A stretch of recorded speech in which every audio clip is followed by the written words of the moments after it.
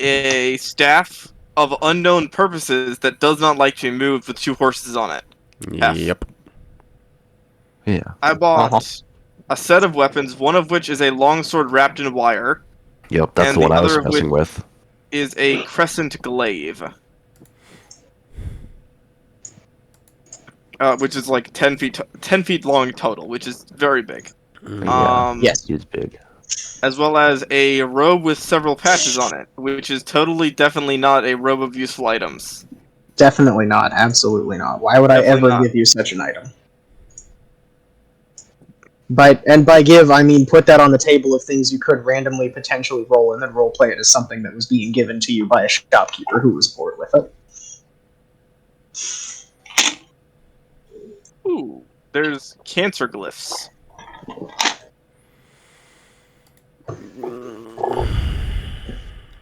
So yes.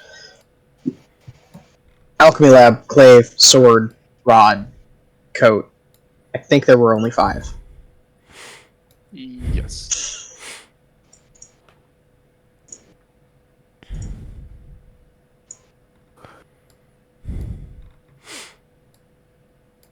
And we're all level 4, right? We're all Yes. currently Okay. level 4, yeah. Are you level 4? You were level 3 last session. We were level 3 like 3 sessions ago. We Or- leveled up, We leveled up like 3 sessions ago. yeah. Yeah, but your PDF was messing up. My PDF is very messing up. I don't want to hear it.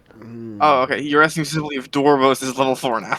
Yes, I'm just double checking because it's... Yeah, whatever. It's not having a good time. Understandable. Would Would you like to eventually learn how to use Dice Cloud? I'm okay for now. Would Okay. you like a version of your thing saved in the other stuff? I'm okay. Fair enough. So last time, not much happened last time because I think we were all very tired, and also we didn't want to progress too far without Mike. Again. Mhm. Speaking of which, Yeah, where is since Mike? We're waiting on him.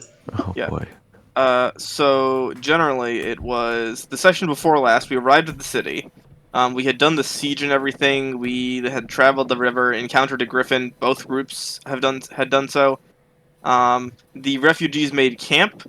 We talked with Raven about the forces and everything, and were instructed to on the refugee camp's behalf go and talk to the city council, because the Mhm. rich noble dickwad was going to do that anyway. And he is a rich noble dickwad who doesn't know what's going on. We Yes. got into the city promising That not man to was demanding. yeah, we got Yeah, into the fight city back, which is promising not to be violent. We made our way to the city council chambers, and outside we met with his son. Twint stole a handkerchief off him and violently teased his son. Before we eventually, I think Twint bribed the guy. He just like gave 2 coins to the guy to let us into the council chambers. Okay, so what happened was I stole the son's gold and his Yes, and his handkerchief and gifted the son's gold to the guard to let us in. Correct, that was it. So, through minor bribery and thievery, congrats, by the way, you have done a crime. I have. It was glorious. It was I'm only so proud of you. It was only 7 sessions in the making for you to do a crime. It was Very proud. flawless too. Didn't I roll in at 20 or something? Yeah, you rolled very well. You rolled over a 20, whatever you rolled.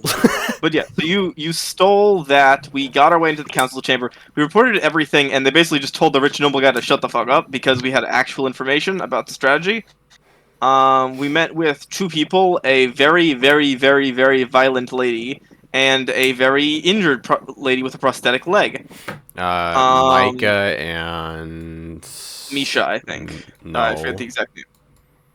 Micah was the violent one, And Lady it's something. Perth was Perth. the So yes. Lady Perth amputee. and Minecraft. So Lady Perth is a advisor. She kind of does strategic stuff in the city, as we've learned so far. And Micah is a knight. We believe their knights were their potential. One of them is potentially a knight of the crown because we saw the sigil outside their door. But at that encounter, we just basically they told everyone to shut Rose. up. Knight of the Rose. Knight of the Rose. Yeah, sorry, Rose is the exclusive one. Ew. We also learned that Micah was battle sisters or shield sisters with Byron. Sounds So about that's right. the thing. So yeah, so we learned that we It's not expressed to the city Byron. council. It was Not Becklin. Becklin. Thank There you you. go. I only messed it up once this time. Yep. But yeah, so there's shield sisters with Becklin, and yeah, so we did that. We identified. They basically said, "You guys check out." We delivered to the council. We had a very impromptu conversation with that rich noble, telling him he's a dickwad. We then explored the city a little bit and found several things. I believe Twint went to the merchant district, found a guy with a very long shop name who introduced him to the idea Oh, of the black market. fuck, where is it? It's like a P alliteration name. Uh, God, I gotta find this because it was good. I'm so proud of that name. Yeah, Is it? we'll find that in a second. But yeah, so you did that. You got pointed to the black market. You went there and you fenced the object, and then went there again for some more information. You also found From something about a later. blacklist That was there. like the next day type shit. Yeah, I'm kind of mixing the two a little bit. To do Yeah. stuff like jobs. Those are like the last two Dwarvos. sessions. Yeah, I'm Yeah, last 2 sessions we spent in the city. Yeah, so I'm just kind of mixing them as I go over, because Mhm. Dwarvos went back to the camp. He talked with Raven, the mayor of the town, and talked with the Ah. refugee camp. Our resolution was basically that we knew the refugees would be given aid the next day, like they would have an official proposal. The city council would send people out to talk to them. Additionally, the city council mentioned that they had some kind of deal they wanted to strike with us in particular. Pitches, Um, pitches, parchment, parcels, and pantsalon. Yeah. Yeah, that's the one. yeah. There we go. We did various things in the city. I met with Rix, who we found out was my old mentor and is here in the city. They're kind of stuck here. They told us some information about the Wizard Tower, which will become relevant later, but is not immediately relevant. Basically, they've locked themselves in the tower.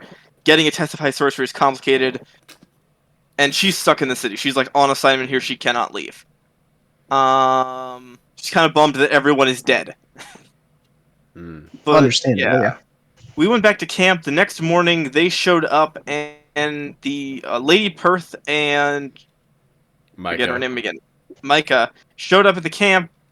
We swore an oath of loyalty. We agreed to work with them and swore an oath of loyalty at the keep. We met with her in her office, which has this weird scrying magic that allows her to see various parts of the city. And they agreed that while they're not necessarily going to let the people into the city, like officially, like build a camp for them in the city, they will most likely basically just have that refugee camp outside. They will do things to help improve the lives of the refugees there, and the refugees have full access to the city now. That was their kind of solution for now. And Lady Perth will try and divert resources to that. But Raven seemed happy with that. We went into the city, we swore our loyalty, and agreed to do some work with them. They, in particular, noted that this army, these Dragonborn armies, have been showing up in other places. They've heard rumors and things about them elsewhere. And they gave us our first job. I forget exactly. No, it's our first job is to go recruit a gnomish artificer. We mentioned the dragon cannon to them, and they want an artificer that has some kind of the same technology level as this stuff. They know one that's on the outskirts of like a small town, but it is outside of the Dominion they could really send their local guards to. So they want us to go find We this haven't checked up artificer. on him. Yeah, try and convince them to come back to the city and help defend it, or make preparations for all the armies and stuff, or just provide feedback. Basically, just try and get them to the city so they can be a consultant. We messed around a bit more in the city. I believe Dwarvos went and saw that Rix was also in the city. Both of us at that point now have licenses to practice magic basically under Rix. He bought a burn unit basically, a burn unit in a bag. I brought burn unit, and then I also have spare bottles to get samples of the creatures that turn people into Yeah. stone. See if I can get something against that. Yep. So we can try and find some anti-petrification, but Rix would need a sample of that, so that's a kind of side objective at some point. Sorry, I forgot to give you a clear quest card for that, by the way. First I think off, I also got some first aid stuff, just general first aid stuff. yeah, the the mobile burn unit you got is an herbalism kit with the added effect that when used to either revive someone or to cure a serious injury on someone, they gain resistance to fire damage until the next long rest. Oh, very nice. So yeah. So wait, hold on. Say that again because I need to write that down. Alright, it's a medical kit. So like the thing you use to revive people without magic. Yeah. And I believe the way it works directly is if you use it on someone to restore hit points or you use it to revive them, which requires a medicine check of like a DC 12. Mm-hmm. If you fail the check, you can still restore hit points and whatnot. If you succeed on the check, they get fire resistance until next long rest. Perfect. Sorry, I was hiccuping all through that. My bad. Fine. So yeah. So our current objective is that eventually we all just we milled around the city. I believe Twint was investigating a book he had, about the Traveler. He took that to the Undermarket to try and learn some things. He went to a weird shadowy area. He does not have dark vision. That did not go particularly well for him. He found a guy, and that guy didn't have much helpful information about the artifact, or really. It was the immediate if I wanted to sell it, I don't want to sell it, but yeah. Additionally, we then all wound up from various ways at this oddity shop. So we went to the oddity shop, which is forget the exact name. It's on the Roll20. Malaria's Oddities. Malara's Oddities. Yeah, we went to Malara's Oddities each in our own time and just kind of vibed around there. Quint wanted information on the book. I wound up using the investigate spell and finding out that it was a 300-year-old book. It was originally a spell book, but all of the spells have been removed from it. Various sections are missing, and it's the story of the Traveler written in several different languages. there was never any spells in the book. It has it has the properties of a spell book, and several things have been removed. We don't know that there were ever any spells in it. But yeah, it was written by a crazy guy, named Steven at some point. And we also learned that Pancake has the funniest version of the investigate spell. Yep. But yeah, so all of that happened. We all wound up at the shop. We wound up looking around and just kind of vibing, hanging out, getting magic items, all that. And yeah, that's it for the most part. We all wound up there. Dwarvos after. I forget what Dwarvos did.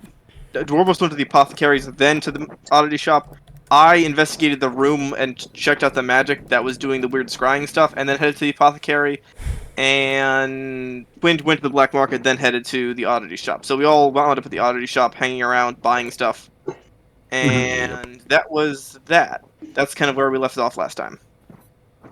We were heading back. It was sunset. I think we were all heading back to camp, pretty much. Oh, I headed to the library before I went to the thing. That's what it was. Yes, you did. And then you spent a couple of hours afterward reading the book. Yep. But yeah. So we're all roughly heading back to camp after our day of activities. And I believe they want us to head off the next morning for this artificer to try and find them. And they will be providing transportation. Mike, please show the fuck up. We can start without him, but when he shows up, we're gonna have to roll back time to when he's doing his stuff. Sure. Yeah, it's fine. It makes he's doing bar studying, so if he can't make it, he can't make it. I know. He did say he was gonna make it. He just has not been responding to messages. So yeah, I'm sure he'll show up eventually. Let's try not to spam him too much. Yeah. Okay. We've pinged him 5 times, and I have already messaged him, so I think we're good. Okay.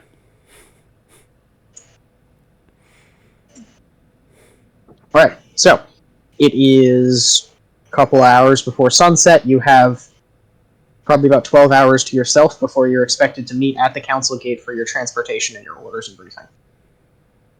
Wait, I thought we were leaving in the morning, not at sunset. No, it's just about sunset. At about 6 in the morning, you're supposed to meet them, so right about dawn. Okay, okay. Ah, I see. Which I am going to chuck onto the map real quick. And I have giant bread for some reason. You have much bread, yes. Much bread. Bread of muchness. Question. Fun question. Okay. Is how... As a halfling, could I hollow out the bottom of the buns that I got and just wear it as a hat? There is nothing stopping you from doing that. That's fucking hilarious. I'm an astronaut. They're not quite big enough to fit your whole head in, but you can wear it like a mushroom cap. That's fair. Wind doing bread stuff, Yep. performing bread-based activities. I'm a bread Fulfilling berry. his arc. He is fulfilling his arc to become a yeastomancer. A what? You're gonna be a bread wizard. Oh my god. But yeah, who would like to do their stuff? I don't know. To remind you of the list, there is a grand library, there is a temple district. If you're looking for somewhere to stay, you have been recommended the Wanderer's Rest or the Steady Beacon. The Steady Beacon is more of a bougie officer's lounge type place. And available amenities in the city are Mular's Oddities, the Hetch Warehouse, where you can find general gear, and that's the supplier for the Kalaman Guard, who you are now a provincial part of. And Hammerstrike Forges for all of your forging and metalwork needs. The city market can supply pretty much any common good you want to pay for, and Wyhand's Apothecary is always available to you. I think I want to go to Wyhand's Apothecary just because I overheard, like... I assume at some point Dwarvos and Leica would have been talking about the fact that, oh, they knew this person. So I'm like, huh, that sounds interesting. I remember where that is. I would have mentioned that I had gone there and that I had picked up a few things, but I wouldn't have mentioned that I had met Rix there. But I think Dwarvos probably would have. I don't know. I would have what? Talked Mentioned about that- Wyhand. Possibly. Yeah. I don't know.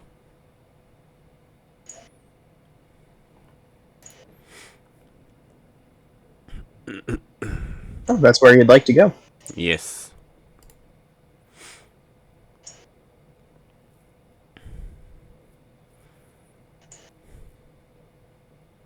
Alrighty. I missed.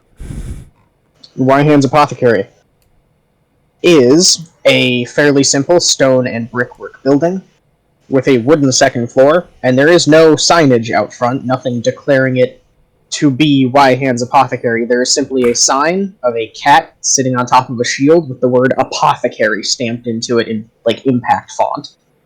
Wonderful.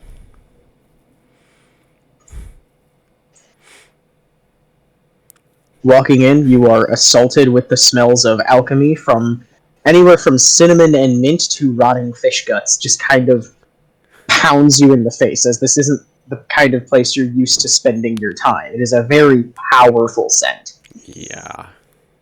And reclining behind the counter is a woman with both of her feet propped up on the counter, reading a book in one hand and smoking a pipe in the other. I imagine, I come in, she looks up, doesn't see anyone, goes back to, like, reading, and my just, like, short little arms just flop on top of her desk. Like a child. Like a child at the library. Yes! I'm looking for XYZ.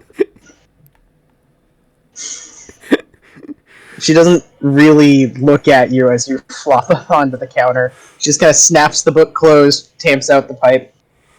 What can I help you with? Um, I heard you had apothecary things.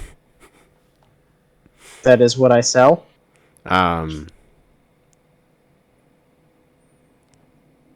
do you know my friends? That would depend on who your friends are. Um, a a man with a beard and I know many such. he's kind of short and He's a door. I'm sorry, if you're lost, I can refer you to the guard. no, I'm trying to make a character out of this. He has armor.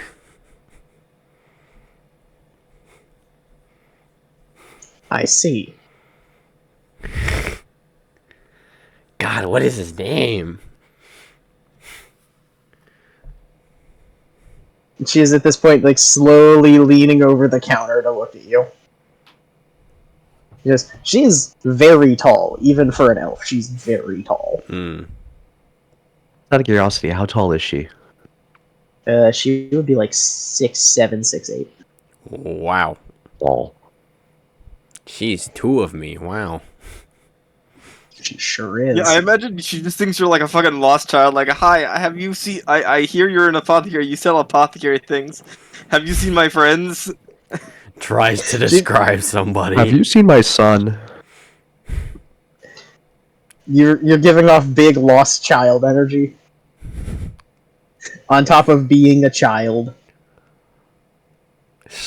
Great. Yeah, I am a child. How about my other friend? Yes. Fish woman.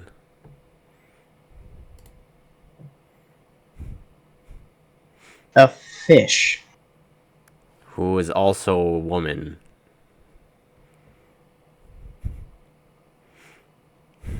She's like staring past you at this point at some knot on the floor or something, unblinking. Are you referring to perhaps Micah? Leica! That's the one. Are you currently lost and looking for her? No. Because I don't know where she is. She's back at camp. I see. Can I help you? Do you have poisons?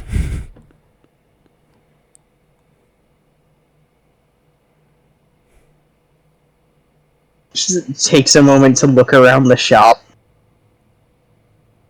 At this point, you feel almost like a light breeze kind of brush past you, but it sort of circles around like it's centered on you, and everything in the shop kind of vibrates very slowly in this counterclockwise pattern, starting from her, going all the way around, and then finishing back at her. And what would you be needing them for?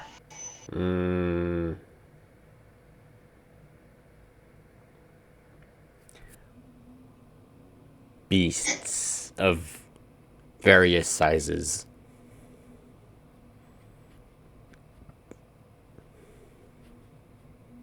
I can most likely accommodate.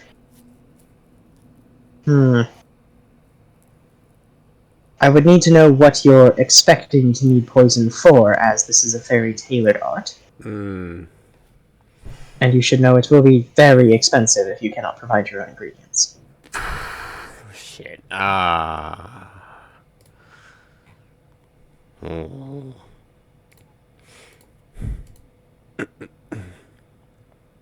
assume there is no, like, there's no way to go for, like, a general size, targeting a general beast size poison, like if I were wanting, like, a medium size.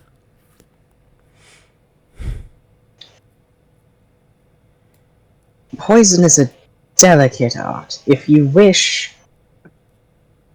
to be a general practitioner, I can't help you. I'm not an assassin. However, if there are particular beasts you expect to be fighting, I can probably accommodate some specially tailored venom or poison that could help you. However, most living things are too specialized to just generally poison unless you were thinking of assassinating people, which is, again, I am a publicly fronted business and cannot legally condone that.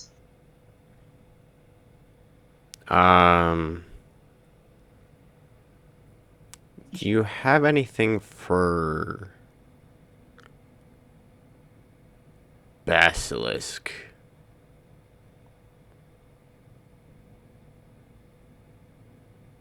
Basilisks are mostly immune to poison, as far as I know. Do you have anything to counteract their effects? You're looking for an anti-petrification agent.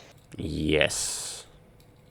Seeing as I was... Presumably, if you know Leica, you also know Dwarvos, who came in requesting the same thing, and I shall tell you what I told him.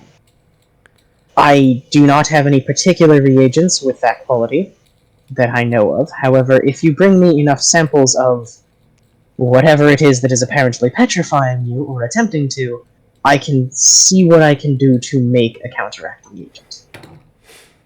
I will, however, need you to provide the samples, as I cannot leave the shop to do so. I don't know how easily it would be to get samples, because I was petrified and it was only temporary. Well, if it's only temporary, you don't have much to worry about, do you? Well, I was stuck in it for a minute or less, so if it was more direct, it would be more permanent.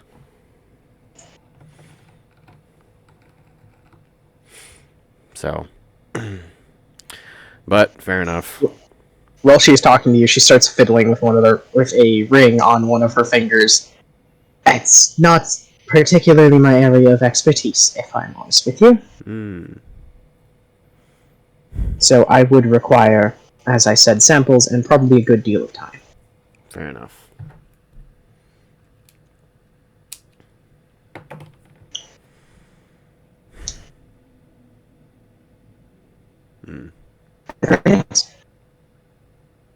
What was that? Is there anything else? I don't know. Probably not.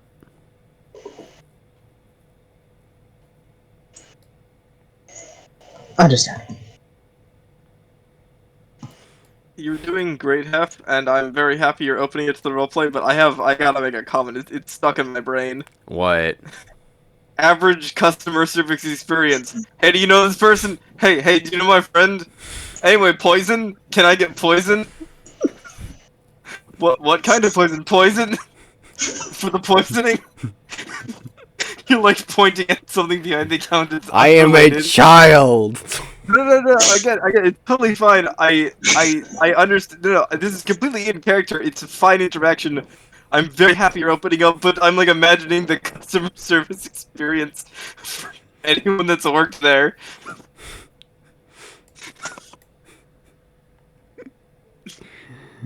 You know what I mean? Yeah. I just can't help like imagining the situation.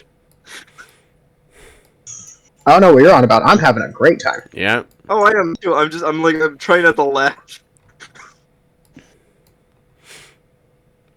Go ahead. Sorry about that.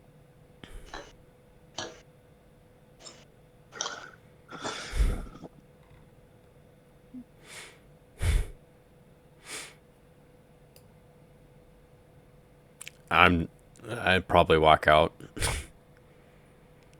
Fair enough. Have And you a leave her good- kind of staring after you in consternation. Have a nice day. I wave as I let the door close. She kind of leans back, starts relighting her pipe with a fire on her thumb. Classic. That's a funky little guy. There he Yeah. goes. Not the weirdest interaction she's had today, but something close. Yep.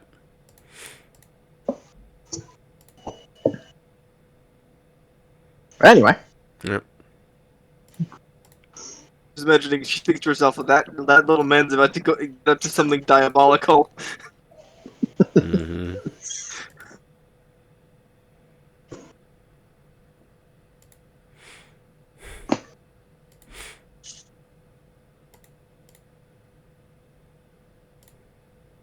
anything else? I'm good. Alrighty.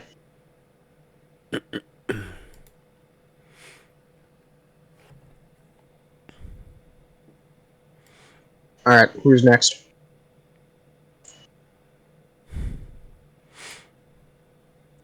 Not it.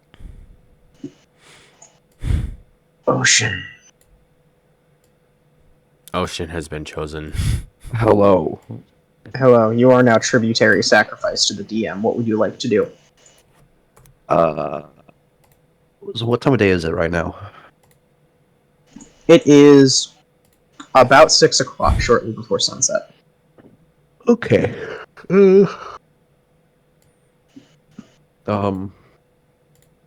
God. I don't know.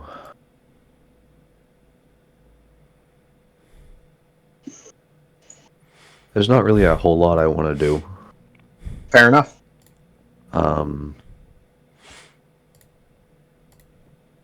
Yeah. I'm probably just gonna stick around camp. Okay. Make sure things are all good. Mm-hmm.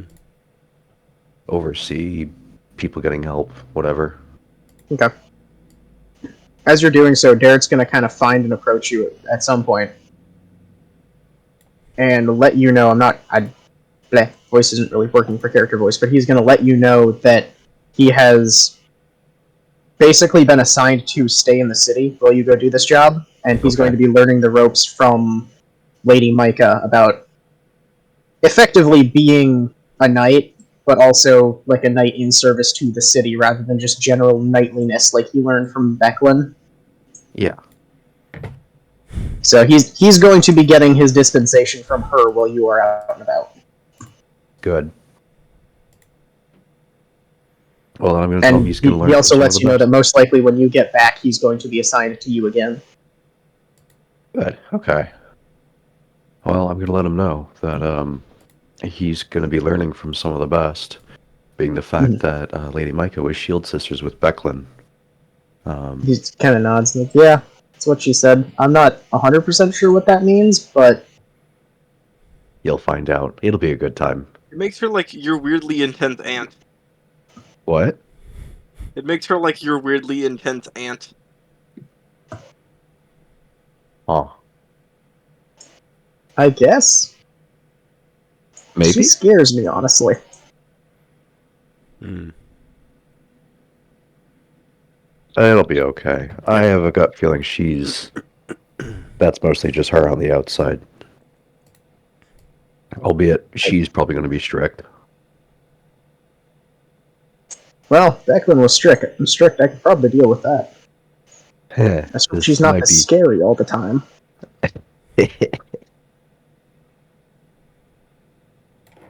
Yeah.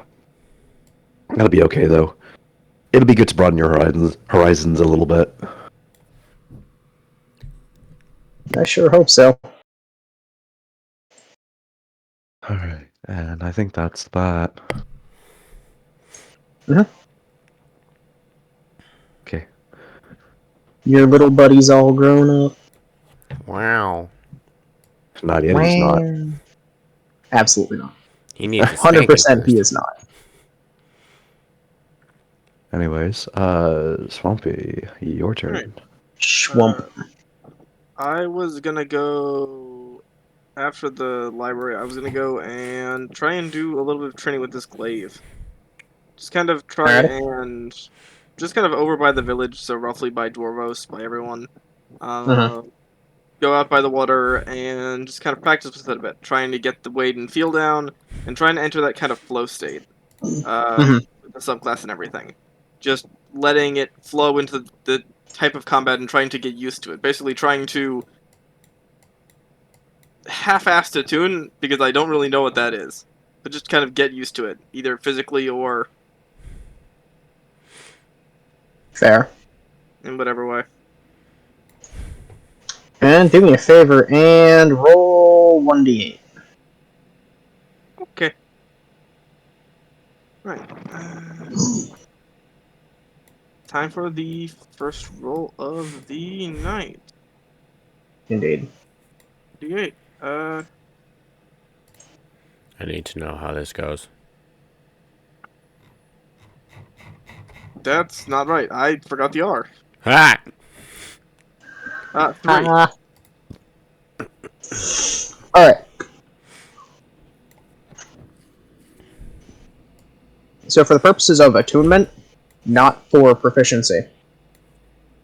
Every time you spend a long rest practicing with it, or at least a long rest's worth of time practicing with the spear and getting to know it, I'm going to have you roll a d8. When your total comes out to 20, you will have attuned it. Okay. So, keep track of your totals. Okay, I shall write that down. So I am at 3 of 20. You will get a bonus to your attunement roll if you have actively used the spear in the meantime between practice sessions. Okay, so like physically fall with it. Yeah.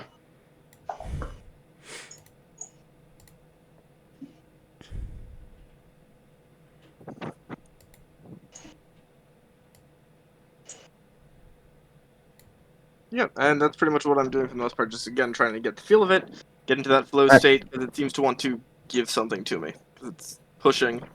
You still don't quite get it. You're not there yet.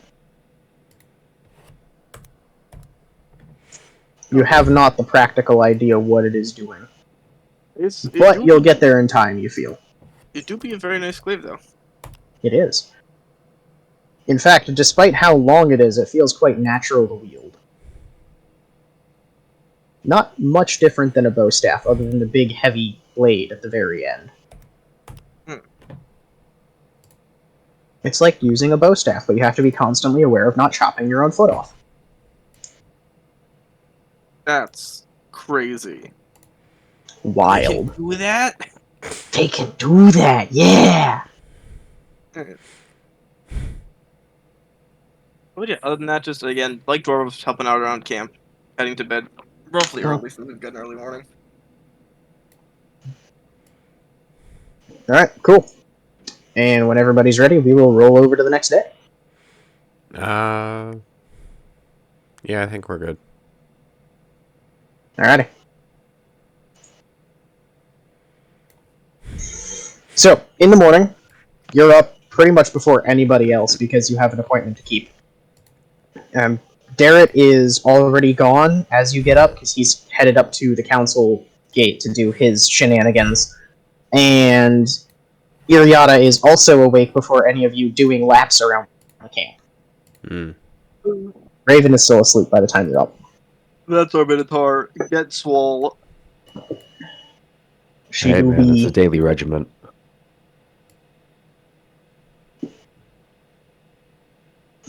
It is a little bit ridiculous because you're used to seeing her wear effectively a pleated kilt made of like the leather and metal. Like you're used to seeing her in the armor and the toga and like the traditional Minoan garb. She is currently in a pair of effectively just fleece sweatpants and a really, really, really, really baggy poncho. So as she's kind of, it's also, I forgot to say, it's also lightly raining. So as she's jogging around camp, she just kind of looks like a floppy brown shape. I gotta say, those gotta be some weird sweatpants to fit over a Minotaur. They ain't normal, my guy. Very few of the clothes Minotaurs wear are in fact normal. Fair enough. Alright, good for the That's the whole reason their culture adopted the almost Grecian style of dress, is because How are you going to wear pants? How do they function? Mm-hmm. Anyway.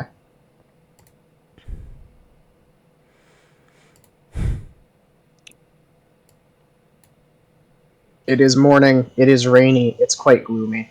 Yep.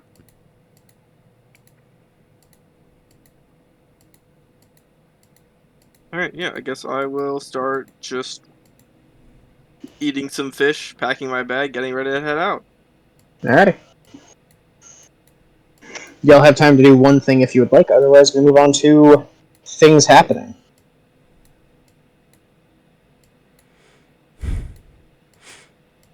I don't have much, so yeah. I would maybe like to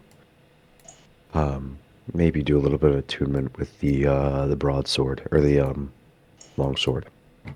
Alright. Although I don't know if it's actually meant for me, so I don't know.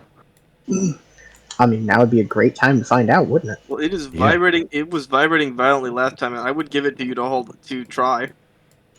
Give it to who? I'd give it to you. Yeah. Let's try. Alright, so I'm gonna have you roll the same 1d8, same rules. Okay. Oh gosh.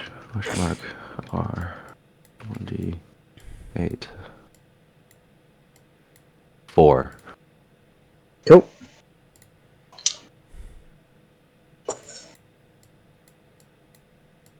Just remember to track that when your total hits 20, you will have attuned it. Beautiful. I'm just doing this because this is the first time you or anyone you know of have dealt with magical items like this.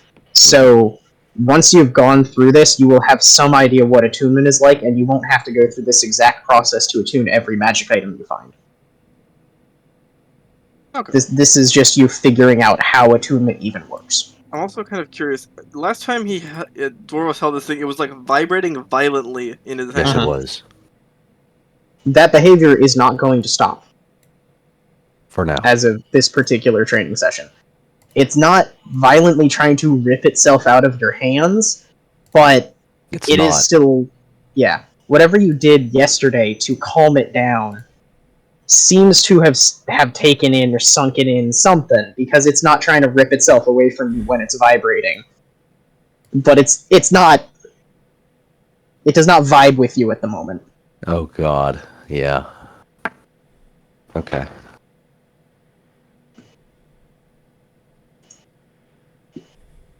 Well, that's what I'm up to. Mm-hmm.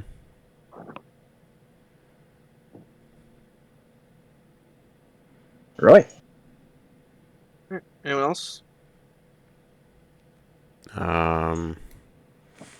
Probably going to town early. Alrighty. Earlier than everyone else.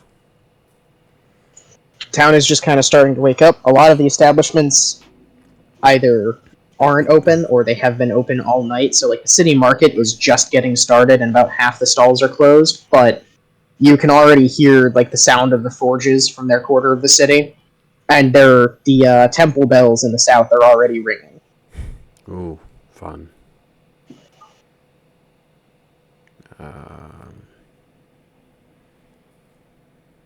What do I want to do?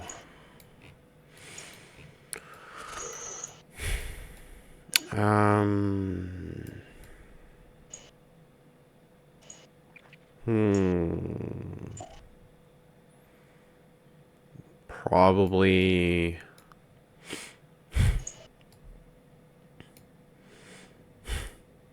the city market has like a fountain, right? Yep. I think I just Big want to, central fountain. I think I just want to sit at the fountain and watch the people Alrighty. until the And- thing until it's time for us to go and meet with the people. Okay. In that case, you're kind of getting into the rhythm of city life as you watch them. You can just watch the people bustle around, get around, do their business, all that good stuff. Mm-hmm. There's nothing particularly useful to learn here, but you can just kind of vibe with the people. Vibe with the people. Yep. people watch for a while. Yeah. Actually, roll me either roll me perception or you can use your passive if you'd like.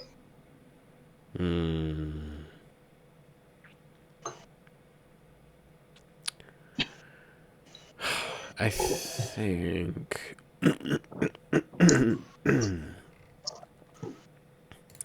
What makes up the passive score? Just curious.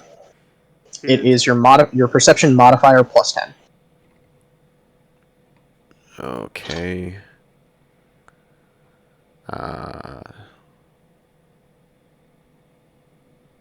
Alright.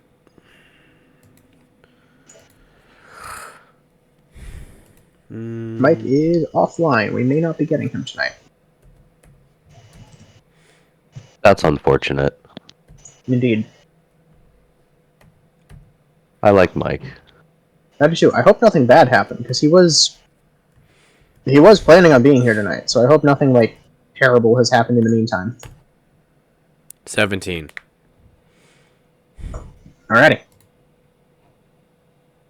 You notice as you are watching that there are 2 or 3 people basically who like swoop in every so often to the market, kind of side eye people. You get distinct casing the joint impressions from them. It's never the same person twice. It's always 2 people at a time, and it usually takes you a little while to catch on that they're there. But because you know the cant, you know how to operate, you're eventually able to tease out that there's just like a constant stream of people in and out who aren't here to buy or sell anything. Interesting. It's like every 10 minutes one of them will show up, and then a couple minutes later the other one comes in from the other side. They'll like meet in the middle, exchange something, and then fade into the crowd. That happens probably 4 or 5 times while you're watching. Fun. Isn't it though? Yeah.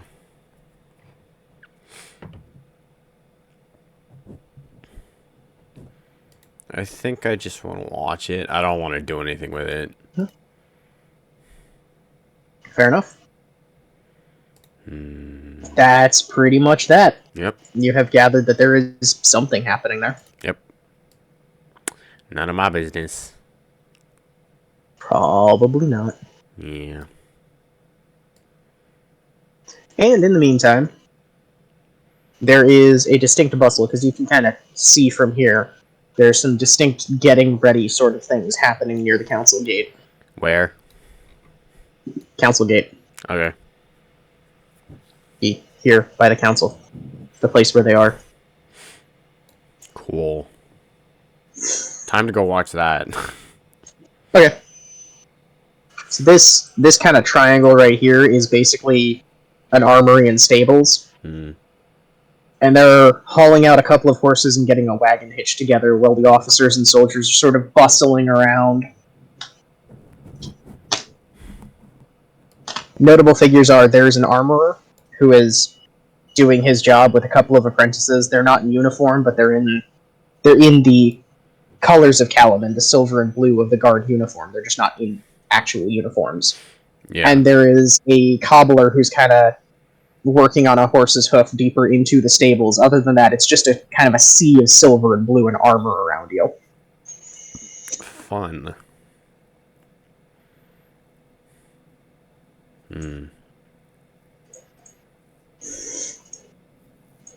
And I am going to, real quick. What you doing?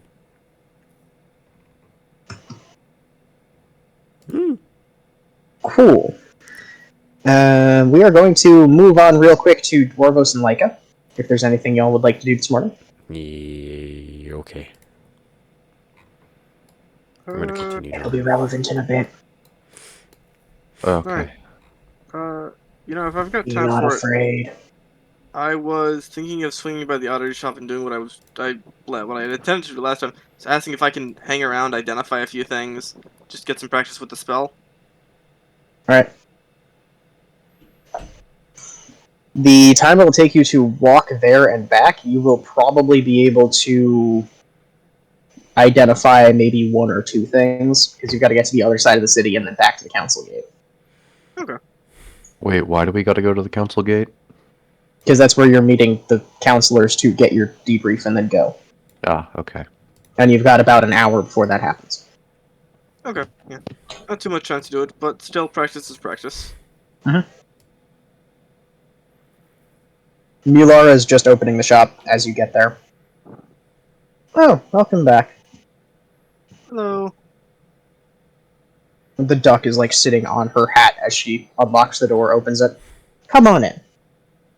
Hi. I wasn't necessarily planning to be a customer this time. I was wondering if I could look around. I had meant to ask last time, but since I'm still just getting the hang of the spellcasting, I was hoping I could practice on a few things you have here.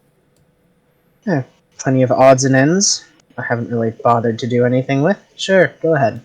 Just, if you hear anything talking to you, try not to listen too hard. Noted. She walks back to the counter at the far back of the shop, and she pulls out from under the counter, she pulls out a tome roughly the size of her torso, puts it on the counter, and then just starts leafing through it. Alright, I'm just going to kind of wander around, pick up one or two things that seem interesting, and identify. Alright. I'm going to ask you, what seems interesting to you? Probably... probably whatever looks oldest, honestly. Like anything that is reminiscent of what you used to find in the old ruins. Okay. So, religious iconography, anything that looks particularly water damaged, that kind of stuff. Okay.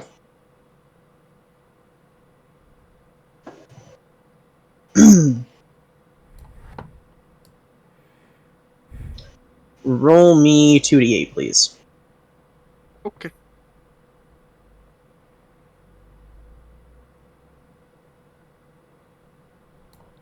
Eight and 1. Okay. Roll 9.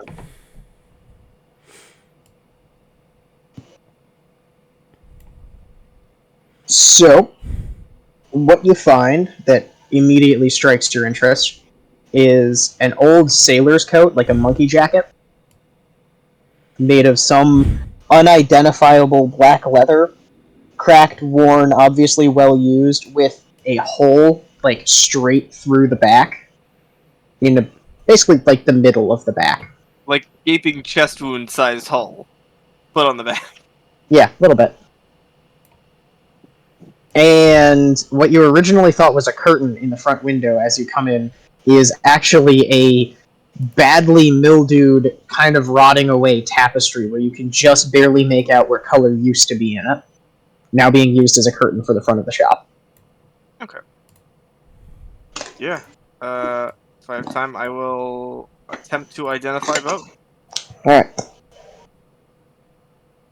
I am going to say you probably have time to identify one of them, whichever one is more interesting to you. Probably the coat. Okay, Tapestry's in a clear place, I'll be able to find it again. fair enough. Alright. The coat.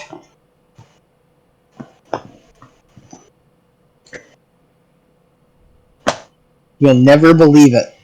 You're never gonna believe this when I tell it to you, right? You're ready for this? Is it a coat? The coat once belonged to a man named Stephen, who hunted whales for a living. The coat is made out of whale skin. So many historical Stevens. We love historical Stevens.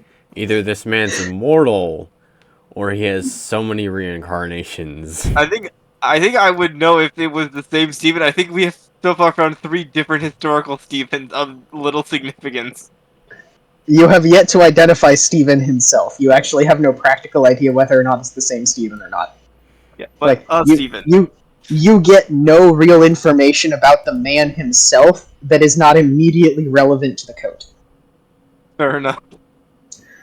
But Yeah, so Steven owned this coat. He owned this coat for about 40 years while he was living on the seas and hunting whales in Arctic territory not many people venture to. And the coat is sort of almost infused with that kind of adventurous, wanderlusty spirit that would drive a man to the sea for all his days. It's also slightly covered in blood because he died one day when he was cleaning the deck, and a rack of fishing spears accidentally fell on him from the top deck. Explaining the massive hole in the back of the jacket. He did not have a good time. What is not immediately obvious is how a coat that was on a man when he died somewhere north of the Blood Sea ended up in a shop in, Kalaman, but here it is, and that's what it is. The whale's name was Frederick, but nobody asked, so nobody cared. I was also gonna say, I'm imagining, that in addition to that, I know the entire history of the whale this coat was made of. Yes. Just several pages of whale lore. Not several pages. He was not an old whale. You know what? Fair enough. You get like 1 page of whale backstory from what he remembered to when he was killed. You know what? Fair enough. Yeah, I'll take notes on that, and after kind of checking the time, wave over to the duck and the attached lady, and then head over to the guards. The lady waves back. The duck regards you coldly. Right. Dwarvos! Hello. Hello, Ocean, my man. Are you alive? Kind of. Good to hear. Try my best. I support you. Okay, so I'm actually gonna go take a peek around because it's kind of on the way to the central area, the Forge District. Alrighty. So the Forge District is less of a whole district of the city and more kind of a selection of buildings that have popped up in service to the forges that were already here. Okay. So it's 2 forges positioned on either side of the main street through the area, and then everything else in this area are like tanners and dye makers, and this has kind of become the craftsman district, having sprung up around the fact that the forges were here. Okay. So this is the area where people just make shit. Got it. Yes. Okay. So I'm going to ask you a very important question. Right or left? Oh, dear God. Huh? So there's a forge on either side of the street, both of which are emitting loud craftsman-type sounds. The one on the left, you hear someone yelling instructions at an apprentice, not yelling angrily, just over the noise of the forges. Yep. Very, very familiar instructions like, no, keep the rhythm, no, stop, you're gonna drop it, and then swearing as something hits the floor, just like chaotic teaching noises, not angry noises. Like dwarf noises? Not quite dwarf noises. Okay. And then on the right, do I hear anything? On the right is somewhat quieter, not nearly as chaotic as the one on the left. And there are only the sounds of like 3 or 4 hammers from inside. It's not massively running production right now. Okay. There's an underlying hum coming from the right, where there's someone or several someones, you can't quite tell, kind of humming to keep time with the hammer strikes, and nearly every strike in that forge is timed to the music. Jesus. Yeah. Warframe who? You hear them saying, cold, the air, and water. That's what I was thinking. Yeah. Welp. Oh God, so if I go left and ask questions, they're gonna be too busy. I might get yelled at. Although, dwarf forge shit, that might be alright. If I go right, I might interrupt them. That's gonna be awkward. I'll go left. Left? Yeah. Alrighty. Walking into the forge on the left, it is full of about 6 or 8, you can't quite tell because they're moving too fast, like, Yeah. young tieflings who are all rushing around with boiling hot metal and, like, red hot forge iron, just all this stuff. They don't have gloves because they're tieflings, they can handle it, but they're just, like, 100%. scrambling to follow the instructions of a well-built man in a full blacksmith apron and really, really heavy leather gloves, who is hammering out what looks like a warhammer head at the back of the shop, while also yelling, put that over there, you need that over there, no, that needs to heat longer, temper it better, no, temper it now. He's a human. Shock of really? bright white hair, big bushy white beard, which is currently full of embers. Jesus, there's no way he's full human. He's got to be half human or some shit. Jesus. Bro, doing a racism right now, really? Gotta be a dwarf. Okay, well, I don't want to fucking hear it. Huh. As you walk in, he looks up and, without missing a beat in his hammering, kind of nods to you. How's it going? Good, good. I need you to roll a dex save real quick. Oh, dear God. Oh my god, you're gonna get to use your burn kit, dwarf. God. I'll be fine, I'll be fine. Roll a dex save versus apprentices. Yeah. That is correct. You are about to be barreled into by a small red tiefling. Who does not know what he is doing. Oh my God. R1D. Fuck. 8. Alright, so as you are captivated by this, from your perspective, sheer mountain bulk of a man who you have just walked into his forge, one of the smaller tieflings, they're all like less than 12 years old, but one of the smallest ones, holding a just tempered blade and running back to the finishing section of the forge, kind of barrels into you. Oh my God. And you both end up sprawled out on the floor for a couple of moments as he's like scrambling to keep the work from hitting the floor, accidentally punches you in the face a couple of times, but because you're a dwarf, you're well built and he's tiny, it's not going to hurt you. But he's just like scrambling over you to keep the thing from hitting the floor. Jeez. It takes a minute or so to sort yourselves out, by which time the man behind the forge is just laughing. Sorry about that. It gets kind of hectic here in the morning. I've noticed. You guys have a large order, I'm assuming? Oh, no, these are my kids. We get started early in the morning. They're still learning, though. We've only had them for a couple of years now. Okay. Wait, these are the youngest. They haven't moved over to the other forge yet. I take on training the younger ones. So the older ones are the ones in the other forge. Yep. Mate over there, he's real good with them. Real gentle, but he can't really handle the tykes. Too high energy, That's okay, I'm used to it. I've spent my fair share of time in a forge. Alright, I can tell. I got a question for you. What's up? I'm pretty good with blades myself, and knowing information about them. But I wanted a second opinion. Alright. I pull out the long sword that I've been carrying on my back, so I'm not like holding it in my hands. I'm assuming when I take it off my back, it's like lightly vibrating at this point. Yes, kind of, sorta, because I'm holding it. Yep. But you notice as you pull it out, it's vibrating, but it is now vibrating gently and in time to the music coming from the forge across the street. So with every hammer strike, you get a pulse in your hands. Interesting. What do you make of this one? This one's fascinating. He sort of slags the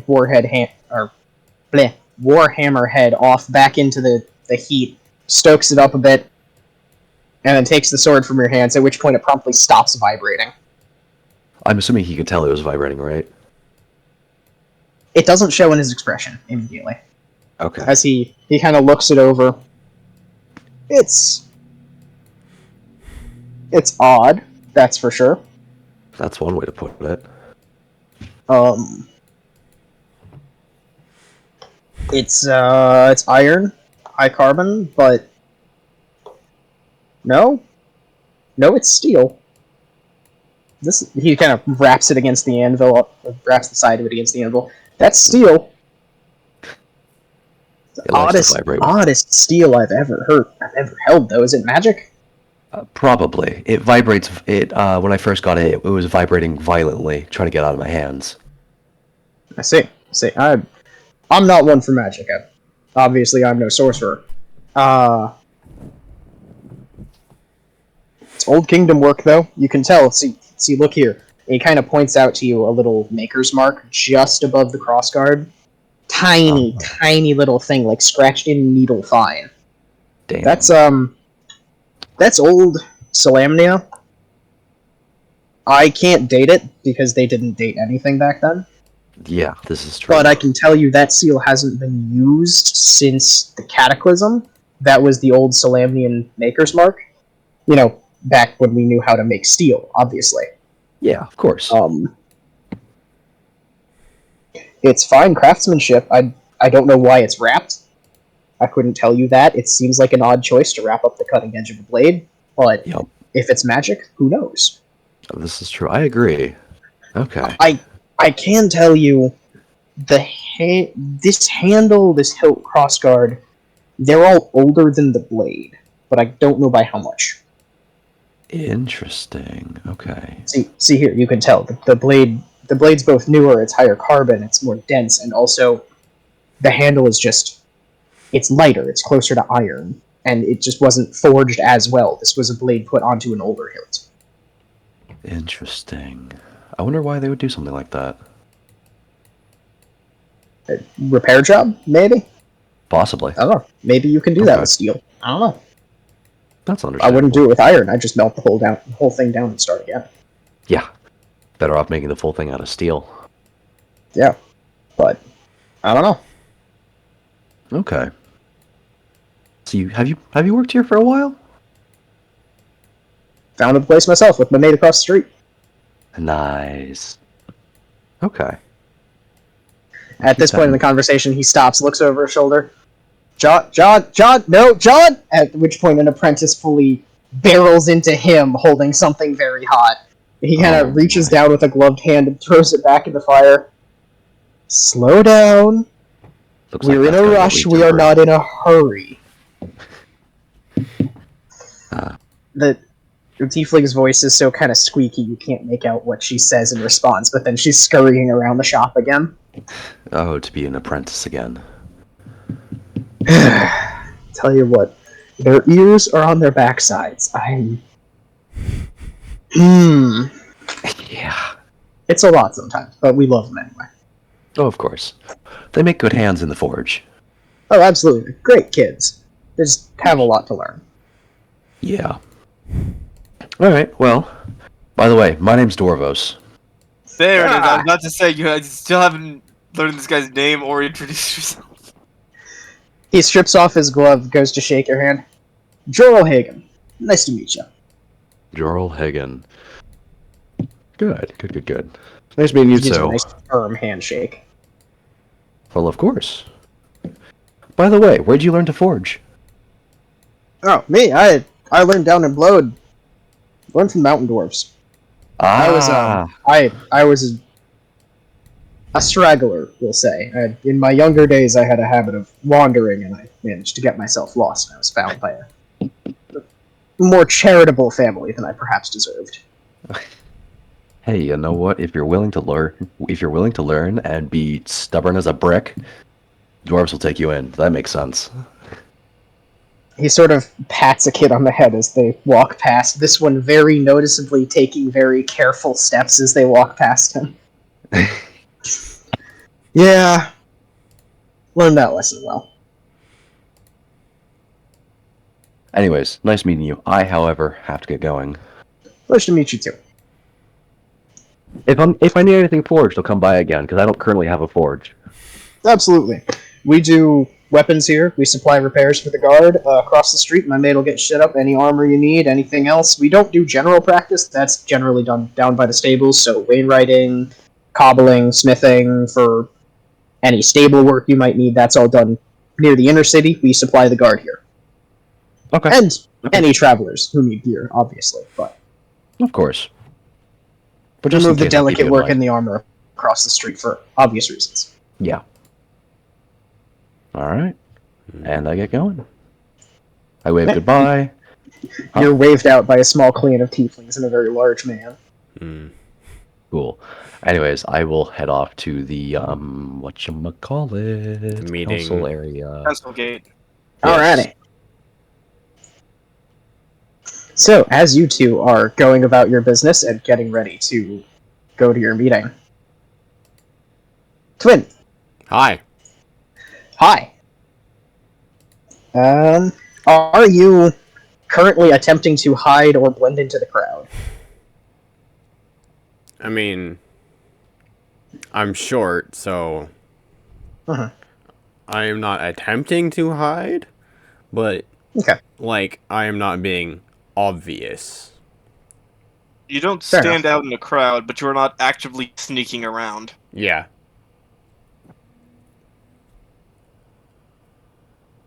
Fair enough. So you spend a couple minutes watching the hustle and bustle around the council gate, and at some point, after you've been here for a little while and you've been watching them get the wagon ready, you get this weird prickly sensation and in the back of your neck, like you're being watched. You turn around and Lady Perth is just standing over you, staring in the same direction you were. Morning, Twin. Holy hi. Wait, which human walked up? Lady Perth. Oh. Luck. You're punctual. I like to see it. Yeah. Comes with the nerves. Understandable. So how are you this? And she looks up at the drizzling rain. Fine morning. I don't know. Just sort of having a moment.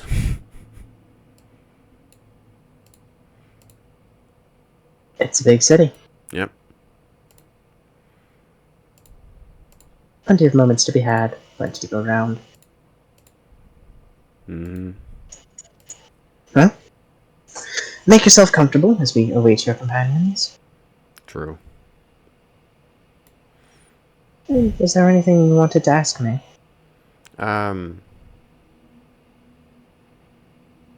Your legs, are they magical? Nothing of the sort, I'm afraid. Just some clever engineering by an old friend. Fair enough. I had a friend back at home who had leg issues. Mm-hmm. I don't know whatever happened to him, but he probably lost his legs a long time ago. I wish the best for him, whatever the case. Me too. So tell me, how did you get embroiled in this series of events, we shall call it?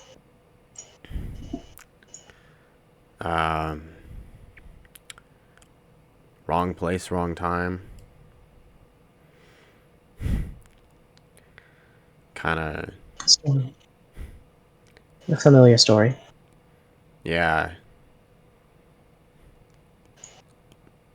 Do you know anything about the funeral for Ispin Greenshield that happened in Vogler? I was aware of his death. Not the manner nor the coming of it, but I was also aware there were to be some festivities. I was regrettably unable to attend, however. Um,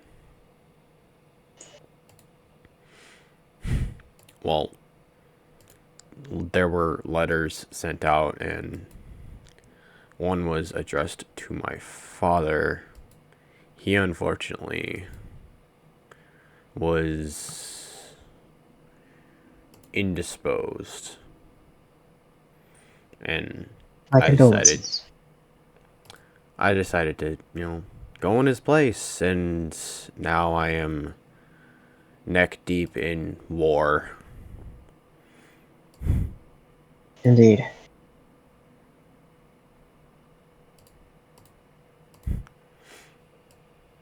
It has been somewhat of an interesting ride getting to this point. Yeah.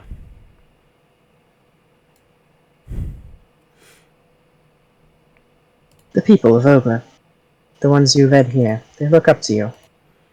How does that make you feel? I don't know.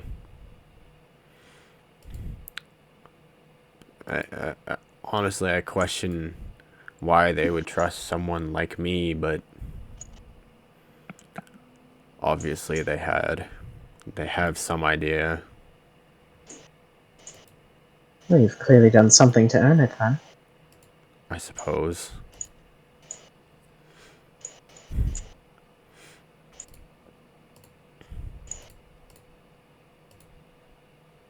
Mispin Greenshield was a good person. Very, Hmm. very good man, and many were lucky to know him. He did not associate easily with, shall we say, disreputable people. So to have been at all a family acquaintance of his is no small feat. So long as you keep that in mind, I think you should be fine. True.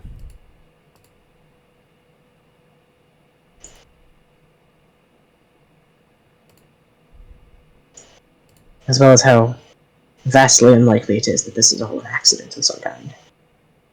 The world Yeah. doesn't tend to work by mechanics of accidents.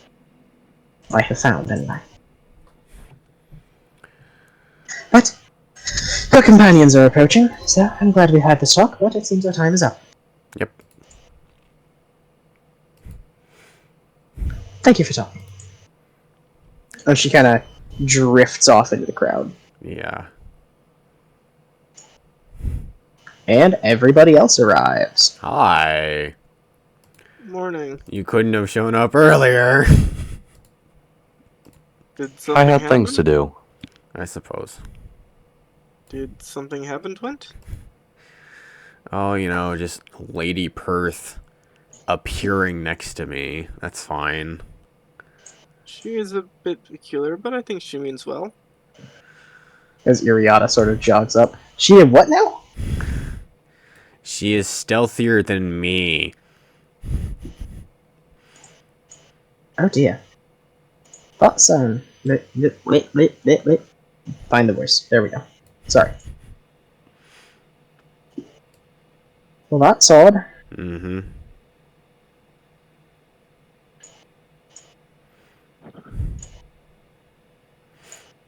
What did she say? That the people respect me, and I reply that I don't know why. Interesting conversation to be having this early in the morning, but fair enough. Yep. So, what do you reckon we're gonna do? There's the accent. Yep, there it is. It takes a moment for me to find it. Yeah. Every single time. What do you reckon we're doing?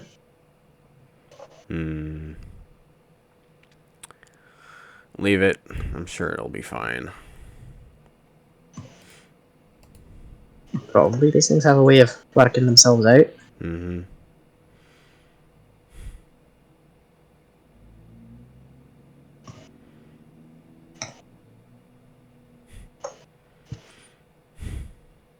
How's everybody else doing this morning? Alright, I went to do some studying at the oddity shop. I got another, and she kind of looks down at the book, several pages of information, although I'm not sure quite how useful it'll be. Yep. Fair Practice enough. is practice, and it always helps. How was your Aye, morning? always. I got a good running. No personal bests or anything, but it was good. Finally getting back into the routine. It's always nice. And Dorvos? I actually visited the Hammerstrike Forges. The Emperor's a nice guy. Believe it or not, he's a human, which I find fascinating. But you know what? I think that's neat. And I got a little bit of information on this sword, as I point Oh, to the one on my back. yeah, thanks for holding on to that too. I really don't think it would have been a good idea for me to hold on to both, and I kind of look down at the or look up at the scythe on my blade What on do- my back. what does happen when you're holding both of them? It was like a weird magic shock.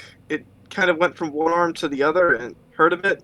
Eh. I'm fine, but yeah, you're Do welcome it. to train with it as much as you want and kind of investigate it. Don't worry, that's already what I'm up to. But yeah, they definitely should not meet then. Yeah. Figured this is more fit for what I generally use, my spear and all. Hmm. So I'd investigate this one first. But if you Yeah, find yourself attached to that one, don't have too many qualms with you keeping it. that's good. And also, for most, for pretty much everyone else that I've seen hold it, it's just a sword, which is kind of funny. Nothing special. So, yeah. Yeah. Spent some time training with this one, and it's starting to feel better, although I'm not too used to the weight and size. And I haven't quite cracked what that weird push feeling is. It's going. Seems like it's a process. Twin, have you figured out what that rod you bought does? I haven't gone to check it yet, but I think it's still sitting at camp. Oh, Iriata, while you're here, I wanted to give you this, and I'm going to give her the robe of useful items. Sorry, the unidentified robe with several Yeah. patches on it. The sweater of questionable patches, I think you'll find, but yes. Yeah. Oh, yes, yeah. Yeah, I picked it up in the oddity shop, and I haven't had time to identify it or do much with it, but I thought you might like it. Keep warm. You find it in oddity shop. Are you sure it's safe? Won't explode or anything? I had it with me most of last night, and it didn't seem to do anything. Fair enough. She just like sort of tucks it into her belt. She's changed back into her regular clothes, so she just like hangs it on her belt. Thank you.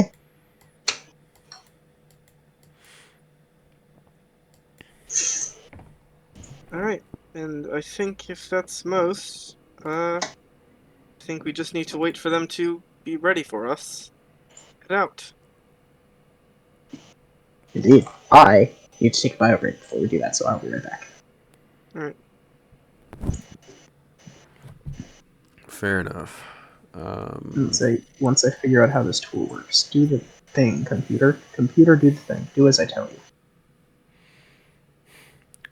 I think I Which want to go grab water. That's understandable.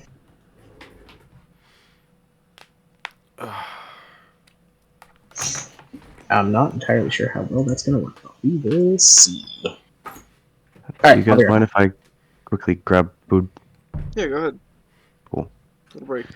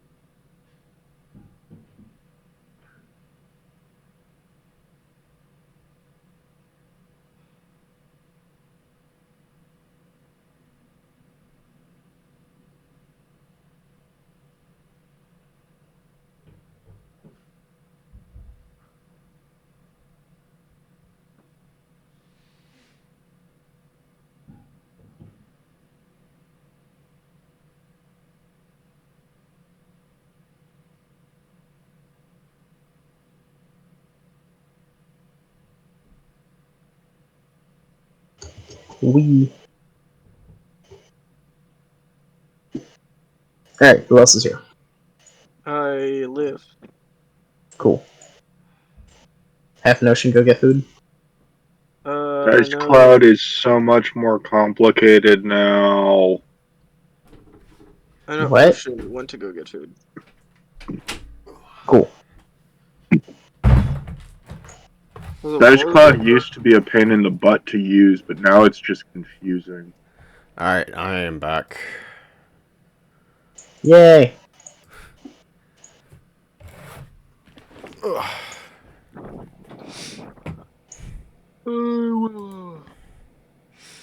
Hopefully I didn't miss anything.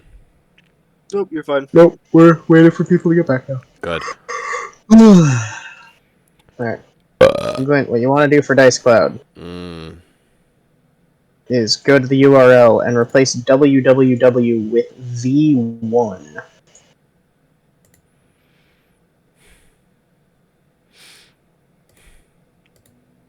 It doesn't have www, it has HTTPS. Never replace HTTPS. That will break things. Okay, what do I need to put in? Give me 1 sec. You want that.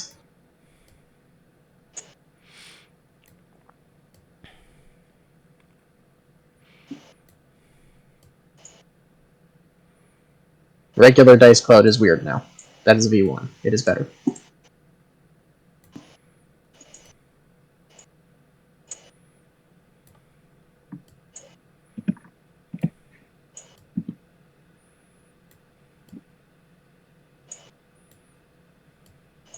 How's everybody else doing on this fine evening?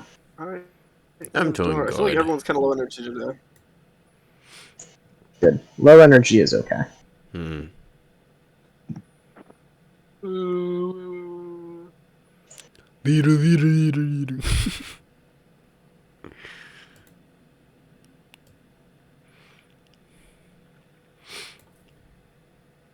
I am gonna grab a tall can real quick. I'll be back.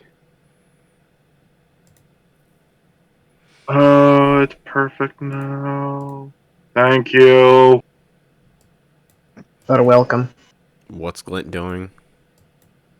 Trying to make a Attempting to character learn in Dice Dice Cloud, and new Dice Cloud is abhorrent. It's not abhorrent, it's just complicated and weird. I honestly Okay, enjoy game. Okay. I've been recently introduced into Dice Cloud. Does your URL have a little V1 in it before Dice Cloud? I should fucking hope so. I would hope so. That's the good one. Yeah. I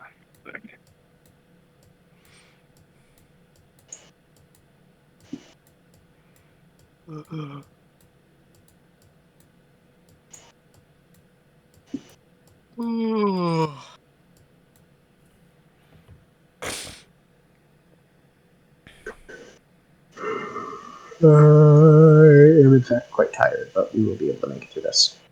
I believe in us. Yes. We gotta go home to find. A gnome artificer. Woo! I'm not a gonna. No. I'm not a good knight. I'm not a gnome. Swampy? No. I'm back. That was him. Both of you shush. What happened? Y'all are on your own after that. What? Anyway, no more artificer. Gnome. And we're at the council gate. Yay! Yeah. Yay! Let's go talk to some peeps. Alright. Now that you have all gathered, Yes. now that you are all here, right where I want you, Behave. we have people. Yes. Lady Micah and Lady Perth are the first to appear from the council gate as they sort of glide down and join the massive procession of people getting ready. Hmm. Perth heads directly toward you, not even bothering to pretend to look for you among the crowd. She just beelines straight for you guys. Oh, Miss Micah, it is wonderful to see you this morning. You as well, Lady Bess. Good morning, Lady Perth. Morning. Micah. Hope your night was pleasant. It was busy, but most nights are these days. Unfortunately. Now, we have several minutes to ourselves before the other councilors arrive. If there are any final questions you wish to ask, anything else you would like to know about your assignment? Well, outside of what they're going to tell you, which is the obvious. They do like to repeat themselves. Hmm. Is the gnome we're tracking down known to be argumentative or have any traits that we should watch out for? When last any of us saw her, she was not argumentative. She does tend to be enthusiastic about her work. I don't imagine you'll have any trouble convincing her to come, with the sum that we are going to provide her. I somewhat question the wisdom of seeking her help over any local artisans, but I am not the one making this decision. Hmm. I see. I suppose the council is more than just you and Lady Micah. It is, and it's best that it remains so. After all, one voice is not going to represent the people very well in the long run.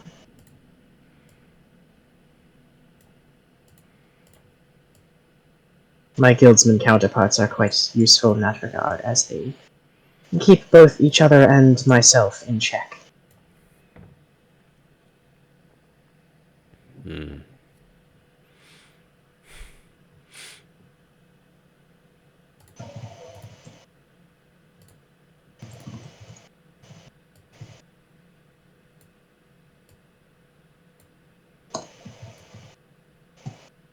Other than that, I have nothing else I need to know. I think we're rather prepared for this journey. Kind of looking over at the rest of the group. Yeah, that sounds about right. Yep. Right, then we shall await my counterparts. It is a number of minutes before the other counselors finally show up. And they're late. No, I'm not going to say that. They're not really late so much as you were kind of early. Oh, well, But- fair enough. You know, just a couple minutes after that conversation closes, they all sort of come down through with... Actually, I have this wrong. This dude. No, stop. Ungroup. Ungroup, thank you. There we go. That guy's in the lead. As the governor makes his way down with the council following him.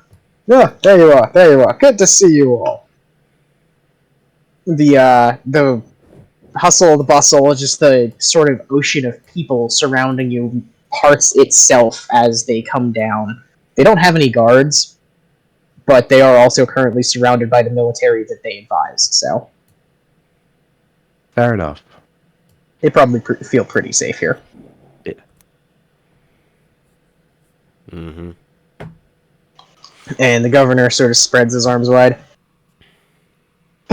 It's good to finally properly meet you all, outside of governance and meetings and such.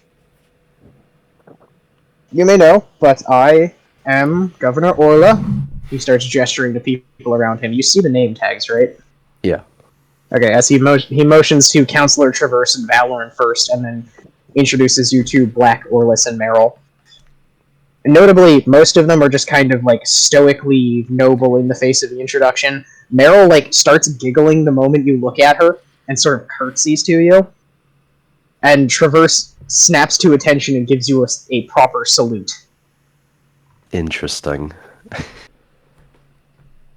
Yes, we're not much on formality these days. That's fine. Keeps things simple. I like to think so. Now, Um, you are just our contingent assigned to track down Rooklebust. I believe you are familiar with the details? All we know that she's in a town somewhere over the forest. that we need to go get her. Yes, she is somewhat north of Briarbridge. You should find her estate before you have to enter the village itself, and under the guise of vassals of Calaman, we would prefer not to encroach on the politics of the local villages unless we absolutely have to, which is why we're sending you and not the guard. Fair. Mm-hmm. So you need not concern yourself with the village unless you feel you absolutely need to. It should be simple to arrive, make our offer in our absence, and hopefully she will agree. Remember, we are not kidnapping her. We don't want to force her to come. We are simply sending you to make the offer. And what would this offer be? An offer of housing and payment in exchange for advice and counsel on the subject of siege weapons and whatever manner of chicanery this force might be raising against us. Okay. And how far is the trip? Oh, He holds out his hand, and Valorn slaps a pile of paperwork into it. We have a contract prepared for her.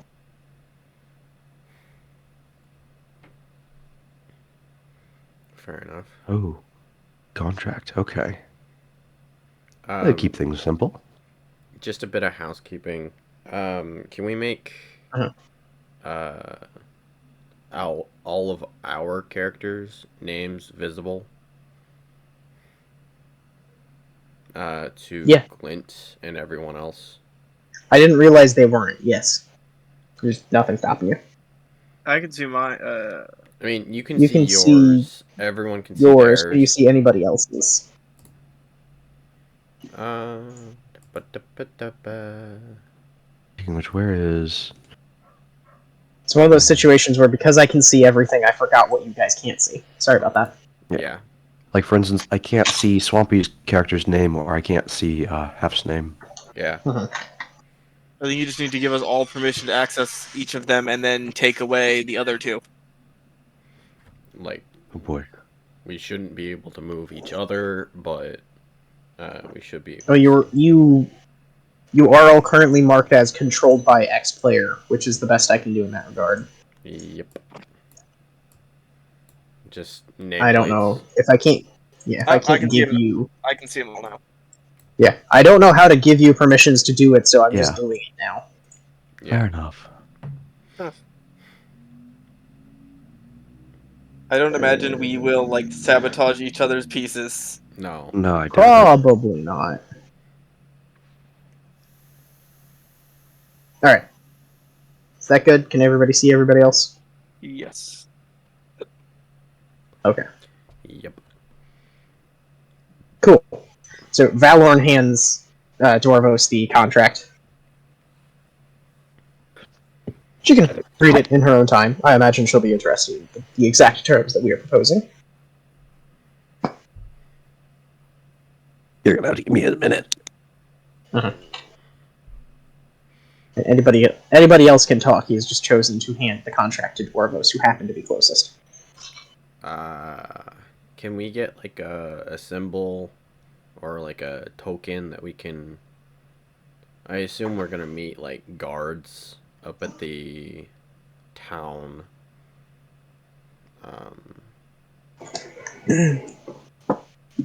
If you must interact with the townsfolk, then I see no reason we can't provide you some badge of office. Yeah. Orlis, would you see to that? The tabaxi in the back. Yes, sir. It would be my pleasure.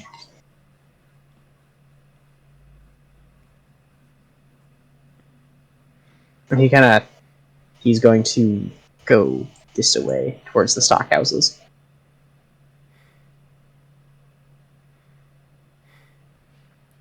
He'll be back in a moment. In the meantime, questions, comments, concerns regarding your employment, your payment, any privileges or responsibilities, or are you all clear? One, and it's more related to this journey specifically. Do Hmm? you expect us to encounter anything negative, any forces or armies on the way there? Anything in relation to what we'd seen over in He sort insert of, city name here? yeah, he glances to Traverse, who sort of shifts uncomfortably under the attention. We don't think you will encounter anything. We recommend you go armed, as these are suspicious and somewhat uncomfortable times for us in the city and obviously throughout. The fact that an armed force managed to get to Vogler without myself or the Lady Perth realizing it until it was too late leads us to believe that there may be more going on than we are currently aware of. What we expect and what we prepare for, therefore, should be anything and everything. Understood. And We'll how make far sure is- to Sorry, you can continue. we'll make sure to report anything we find when we return. That would be best. How far is the journey, by the way? A day or two? It should take you less than a day to get there. Oh, that's not bad. Should be 6-7 hours, perhaps. I've never gone there myself. Oh, okay.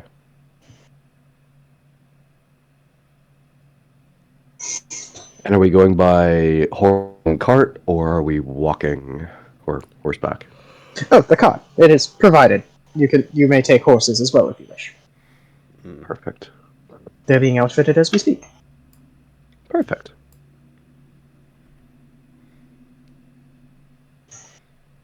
With all that said, anyone else have any questions? I think we should be fine. Probably.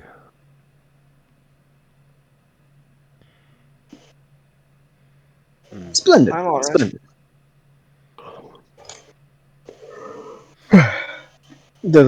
The Councillor Traverse and the Lady Perth shall see you off then.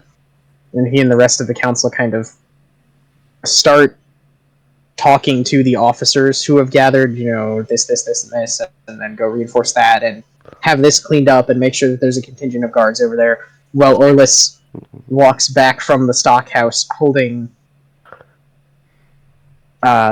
he's holding just basically a pile of cloth, but he distributes it to each of you, and it's a blue cloak with silver trim, and it's on the map, but the exact heraldry of Kalaman is a rearing horse snapping chains off of its ankles, and that is embroidered on the left side of all of the cloaks. Okay. These are enchanted. They are impossible to forge, and should you lose them, and they be found by others, they will lose this enchantment after a period of time, and we will be able to track the decay of this magic to be absolutely certain that these are returned in an appropriate amount of time. They are on loan to you, as they are on loan to all of our fine soldiers and guardsmen around. You should not have to worry about the decay. It is merely a precaution against them being stolen or damaged in any way. Fun. The enchantment is one of identification, nothing more. You need not be worried about being tracked. It should be impossible to identify from an outside source. Okay. That's handy. Thank you. As he hands the last cloak to Leica, he turns back to you all. He says, I would like to draw your attention to the fine stitchwork on the hem. I have done this myself for many such cloaks. It is the utmost standard. My guild is the finest in all of Solamnia, and I dare say all of the world. We are weavers, we are tailors, we are masters of the art. It's a very nice cloak. Yeah. He sounds fun. Very He's fine like craftsmanship. smiling very proudly as he dictates to you the stitchwork on the hem, and look at the embroidery on the horse. Look at the fine detail. And the chains I am most proud of. I patterned them myself. And they took me hours and hours of bickering with my apprentices and with my masters, but we got it in the end, and I am so very proud of how it has turned out. Okay.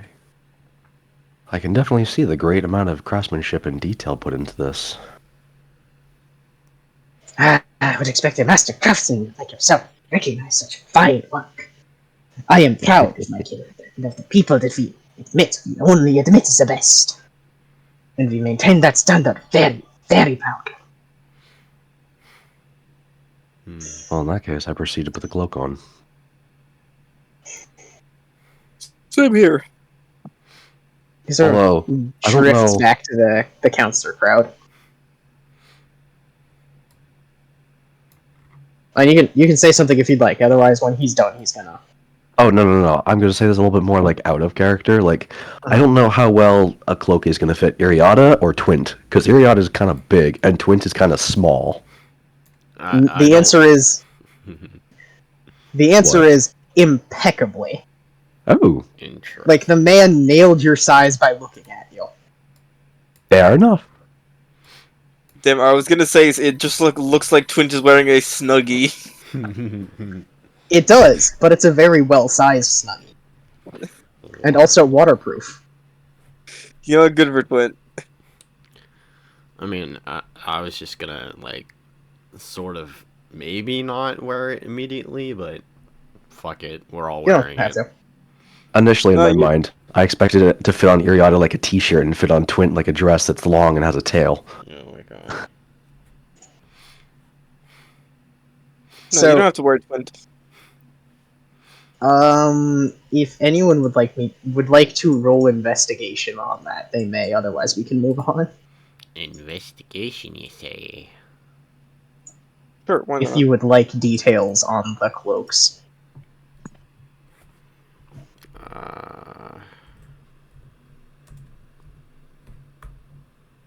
Yeah, might as well.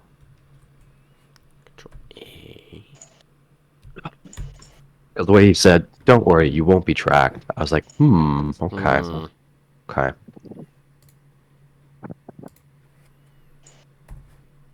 Well, you know, this was not something I was considering, but now that you mentioned being tracked, Yeah, exactly. Exactly. The way he put it was like, okay. I got an 8.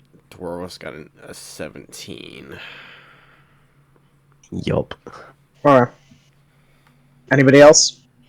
11. Cool.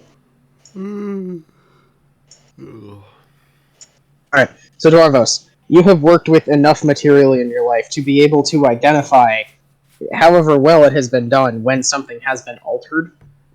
Yeah. And it is not obvious, but it is apparent to you that the one that was given to Twint was shortened and brought up, and the one given to Iriata was kind of let out and made bigger.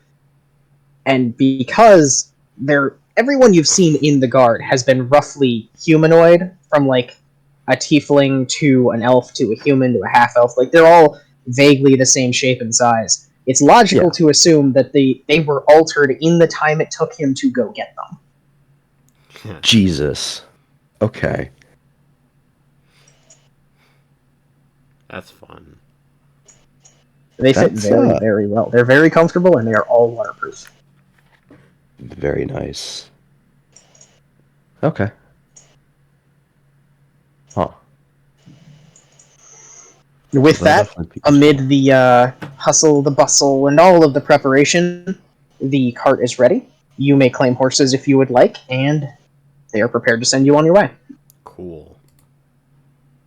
I'm assuming when you say cart, like horse-drawn cart Yes. or carriage. Okay. It's got a twin yoke with 2 horses. Very nice. Okay. Literally, all of the horses are like Clydesdale size. They're big horses. Jesus. Yeah, I will ride in the cart. I do not know how to drive a horse. Neither do I. Okay. I'm assuming someone's here to do that, right? There Very good. is no immediately apparent driver. They seem to be assuming that someone among you can do that. Oh my god. I can probably Well, do if we it. put in a It'll little bit be of logic. fine. Oh my. Because of how old I am, do you think I probably learned a little bit while traveling around? Pancake? You probably have a general idea what you're doing. Like, how it works. Whether you've ever done it before or not is up to you. I'm gonna say None I've of you done have it. proficiency in land vehicles. No.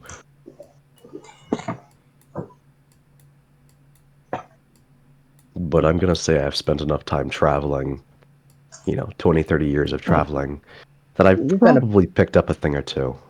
You've been around the mercenaries. You've at least seen a wagon train. You've seen them driven. Yeah.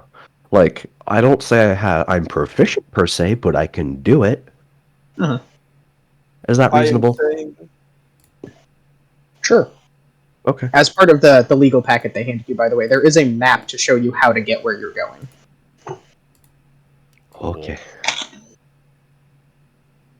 I'm going to say I expressly do not know how to ride a horse, hitch a carriage, or drive a carriage. That's fully reasonable. I'm a goddamn fish.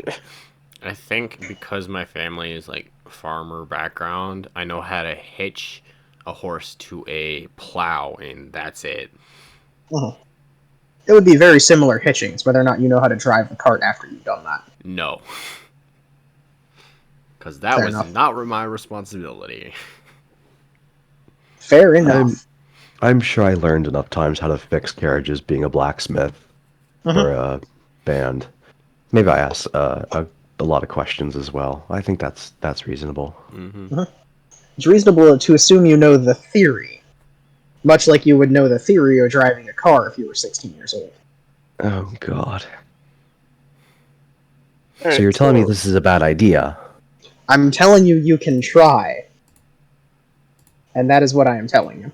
Oh my god. Pancake! Okay, so basic question though: does anyone request a horse to ride along in the carriage, or is everyone going to ride in the carriage? I'll ride in the carriage. Yeah. It is basically just a covered wagon like you would see the pioneers driving illustrations. Okay, but we're not taking any additional horses, just the 2. Yeah. Okay. Mm-hmm. Neat. Got it. That makes me want to request a horse driver.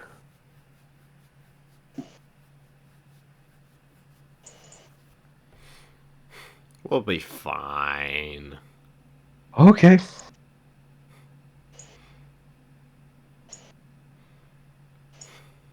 It looks like I'm the driver then. Let's go. You'll load the cart and set off. Yep. Now I'm gonna need you to make an animal handling check, Marcos. I had a hunch about that. If you would kindly. Dear God, I swear to fucking God. Yeah. Yeah. You know what? This may not be that bad, actually. I have a That's- +4 in animal handling. That's jinxing it, buddy. Okay.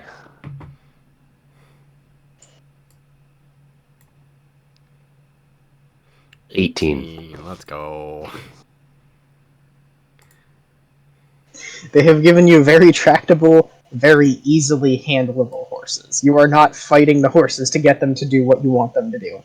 Ah, good. Fuck. You nearly make a wrong turn a couple of times as you figure out how the leads work, but you don't crash into anything or run anyone over as you exit the city. Oh my God. By the time this is done, I better be half decent at it. I mean, you probably will. I won't give you proficiency, but you'll probably know what you're doing by then. That's reasonable. I didn't expect proficiency. And the trip is going to take a while, so if there's anything you would like to do in transit, now is the time to say so before you start making navigation checks. Oh no.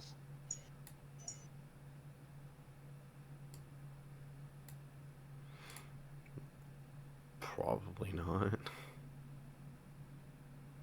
I'm gonna read my book. You know what? Actually, I don't know if I can do this, but I might as well give it a try. I'm gonna try and identify my book. Okay. Use the identification spell. You got On the time. book that the identification spell is in. right. Identify the identify. Got it.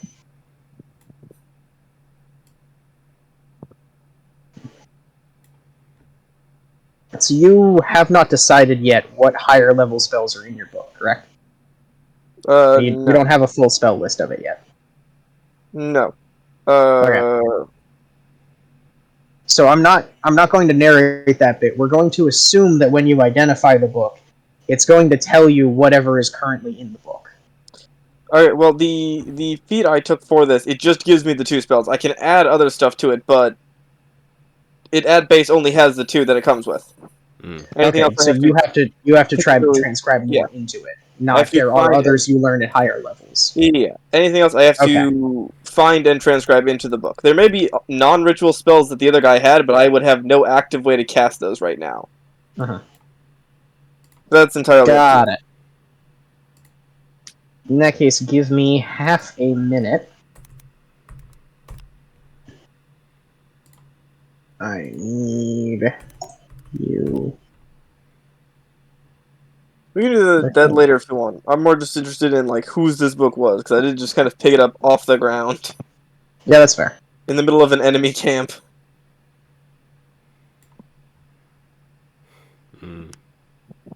Alright, so in addition to identify and comprehend languages, the book also contains the... Give me one sec. It also contains the... Can't remember what it's called. What is it called? Dang. Okay, I can't remember. Teleportation Circle. That's what it's called. It contains Teleportation Circle, inscribed in a manner you don't know how to read or translate. So, Okay. you are aware that the spell is there, you have no way to actually cast it. Got it.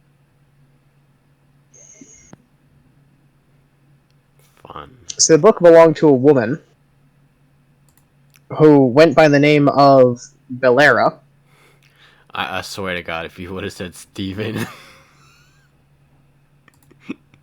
A woman by the name of I'm gonna be honest, what I think would be the funniest thing is if there's like something wrong with how I'm casting the spell, and it's just always Steven. You have literally no idea how hard it was not to name her Steven on the spot. But no, it belonged to a woman named Valera, who worked in the service of the Red Dragon Army. She was originally a disciple of Kinsaldi Fire Eyes, and all of these spells are spells she has learned from her mentor. What has become of her and where she is now, you have no idea, because she doesn't have the spellbook anymore, so none of that history is transcribed. Hey. Alright. So it contains teleportation circle, but I have no way to cast it. And it belongs to Belera in the Red Dragon Army, trained under Kinsaldi herself. Yes. It is also magically conjured. It is not a book made of book material from this plane. It has been magically constructed and conjured using the Fabricate spell, and then permanently bound to this plane. Interesting. That has implications that I am not aware of. Well, that the character is not aware of. Correct. In particular, this book is effectively made out of elemental fire and earth magic that was just bound to this plane in this form.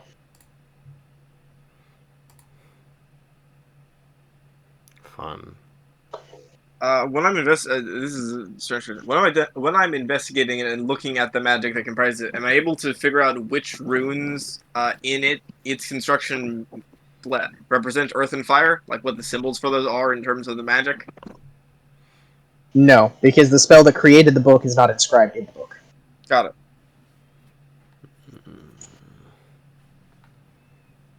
The carpenter does not live in the house he made. Fun. All right. Got it. Danke. No problem.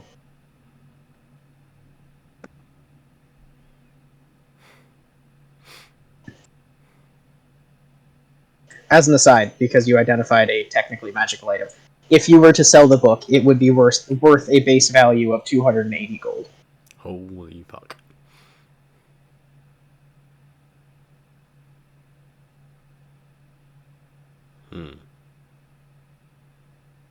Neat. That Yeah. is neat to know. Yeah. All right. Then that's what I wanted to do on the travels. Anyone else? Unfortunately, I'm driving, so I have to be attentive. As you drive, Iriad is kind of leaning over your shoulder. Just watching. Does she know how to drive? Are you gonna ask her? Yeah. I ask her, have you ever driven a carriage with horse? Horse carriage? I've driven one with oxen. I'd imagine it's probably the same principle. Probably. Unfortunately, I'm just winging this, so if you have tips and pointers, I would love to hear them. She kind of looks you over. You know, you're gonna want to rest your elbows on your arms, otherwise you get tired sitting like that, and probably spread your legs a bit too, gives you a wider base. Okay. You're doing pretty well so far. Okay. Please feel free to pipe up if you notice something. Okay, will do.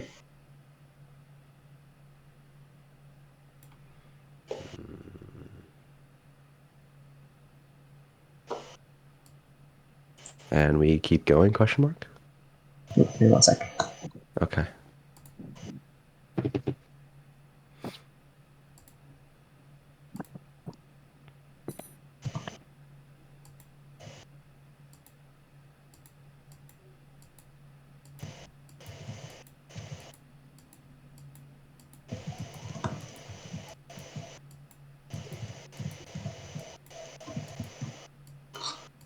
Mike, hello. Lives, hello.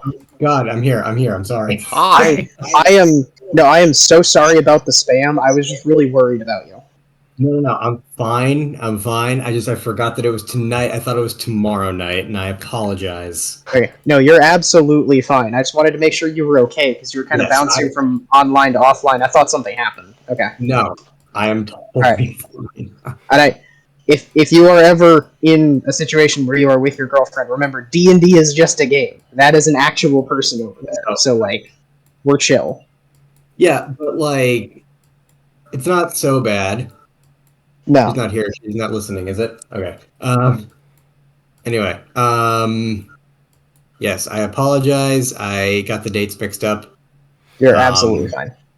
Okay. All good. I'm just really sorry about all the spam. No, don't worry about that.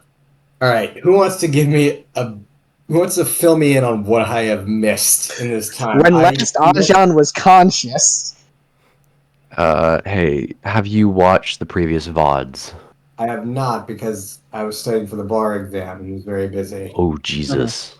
Fair enough. Swampy? How is that take going, it by away. the way, real quick? Just to check in. It is a horrific experience, but it's what must be done. I Okay, imagine. fair enough. I can TLDR if you want. So basically, we arrived at the city of Kalaman. Kalaman. Yeah, so we arrived at the city of Kalaman. The group had established a refugee camp outside.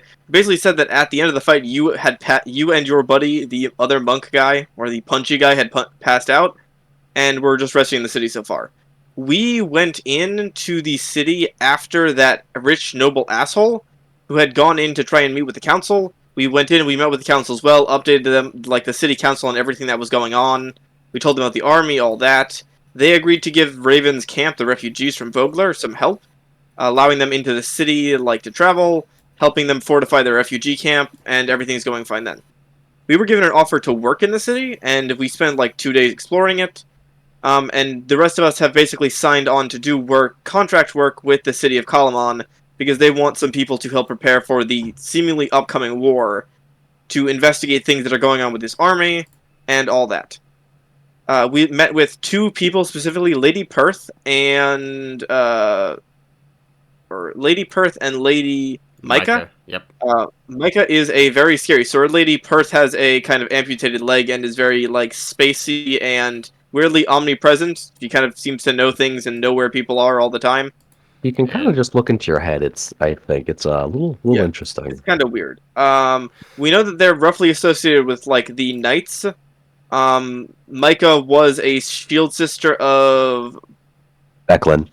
Becklin, not Byron. Becklin. And we saw outside their door the sigil of the Knights of the Rose, which are like these kind of elite knight branch. We didn't ask for context, but we chatted with them. We all basically made an oath to serve in a provincial way the city of Kalaman. And yeah, basically our first job that we just got assigned and we just headed out on is we are heading out to go find a gnome on the outskirts of a different city. They have a fort, and we're basically trying to convince them to come along and provide information on siege weapons, that kind of stuff. Because they have big siege weapons like that dragon cannon. So having an expert on that would be helpful. But basically, wasn't it that they have something similar to the catapult in Vogler? They have siege weaponry, apparently, or they know about it. So that's what they want them to consult on. We don't have every detail about them and everything they've done, but rough details. Mm-hmm. But yeah, so basically we are working with Kalaman now, this other city. We are kind of the heroes of the refugee camp at Vogler, which is now attached to Kalaman, and we are going to go find a gnome. We also spent about 2 days just kind of faffing about in the city. That's about it. I'll say in that time, while you guys were quote unquote faffing about, Ajan was partially investigating what happened to his monastery, but also at the same time just indulging in debauchery, just drinking, sleeping around, doing what pirates do. Getting some rest after the kind of sucky start this week had. Yeah. That's Oh, probably better Bernie, than what I you're was going to do. I was just going to say you were unconscious the whole time and just woke up conveniently to leave with them. Oh, yeah, that works too. God, what's up with we got Ajan? a bit of magic swag. He keeps talking about some bar? I don't know what he's talking. What bar? Someone already shop. If you would like to spend your time debauching, there is a very fun bar that is available to you that no one's gone to yet. But you can also just be waking up from a terrible, terrible coma. We'll say that I spent the first night debauchering, the second night comatose. Understandable. That series of events fits pretty well. Alright. Oh shit! Drop my pen. Alright, so in that case, you haven't met Perth, you are not part of the deal yet. You have the opportunity to join in. Alright. However, you are currently asleep, having basically drank yourself plankward. Yeah. You vaguely remember stumbling back to the camp where you have a cot in the medical tent. And Hector has not woken up. He thoroughly exhausted himself during the battle, so he's still unconscious. And you kind of have a cot in like the same corner as him. I draw on Hector's face as soon as I wake up. That's completely fair. Like So, just multiple penises, a mustache, a don't black blame you. eye. You know how it goes. Yep. I have one question though. Yes. When faced with an existential threat and having drunk yourself to the floor, what does Ajan dream of? Probably just like moments of, his past, training at his monastery, living aboard various ships, beating off pirates, and also in various island taverns doing more debauchery. That's fair. We do a little debaucherying. We do a little yeah. Basically, it's a bunch of sailor monks are more sailor than monk. Yeah, so a lot of stuff of that nature. We're not here for the Nirvana, we're here for the Jose Cuervo. Yes, exactly. Understandable. That's how we get to our Nirvana. These monks are I not see. drinking tea; they are drinking Four Loko. Yeah. You guys Well, we already know what UFC caffeine does to Ajahn, so I don't know what we want to do about that. Yeah. Just go to a All right. UFC watch party. That's his life. Anyway, yeah. Those are my dreams. Yep. So the dream, the memory dreams kind of like roll past you in these waves of nostalgia. There's a little bit of regret, a couple twinges of it that you feel. Just this boiling, kind of boiling melting pot of emotions as you also remember time spent at the monastery that you have recently seen massacred. And just voices you recognize, faces you miss, the people who you have seen slaughtered just kind of coming back almost for a few minutes at a time. And then in the midst of all of that, there's this vast, empty silence as you slip into a form of darkness you are very familiar with that comes with being blackout drunk. At the tail end of that blackness, you kind of feel yourself waking up, coming back to yourself. And when you open your eyes, you are standing, fully clothed, clear-headed, at the broken end of a bridge over a small lake, with streaming sunlight filling the room as you see figures arrayed before you. Oh God. And the water is gently lapping at the edge of the bridge platform that you are standing on. We have been There's here a a roll while. 20 if you are here. Uh-huh. If you're available for roll 20, there's a map. Yeah, let me pull that up. Yeah. Oh God, we haven't been here in a while. Oh, look at all the fishies. The There are weird. fish. There are fish. And also the Yes. ocean. Hi, the ocean. Up. Dit. Hey. So, I'm just getting an ad. How do I close this? I know how it goes. So, brief description. There we go. There are some very familiar figures. You see Twint, Dwarvos, and Laika. You also see them as if they're talking with figures in front of them, but they're all sort of translucent, and you don't hear what they're saying. It's like they're having a really deep conversation as they sort of lean into each other, but you can't make out what they're saying. You don't see them really emoting at all. They're just kind of standing there. And this figure in front of you isn't translucent. She is very solid. And she just sort of looks up as you wake up and beckons you closer. Okay. Hi. Hello. This is not my bed. It is not. This. For you? I'm sorry? Can I just get the whole who, what, when, why, where, how of this situation? I suppose. You are... I should apologize, actually.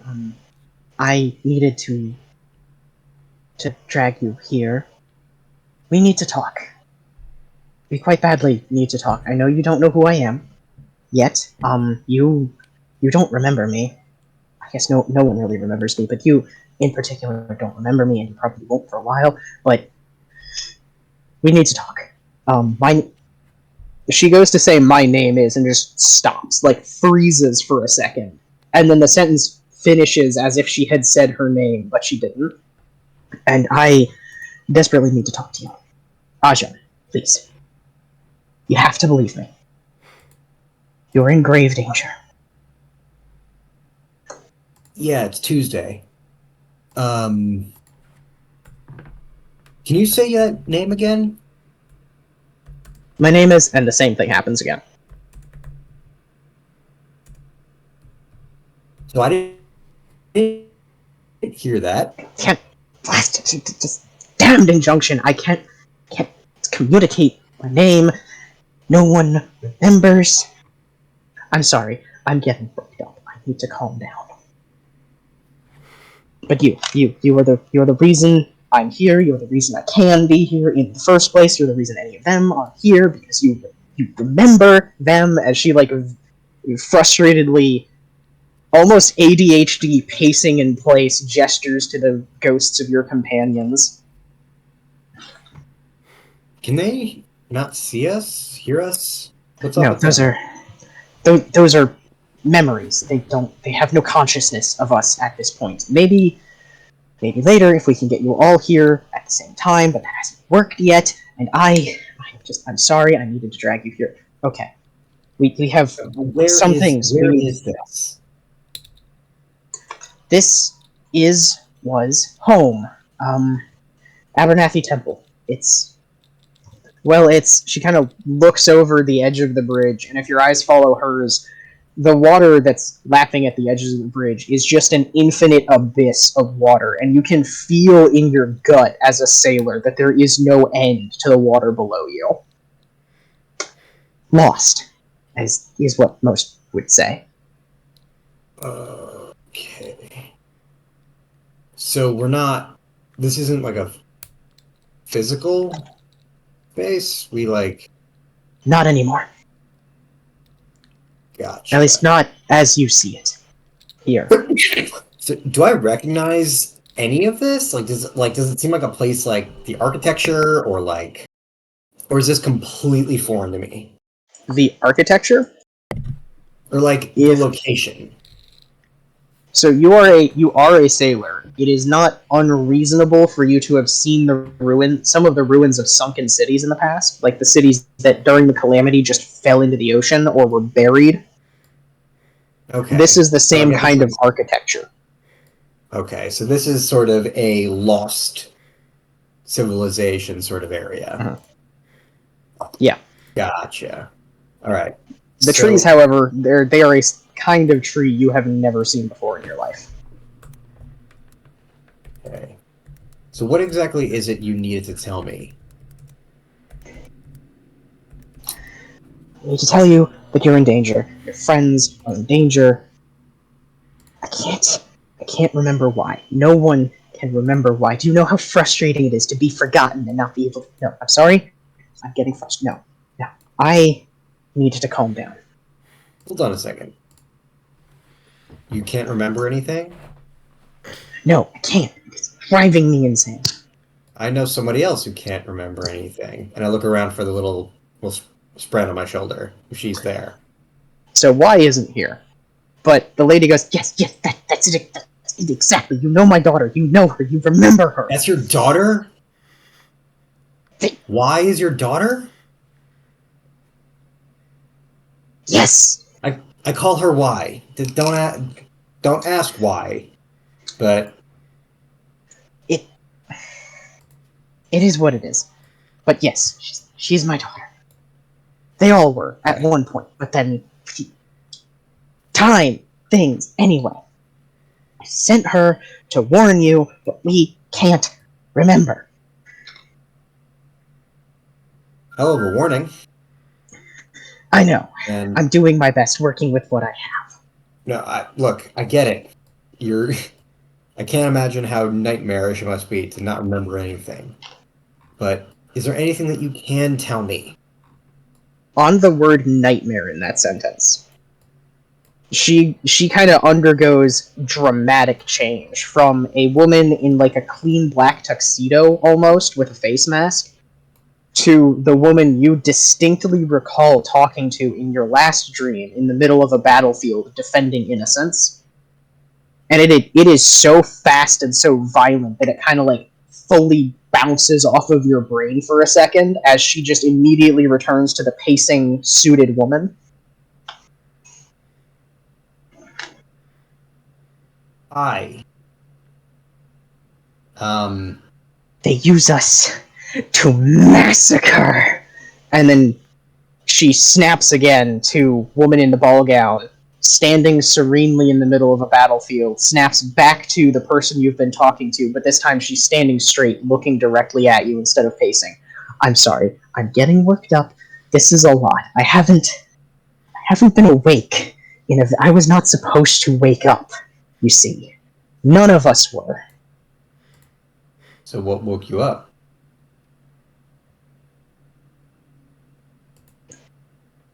She's like gestures for a few seconds like she's trying to find the words. My dear sister, who was supposed to be dead, I killed her.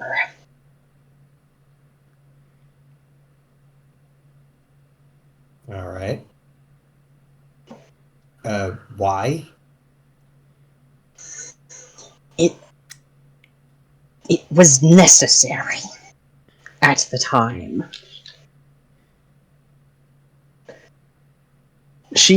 For just another second, she becomes the woman who you met on the battlefield. And you, in your head, distinctly hear the words, "You know me too well to think I murdered my own sister without cause," before immediately becoming the suited woman again. What's happening with you? Why are you switching like this? Because I don't know. I don't know. I can't control it. It won't stop. It's like thousands and thousands of people telling me who I should be, but only one of them actually remembers who I was. It's driving me insane. I have so many voices telling me what I need to be, what I was, what I should be, and I just can't be all of them at once.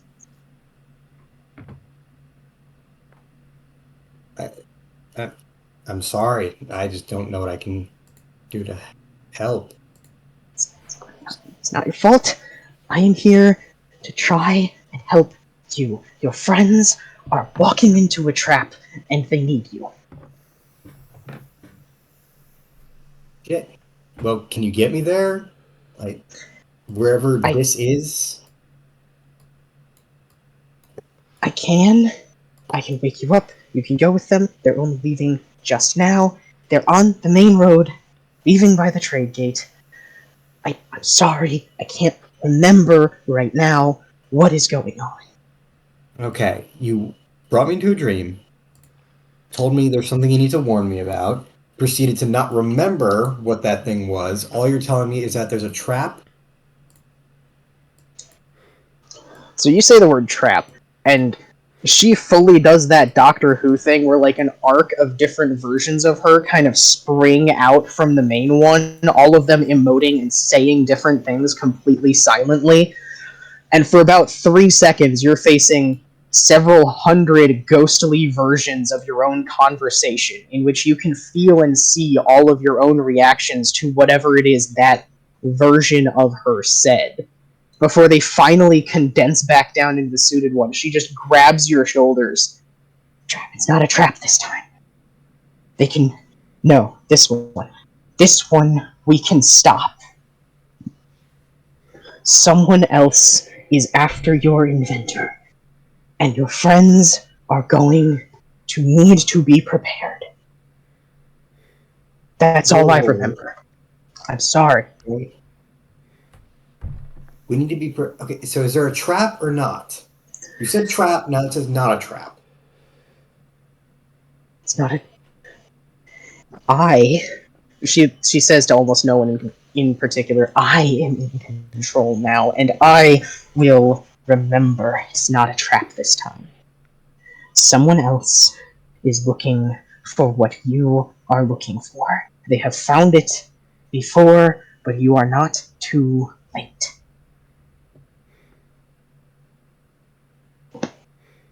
What should I tell them to warn them? Be ready to fight. As ready as Hey, they what- can be. Okay. Well, that's just Wednesday for us at this point, but I'll pass it along. All right, get me up. Get me up. Let's go. She lets go of your shoulders and one last time flashes to the woman on the battlefield. And this time she speaks as the woman from the battlefield. Your foe is not what you think they are. Be wary and be prepared for anything. And then you snap awake in your cot. Okay. All right. Just immediately wake up. Hmm? And I just kind of look around. Are they there? The lady is not. Is the group there? No. Okay. Hector is unconscious in the cot to your right, where he was last night when you drew on his face. Perfect. And there's some villagers from Vogler kind of milling about, mixed with now blue and silver uniformed military personnel, it looks like, kind of tending to the wounded. Grab one One of of them, nearest- Yeah. one of the people in Right. blue and silver kind of perks up when you wake up. Oh, you're awake. Immediately grab him. I imagine my mohawk is frizzled. I'm definitely naked. Mhm. Just grab him by the collar. Where'd they go? My group. Where'd they go? They're leaving. They're leaving now. They're right over. He points in a direction out of the tent. They're over there. They're leaving by the gate. Are you okay? I'm fully naked. I'm just Yes. fine. Warning. Nothing but a Gotta get them. loincloth. Yeah. Oh, I'm not generous enough to be wearing a loincloth. Quickly pull on my pair of shorts and hoodie, slap Hector awake. Hector! And he falls asleep again. Okay, I'll just leave him. Draw one more dick on his face, and then run over Go for to it. the group. Still pulling on my shorts as I'm running. Okay. Hey, guys, over here. As the group is exiting the city, they see a barely clothed Ajan jogging up to the cart. Which is pretty normal. I don't wear a lot of clothes to begin with. Yeah. Hey. Ajan, you're What? awake again. Hi. Yeah. Okay, guys, you're not gonna believe this, but we're in danger. I saw it in a dream. What kind of dream? Lady with a lot of Oh, faces okay. brought me to a magic land, telling me that she needed to warn me about something, but she couldn't forget. So it wasn't really much of a warning. All she said is that we're in danger and that there might be a trap, but also not be a trap. Someone else is looking for this adventure of ours, and also the fact that we need to. Why that little spren that follows me around is her daughter, and Hey, yeah. I gently take him into the cart. Let's take that one step at a time. What kind of magical land? Y just gently settles on your shoulder like it in a very conspiratorial whisper. I think he's going mad. Yeah, and you're partially responsible. Oh, good. I'm glad. Pat her on the head a little bit. Okay. I'll explain now. I'll just explain everything that I saw in detail in a non-rambling way. Okay, I'm gonna ask Ajan some detail. I'm gonna ask you, Mike, some details about Ajan's story because I know he's he's kind of a scatterbrain. Does he mention the endless sea around him? Probably one of the first things he would, because he's an ocean man. So endless. Does he? Yeah. Does he mention seeing us there? Yeah. I'll describe the scene. When I said mystical land, I meant I was just so you guys were there, but you were not there. You guys were shadows, and you weren't moving. And there's this huge sprawling ocean that went on forever. And we were just standing on this ancient architecture kind of deal, and weird trees. And there was a lady who had a lot of faces, She was the one who gave me the warning, and she switched between like being like wearing a tuxedo and then wearing a dress, and like I'd seen her before in a dream. So like this is like really weird, like detailed, but still very, still somewhat rambly. Okay. The other keyword I'm gonna just ask if you mention. It's up to you whether or not you do. Do you mention the word sister at any point in your description? Absolutely, because that like I'm not holding anything back. I am Okay. just spilling the beans. But he gives like a concise enough and it includes all the Yeah. details. Okay. Yeah. I just kind of look over Jarvis. I think we also had that dream, or at least part of it.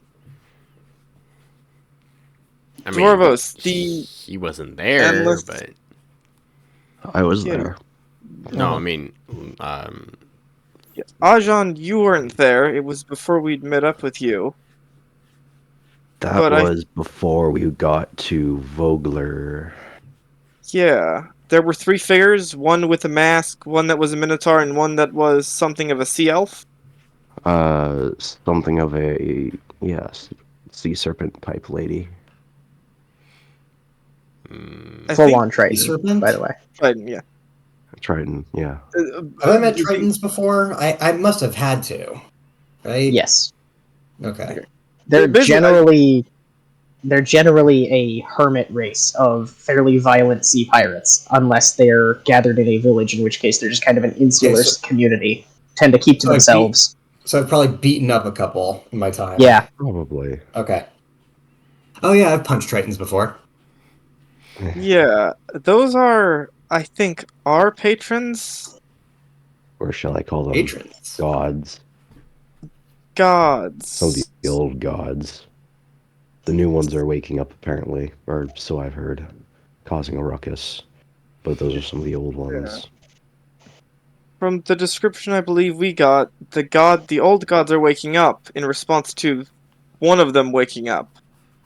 Tychisis. And I'm going to kind of pull out that sigil that we are oh so familiar with this, of the five-pointed star with 5 colors in it. Uh-huh. When we first met them, they mentioned that their sister had gone awry after we had fought some draconians, the kind of big, scaly guys. It seems that Tychisis is their sister, one that they aren't particularly happy with. They didn't give us much details, they didn't seem to remember much, but Tychisis is back. They aren't happy, and they said they wanted us, if we could, to help when we can, against her.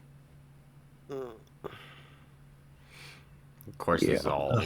information we picked up So they, later, but if what we're walking to is a trap, it sounds like our little gnome friend, who we're gonna go pick up, isn't necessarily the one who's a trap. Someone else might be coming to get us. We'll see. They mentioned someone else was looking for our inventor? Yeah. I wonder if the gnome is considered our inventor. Maybe. It could also be something with Calaman. If they are sending us out on this, they are inventing our journey. She looks kind of confused at that one, even with herself. But Yeah. I'm not quite sure. But I think we were already going to be cautious, but we should be extra. And Well, so can you guys tell me about this gnome that we're looking for? Inventor? She used the So term the she gnome- used. The gnome that we're looking for, we were sent off by the Council of Kalaman to have guidance and ask questions about siege engines, possibly of the old world. Because remember, that's what we ran into in Vogler, or that's what you guys ran into in Vogler, and that caused mass destruction. So we need to be able to be prepared for anything similar to that. That's why. That, and we have a contract for her. As I. Uh, What's up? all right. Bear with me on this. Go for it. What's a contract? That would be this guy as I unroll. It's Pancake. The contract isn't sealed, correct? No, it's just a loose sheaf of papers. Okay. Am I allowed to read through it? They didn't I'm like, tell you you gotta not to. read. You're gonna have to read that to me. That's fine. Because Basically, a contract is people sign it as an agreement. why not just It's a spit in written their hand and agreement. shake on it? Politics, that's why. Oh, gross. Agreed. Yeah. Could you imagine writing contracts for a living? Ugh. Ugh. Yeah. Anyways, We appreciate the commentary. yeah. What I do for work. The only That's bar I wanted, atrocious. the only bar Ajon wants to be in is one where he could be drunk under it. Or the kind he can be hit with. No, Yeah. I'm a paralegal, so my literal job is writing contracts. I know, man. Welcome to hell! Basically, Jesus. Yeah. God, Nice. D&D's supposed to be about escapism. I do my best! Okay. What does the contract say? Yeah, what does the contract say? I'm curious. Alright. I'm gonna read through it. So, none of you are particularly well versed in legalese, but what it basically amounts to is they are offering her a place to stay, room and board, and a decent stipend in order to come and be an advisor on all things siege weapon because they don't know what they're doing. And it lays out a detailed list of what she is expected to do and what she is not expected to do, what she should be doing, and what they would rather she didn't do while in the city. Is there any Most of which you notice is pyrotechnic devices, basically, in all legal forms, all ideations, all forms, all patents, and basically anything that makes fire is flat out banned while inside the walls of Calaman. Interesting.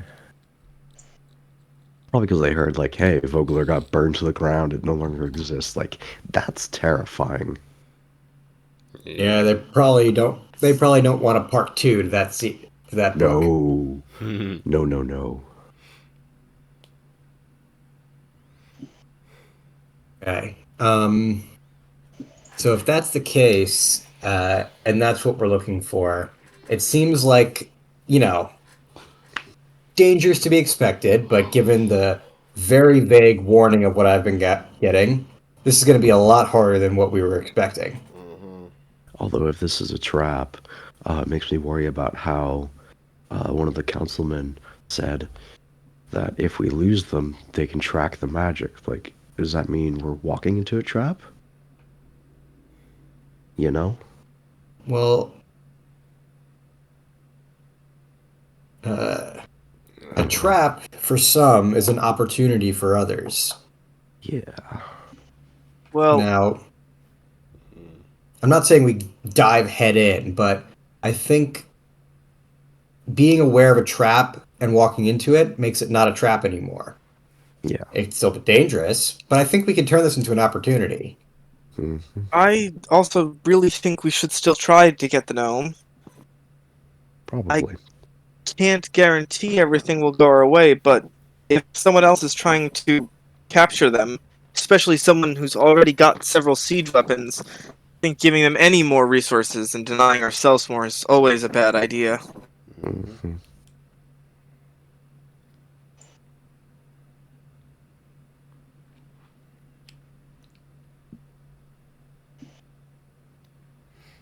Shall we get on with the adventure, the travel? Indeed. I assume we haven't stopped writing, we just kind of have been going along with Ajan at this point. Mhm. I definitely jumped on mid pulling my pants on, like, Yep. while you guys were moving. God. Iriata is noticeably not looking at you at the moment. Oh, you're at a hey. Yeah. I'm clothed. I'm clothed now. You're Michael, clothed now, but you weren't last night. I'm so sorry. That I mean, it looked like you had a good time anyway.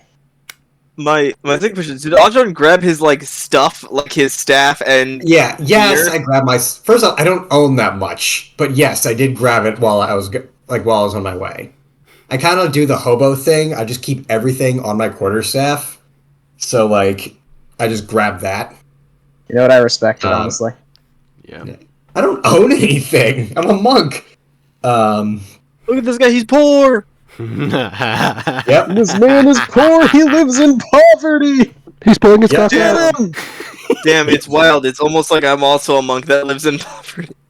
Yes, it's almost like that's kind of part of the whole deal. Bullying your own kind. Yeah. Yeah. Yeah, but As I'm allowed to make those jokes because I'm also a monk. So this begs an important question. It seems like if they were going to have more of these contracts. Someone want to teach me how to read while we're on our way? Fuck, I forgot you couldn't. That'd be a handy skill to have, wouldn't it? Yeah. Yes. I suppose I'm doing a lot of writing in my notebook. I can try and help him, I guess, learn to read in it. Yes. So while we're traveling, can we say that John's exercise is learning to read? Yeah. Valid.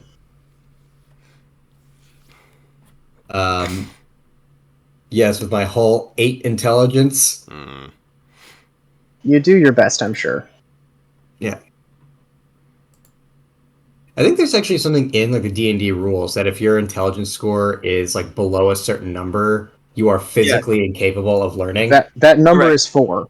If you have an intelligence lower than 4, you cannot learn any language. There's Gotcha. another one. There's another one for writing. I think it's 6. If you have 6 or lower, you cannot read Correct. or write. Yes. Okay, so at the very least we know I'm capable. Yes. Yeah, you Yes. can theoretically read or write. You just don't know how yet. You are functionally able to. God damn it. Yes, so that's what I'm doing while we're traveling. Nice. Mm. Yeah, I guess I'm gonna have you do the same thing everyone else has been doing. Roll me a D8 and record your result. Affinity for Alright. reading. Affinity for reading. You must attune the ability Is to it- read. Is this for reading or is this for something else? Is this for like traveling? No, Reading. okay, so Okay. me and Dwarvos, I Hey! bought 2 magic weapons, and I gave one of them to Dwarvos, and we're trying to attune to them. Uh-huh. And so the way this works is you have to, every time you participate in doing that over like a long rest, you roll a d8, add it to the total. When it reaches 20, you're attuned. Yeah. No one in the Okay. setting knows what attunement is anymore, so this is how we're doing it. Gotcha. Yep. Anyway, I got an 8. Let's go. Nice. Nice. Record that. When it hits 20, you will know how to read common. Sick. 8 out of 20. I speak meant- like 3 languages. How do I not know how to But read? you don't read them. Yes. Speak, yes. Read, no. I am halfway fluent in Polish. I cannot read it, so this is a reasonable situation to be in. No, I guess. Well, also, like, I can speak Mandarin, but just like with anything in Mandarin, it's way more complicated than it needs to be. Yeah. So I can Correct. read like 5 characters from what I remember from high school. Correct. Yeah. So That's also yeah. because you picked the hardest language on earth for English-speaking people to learn. Damn right. And that's why I gave up on it after high school. You know what? Fair. I yeah. did French. I took a Yeah. year of French. I did French as well. That was Same. I haven't Not been the in high greatest. school for 8 years now. So Yeah, I know, right? Yeah. jeez, I'm old. Anyway, it's so been yes, a we are couple now years. I keep traveling, forgetting that you're the yes. oldest of all of us. Shut up, Well- you whippersnappers. Oh my god. Wait, how? Yes. I'm sorry. How old are you? I'm 26. Okay, yeah, you got a couple years on me. That's fair. So not screaming older, but older.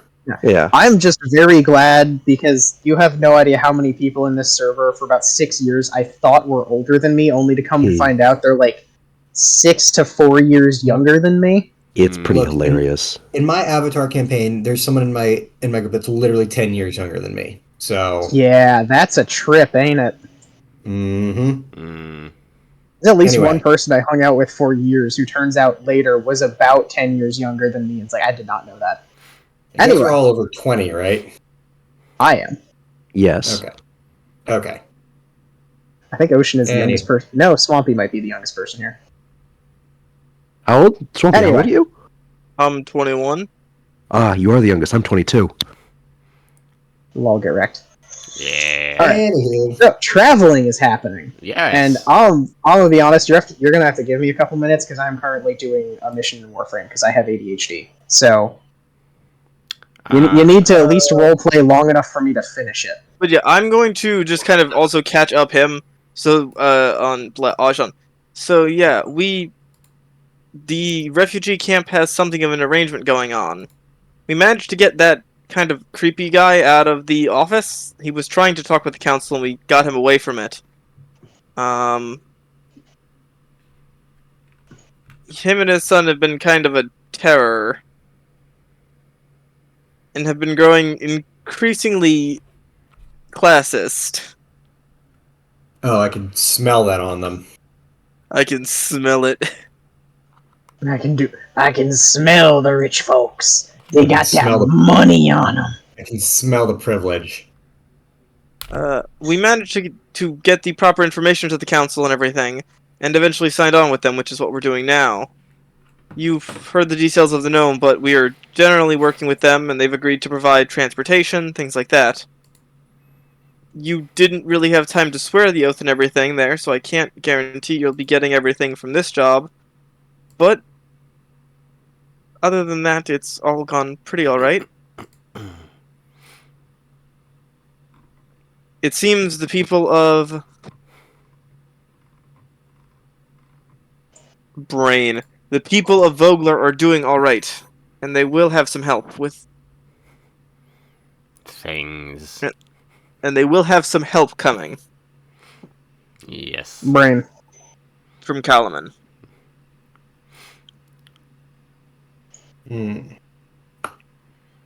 I'm going to have a All quick right. bio break. Understandable. I am now done with the mission. Oh. Okay. So, continue. Wanna take a bio You're break? doing well. So, Ashen, as you were saying? So what exactly are we getting out of this deal? You never kind of elaborated. Is it money? Is it... We're getting paid, as Shelter, well as pay, provisions, and weapons if need be. they've agreed to give us weapons, horses, transportation to these jobs, some payment for them, and also an opportunity to, again, fight against what we were up... to fight and prepare Kalaman for what we were up against last time. They've also given us some more information on the armies. There have been sightings all over in various places. Some they trust, some they don't. But notably, there's another army, bearing green, they found in the south, near Dwarvish territory. Mm-hmm. And I'm not familiar with the herald. Wait, am I familiar with like the heraldry? I kind of point to the 5-pointed star. Well, the one we encountered was red, and that one seems to be green, so that would leave 3 unaccounted for. What a miss. Color Discussions theory. of armies. Oh, And color theory. great. The theory being there are colors. Mm-hmm. Hmm.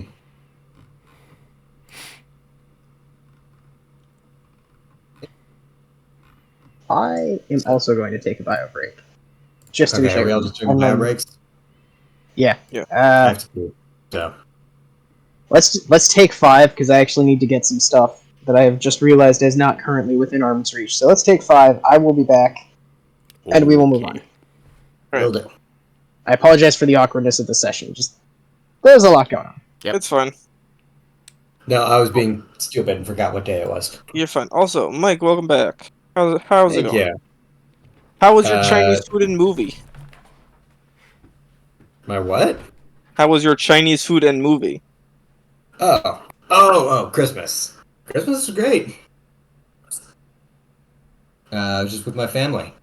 Good. It's always nice. Mm-hmm. You know, Just weed, Chinese food, terrible movies. That's how me and my siblings have been celebrating like Christmas for the past, I think, like 10 years now at this point. It's tradition. We watched the Harold and Kumar Christmas movie. Oh my god, I love that movie. It It's is absolutely.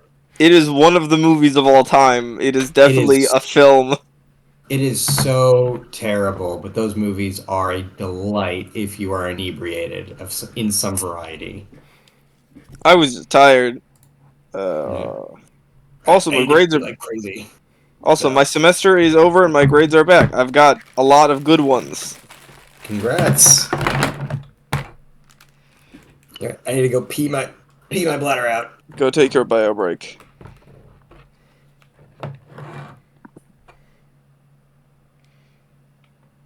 That's the one that's broken.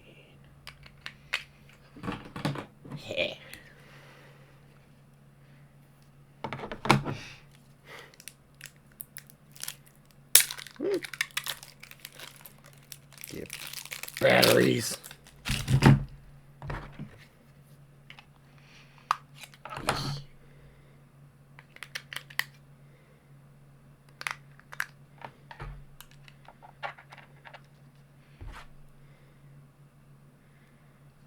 Woof.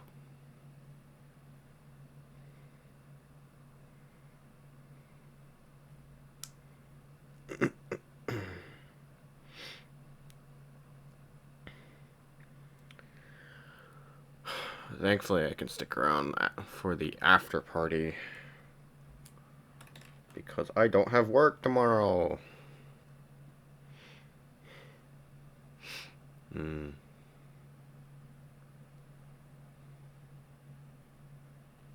So, Glint.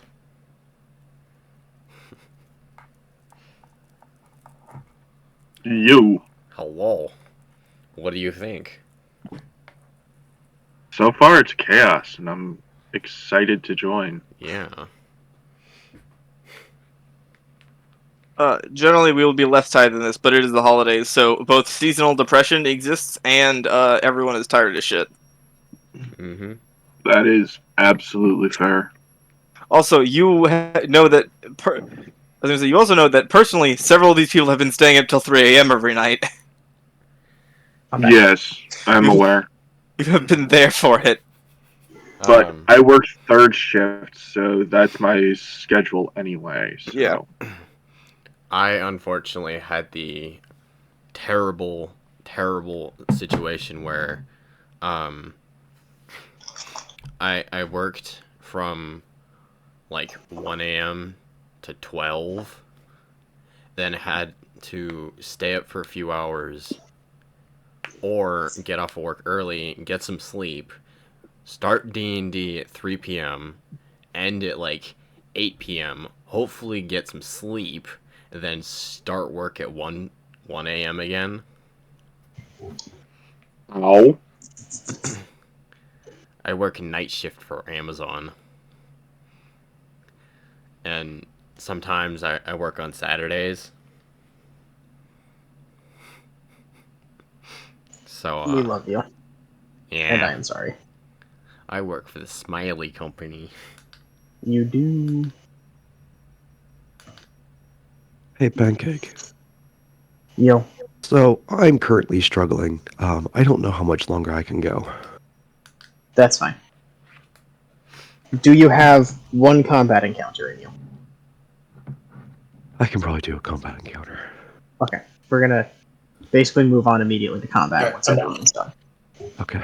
Sorry, I'm not doing Oh, great. dude, you're fine. As I sit here, I am slowly coming to realize I have massively overdone it on the bouldering wall tonight because I hadn't been climbing in several weeks, and apparently my old limit is no longer my limit.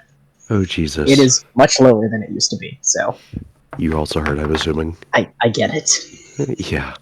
My wrists are numb, and so is my left arm. Damn, he got no arms. I got He no got no arms. arms. He ain't got them arms though. I ain't got them. I got them Also- thighs though. Mike, I feel the need to clarify. We are currently level 4. No, Are you level 4? I was there for that, and yeah. I took the pressure feat. okay. Mhm. Good for you. Just double checking. Alright, so in 12 hours of travel, Swampy has identified a book, Ajan has delivered a warning, y'all have talked, caught up. Ajahn has learned to read a little bit. Just a little bit. Just a little bit. The squiggles, they're beginning to make sense. He's Do beginning to Twins and believe. Dwarvos have any preparations to make? Not really. Unless I can attempt more attunement while I'm driving, no. Probably not a great idea, but Uriata can drive if you need her to. That's true. Iriata could drive. I'm actually going to do two things. Okay. I am going to use the identify spell on the blue cloaks because they are suspicious to me. I feel like Okay. something's up. Well, that's going to take about 10 minutes, which is fine. Uh-huh. And then I'll spend some time trying to attune to the sword. I will have Iriata drive. Alrighty. Oh, there's also If something that's I alright. wanted Because to. you said Iriata has driven before. Yes. Cool. That makes things nice. Mike? There's something I wanted to try Okay. while we're traveling. You guys see Ajan pulls out. You guys have never seen him do this before. He pulls out a set of really weird looking bones out of a pouch. And he tosses them out in front of him. And he casts augury. Can you read me that spell, please? Yes. You receive an omen from an otherworldly entity about the results of a specific course of action that you plan to take within the next 30 minutes. The DM chooses one of the following possible omens: wheel, for good results; woe, for bad results; wheel and woe, for both good and bad results; nothing. Mhm. The results aren't especially good or bad. Got it. What is the question you are asking? And also, who are you asking? Well, it's otherworldly entities, so I imagine, like, there's no one particular entity that I think Ajahn is reaching out to, except for it seems like whoever was talking to him was at least some sort of entity. So he's going to reach out to them. I know the omens are bad, but I was hoping to see if any other entity would be willing to weigh in on the situation. Got it. What Any are you entity asking? that's listening. Um, is it possible to avoid this disastrous situation we're walking into? Is there a possibility that we can avoid that? Alright, I will get back to you on that one. Oh shit, Alright. you were casting Identify. Correct, Mundo. Alright. So the cloaks. Because- The cloaks are very well made cloaks. Yep. The one that you are currently holding is a blend of wool from 6 different sheeps, which no one bothered to name, and they have never needed a name for themselves, as they are simply we, the collective, the sheep, Gosh. the providers of Kalaman, the kings of the field, the monarchs of the rolling plains, fed and hand-sheared by the finest craftsmen and treated to the finest grain available, Okay. waited on hand and foot by these 2-legged monkeys. They're also very, very tightly woven. Actually, the waterproofing doesn't come from magic. They're just woven so well that the water is kind of bouncing off before it has a chance to absorb into the fabric. Huh. Is there anything magical about them? There is. Okay. There is effectively I don't want to use the word recording, but I'm going to use a car as an analogy. Okay, so there's a computer in a car which is set to record the last 600 things the car did, right? Yep. As like a maintenance thing. So the text can pull the data from said black box and go, okay, the last 600 things this car did were this, this, this, and this. So we can tell that none of this was the cause of X problem, right? Yeah. It's something like that, but more in the vein of these cloaks were given to X magical hash identifier, which you can presume to mean you, on X day, and then this date was set into X enchantment, which will then decay before Y date, which is in like 3 weeks. If the magic is expired, or if some interference, or this is not currently in the possession of X person to whom this hash is assigned, then something has gone terribly wrong with the process. Okay. It's a basically, if not in the hands of X or not returned by this date, this is stolen property kind of thing. Interesting. Okay, but there's no like tracker on it. Not currently. No. Okay. Okay. Well, then I continue with the tuning. Then That particular, I'm going to make an assumption. I think that particular kind of magic would be something like divination. okay. Would be the particular school it belongs to. Okay. That's about right. Sounds about right. Yeah. Ajan. Oh. Wheel. Oh. Okay. So I look up from just like my handful of bones and be like, hey guys, good news. There's good omens in the air. Omens for what? Y kind of like pretends to kick one of the bones and passes right through it. He is going mad. I know that looks crazy, but the fact of the matter is that we received a good omen. I know we've been getting bombarded with the fact that there are traps or, just various ills that have been put in our way. But I think, based on this, we may have an opportunity on our hands. So I think just keep positive vibes. Positive vibes.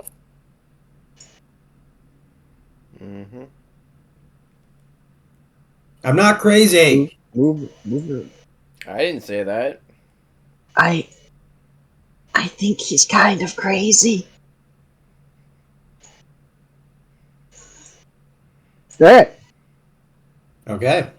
You arrive. As you set off slightly before dawn, you arrive slightly before sunset. Yep. It's a straight line. There are some rolling hills and some patches of forest, but it's mostly open country between Kalaman and the nearest settlements. The roads are fairly well maintained, and there are guard posts every so often that aren't manned specifically by Kalaman guards, but just people in general. So, like, there's a guy with a halberd just sort of there with some light armor, making sure that you're not bandits and that you aren't being attacked by bandits. What central authority they refer to is not immediately obvious. And you pass probably 5 of them on this particular road going down towards Briarbridge. And before you make it to Briarbridge, actually before you can even really see the village on the horizon, you come to a large brasswork and brick building that is just pouring smoke from a massive central chimney.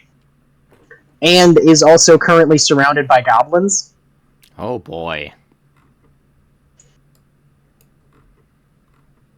We're not the And omens I you was have the looking for. opportunity to see that it is surrounded by goblins before such a time as you arrive.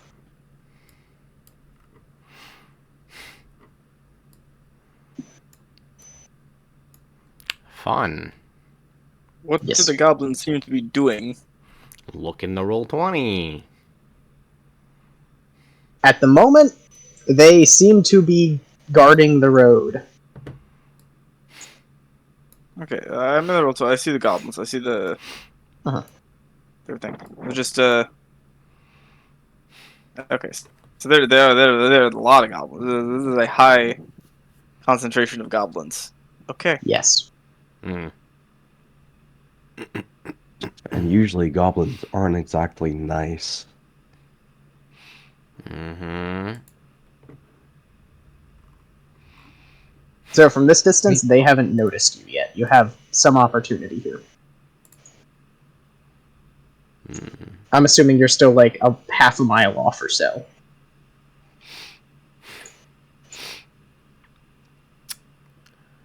Does mine... Do those goblins look aggressive to you guys? Yes. Or no. Well, they don't want to. They definitely don't want us to pass. Mm. Probably not. Yeah.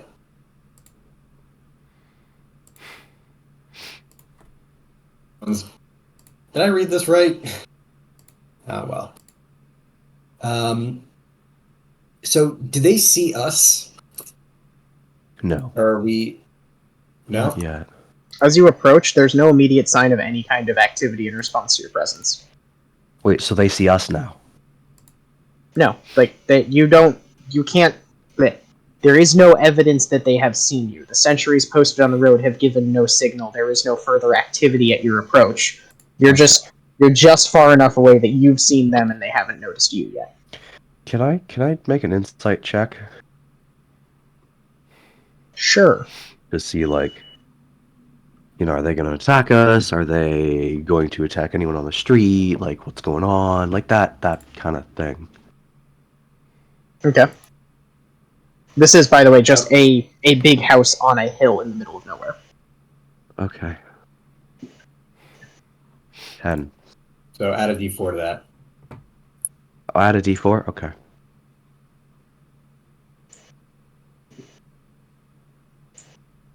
Three, so 13. Alright. There is glinting steel, and from here you can see flashes of red somewhere in the mix of the sentries, but you can't really make out any detail from this distance, and you can't really read their intention from so far away. Okay.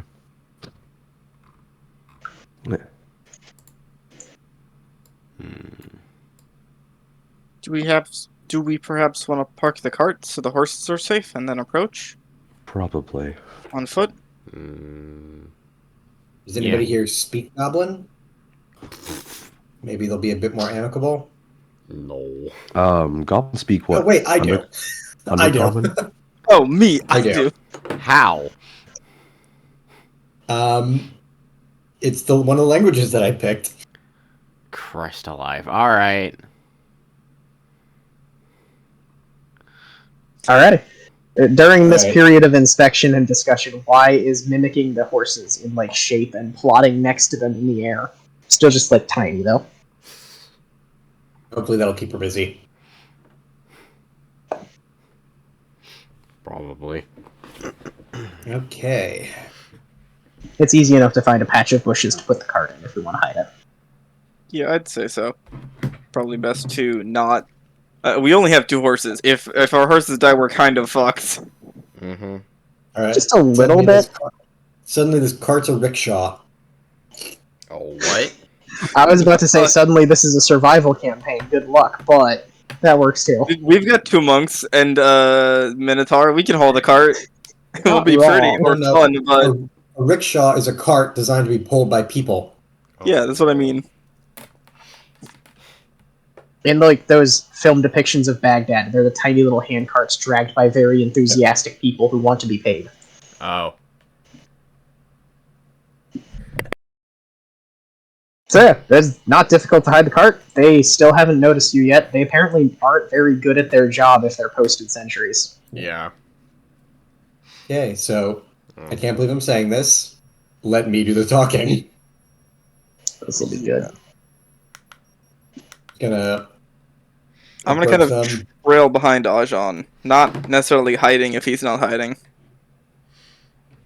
I would hide. I'm gonna crouch in a bush and wait. Okay. If shit pops off, hopefully you guys have my back. Yeah, All right. problem. Everyone who wants to hide, please roll stealth. Ooh, yes. Oh Or god, goes with that sick, nasty disadvantage. I don't want to fucking Yep. hear it. It's gonna be great. The very shiny meatball hiding in the forest. Please. 26. Let's go. Jeez. This is pretty good, yeah. Rogues do be rogues. Yep. The Man, rogue do be you- hiding. Yeah. That rogue be roguing out right now. Good luck finding me. 19 Hey. Nice. with disadvantage. You Good. rolled 19 Nice. twice. Good. Very stealthy, shiny meatball. Yeah, screw you. Doing You're not pretty finding well, the shiny I'll meatball. be honest. Just you two hiding? Yeah, I am.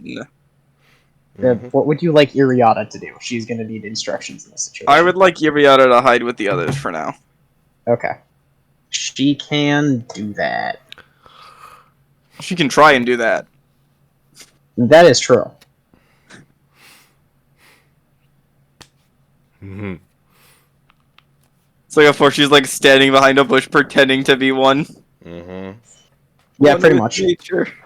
She got a 9. She's trying. She is. She's very much trying. You can very clear, like she stands behind a tree that's way too thin, so you can just definitely see her behind it. Mm. Mm-hmm.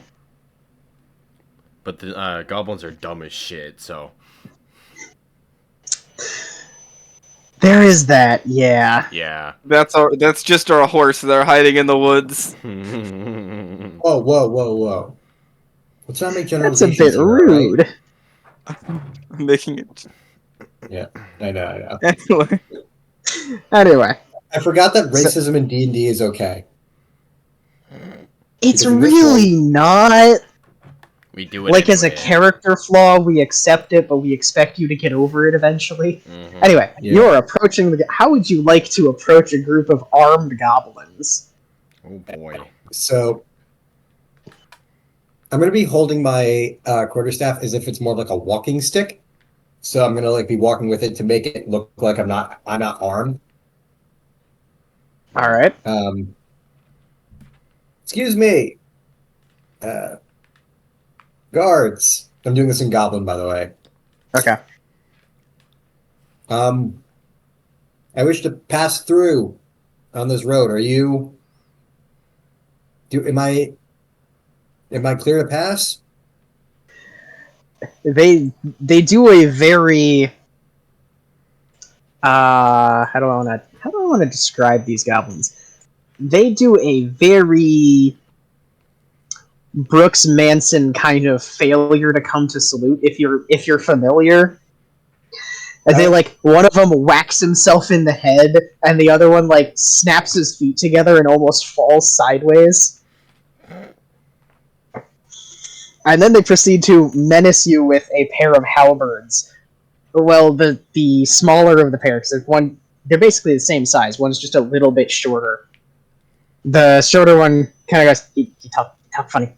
What do we do? I don't know what to do. The bigger one, call the boss. The boss is talking right now. We can't call the boss. I don't know what to do. You, who are you? Who are you? And they're like pointing the halberds at you, but like leaning away from you at the same time. Okay. Mm. We just want to get through. No use the road. Go around. No use the road. The house, by the way, I forgot to mention, is the house you were told to look for. It fits the description of the place you were supposed to be going. I'm just like, well, it's just, I was hoping to use the road because, it's dangerous to leave the road in these parts. Bandits and whatnot.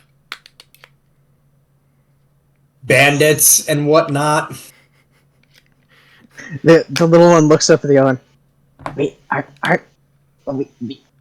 Aren't we bandits? We're not bandits anymore. Shut up. We have respectable positions now. We are military personnel. Okay.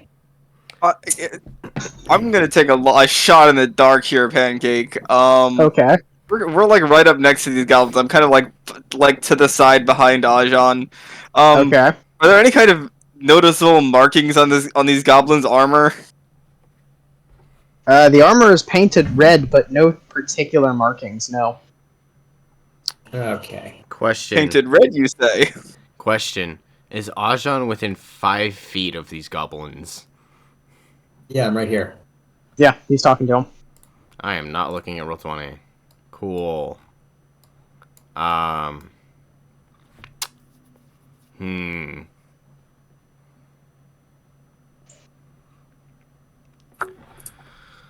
Okay. I'm just gonna kind of like, yeah. It would be a shame if I was to be attacked. Attacked. If I were to be walking alone off the road. Should we attack him? I think we should attack him. He's being weird. We should attack him. We should attack him right now. Shouldn't we tell the boss? Arrow to the chest. Yeah, all right, guys. I just kind of like give like the signal, like, all right, we're going. Roll initiative. Yeah, there it is. The goblins were bad guys. Oh no! 71. I never could have guessed this combat encounter was coming. Oh no. It's a rite of passage to have a goblin encounter in a D&D game. Too. Right. It had to happen eventually. Of course. All right. These goblins just happen to not be your average goblins. You know, it's all right. It's fine. 14. They're respectable military personnel. Aha. All right. So we have. I know sell swords when I see them. Respectable military personnel wearing a very particular shade of red. Yes. Alright. So. Oops, that's the wrong. All right. I'm going to write down initiative real quick. Leica with an 8. I see you over there with your funky little 8. It is, in fact, a funky little 8. I kind of struggle to get that big-ass glaive off my back. There is that. You have a glaive now? I have a glaive. I cannot really wield it all that well, as it's not a monk weapon. I have not trained it as a monk weapon, so can't wield it. Our options are fairly limited, unless you have a racial bonus. I have not. a glaive. Alright. I don't think they told you about Mulara's oddities yet. It's a thing. We'll get to that. It's not going anywhere. It'll be there when you get back, most likely. Yeah. As far as you know. Anyway. So, we have... Twint is going... First. Second. God damn it. How? I pre-rolled all of the initiatives, so I'm just pulling from the matrix in order. Okay. There just happens to be a 20 next in the matrix. Jesus.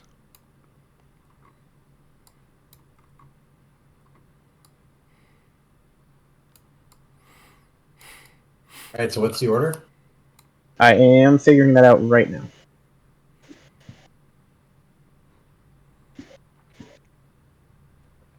Okay, so we have... In the table, we have... Gabo.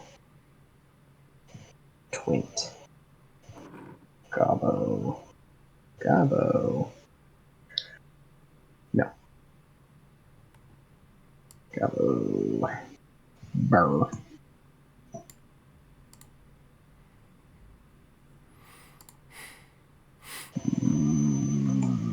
Ajan. Gabo. Like Larvos.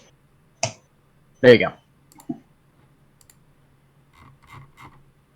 E. Alright, so a lot of things are going to happen all at once.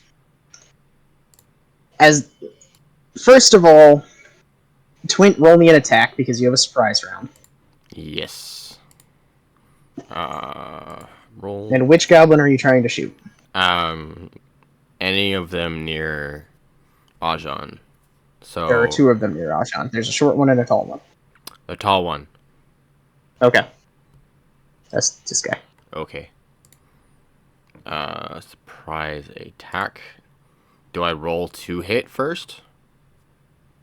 Yeah, roll the hit and then you can deal damage. Okay. You just get one free. You get one free thing before everybody else does because you're attacking from stealth. I am also using my steady aim. Do you need me to read that? Yeah, I don't know what it is. At 3rd level, as a bonus action, give yourself advantage on your next attack roll on the current turn.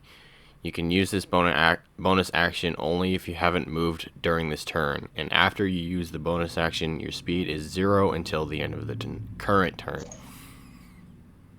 Got it. Yep. Go for it. I'm using steady aim and probably, if I can find it, You basically get sneak attack, right? sneak attack, yeah. So,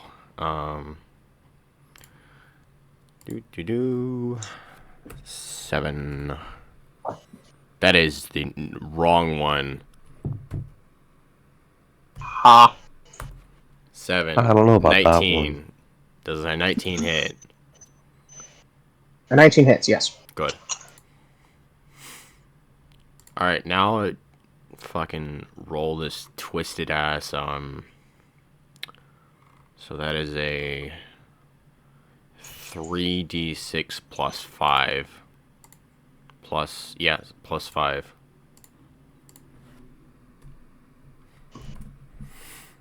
Peculiar.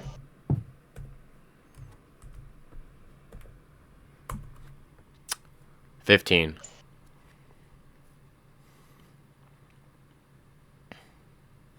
Oh, I didn't roll. Alright, cool. Yeah, whatever. Do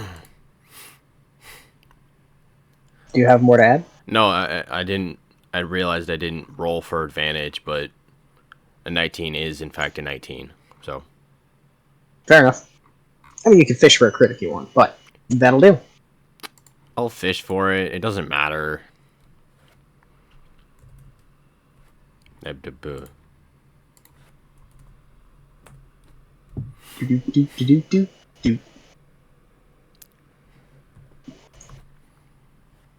Yeah, Nah. 19's a 19. Alright. He is dealt a 15 damage. Yes.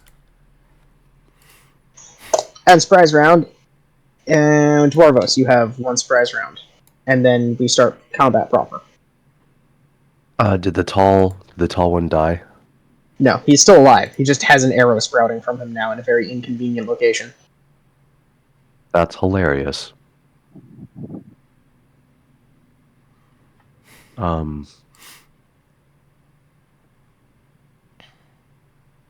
Touch.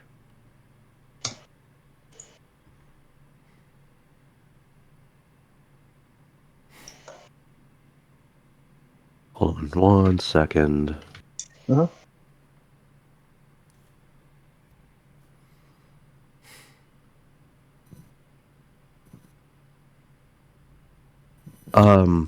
I'm also gonna target the tall one with Toll the Dead. Got it.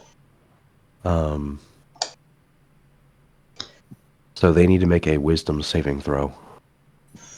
Oh, that's a shame. Why? They're not good at those. That's hilarious. Huh. That's a DC nat 1. A negative God. nat 1. Oof. Oh my Oof. god. You know what's Anyways, You know what's funny in Baldur's Gate? If you go negative, it just rolls over to 20 again. But Jesus. this Yeah, is Baldur's Gate. kinda fun. This ain't Baldur's Gate. No, it's not. Nah. Unfortunately, this is real life. You cannot Also- seduce the entire party. In the time, That is it's 10 necrotic damage. Unless you want to in do my more because of that one. downtime, in my Uh, downtime when I've been after I've been done studying for the bar, I've been playing honor mode. I am now on my 6th attempt.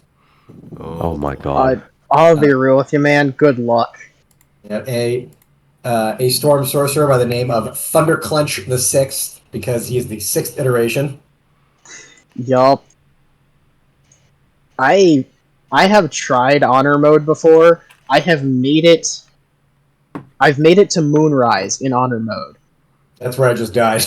Yeah. I actually, on my last attempt, I actually managed to kill the Boros Angel dude. I managed to do it, and then I got wiped out in Moonrise. Yep. I name all my Anyway. characters after animals. The problem is I'm running out of animals now. Yep. Alright. Yeah, no, man's dead, by the way. Nice. Technically, you should deal double damage with that, but he's dead. Cool. What does it look like when you kill someone with Toll of the Dead, by the way? So basically they hear bells in their head. Uh-huh. And so because of the necrotic damage, I'm assuming he hears like Dolorious bells in his head. So that probably freaks him out, then he just melts. Kill. I just imagine he turned into like charcoal just straight out of his chest where the arrow hit him, and it's just Yeah. and now it's just a pile of He's- ash. He sort of Yeah. reverts to primordial goop, leaving a skeleton wearing armor with an arrow sprouting from the chest. Jesus. Alright. So one down already, which is good, it is now this dude's turn. At the top of initiative. And he's going to panic. Wow. Oh Like, wow, he's just- right next to me. He is. He's just going to start screaming at the start of his turn, which is going to immediately draw the attention of all of the other goblins. Ah, fuck. The other goblonies. Yeah, the other ones.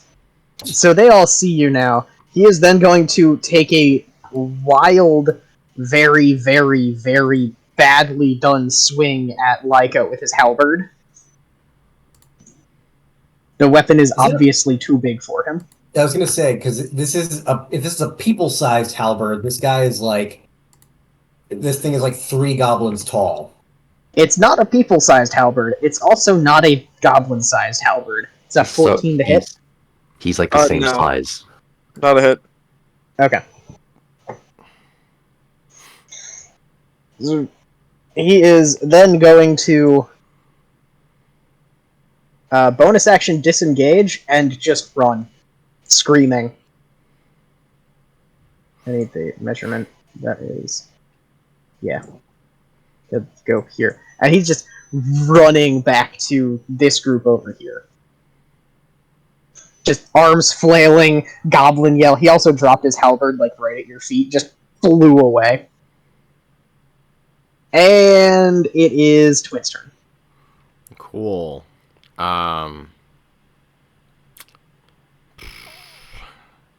Do I see any of like these over here? They're kind of behind the hedgerow from where you are right now. Ah. Hmm.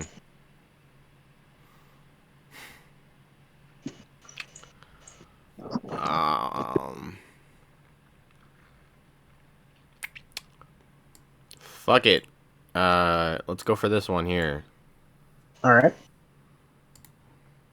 Roll to attack. Indeed. 7. Perform. Dirty 20. That'll hit. Yay. These guys have an AC of 15. Hmm. I mean, probably proc steady aim again, but... I mean, if you don't plan on moving anytime soon, it's not the worst idea, but 26. it's a hit. Yeah, I know. Actually, you missed it by 1, but roll damage anyway, Shut just up. to see. Only this time I am not doing sneak attack because they are not standing next to somebody. No. 1d6. You are doing regular attack. Yeah.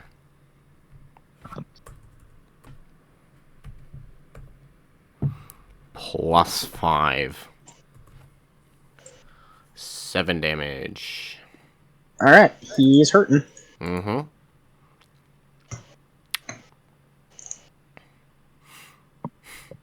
And it is Dead Gobbo's turn. If that's it. Mm. Is that all you're doing? Yep. Alright, Dead Gobbo's turn. Rolls over to this person. This person has not noticed you yet over the screaming of the goblins. They seem to be used to the sound of goblins screaming or just not paying any attention to it. Goblins do like to scream. Heck, man, they sure do. So, for the first couple seconds of the man running toward her and getting shot, this lady's not paying any attention. And she's kind of yelling at something in this direction. Get in like a heated debate, arms waving and everything. And then, just about the second they look over their shoulder to see the screaming goblin and you, this mechanical bull's head starts like snorting steam and fire like bursts out of the eyes for a second, and all hell breaks loose. Fun. So I am going to do my favorite thing in this book, which is to roll a d6. No. Fuck. It's a 1! Alright, it's a 1, which means none of you are in any immediate danger. This guy, though, see this guy? This guy right here? The one standing right here? Yeah. This right here, this little fire, is in fact a chicken-shaped brazier that's just sitting there. It's a chicken-shaped bowl with fire in it. Okay. You're not entirely sure what its purpose is, but the bowl closes up containing the fire within, and the chicken starts really jerkily moving like it's a wind-up toy, and it just starts pecking the goblin violently. Please tell me. So he's having a bad time right now. Yeah. In fact, he's taking damage from that. How much damage? A significant amount. Okay. So this guy's running away. This person has only just noticed you and does not have time to react to you before it's Mike's turn. Alrighty then. Someone from inside the building starts shouting back. Very angrily.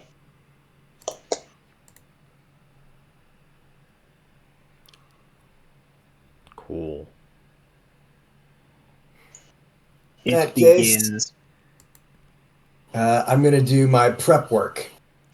So first Alright. thing, I'm gonna cast Shield of Faith on myself, and I'm gonna use my Dance of the Master. So you just see Ajahn doing this sort of like warm-up dance almost. Did I explain to you what this does? Uh-huh. Yeah.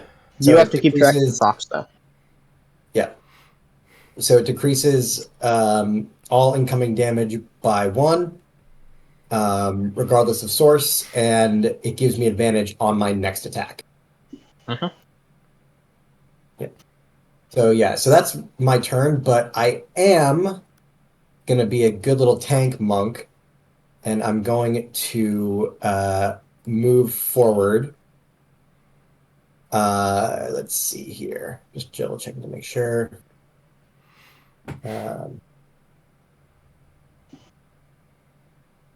Fucking like dive into the fray. And I'm Alrighty. gonna make my way over to this monk and kind of just stare him down a little bit. By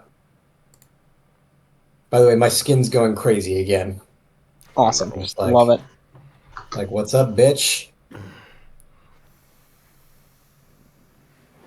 This respectable military personnel is in fact wholly terrified before you approach, and is now just having the worst day of his life now that you're within touching him again.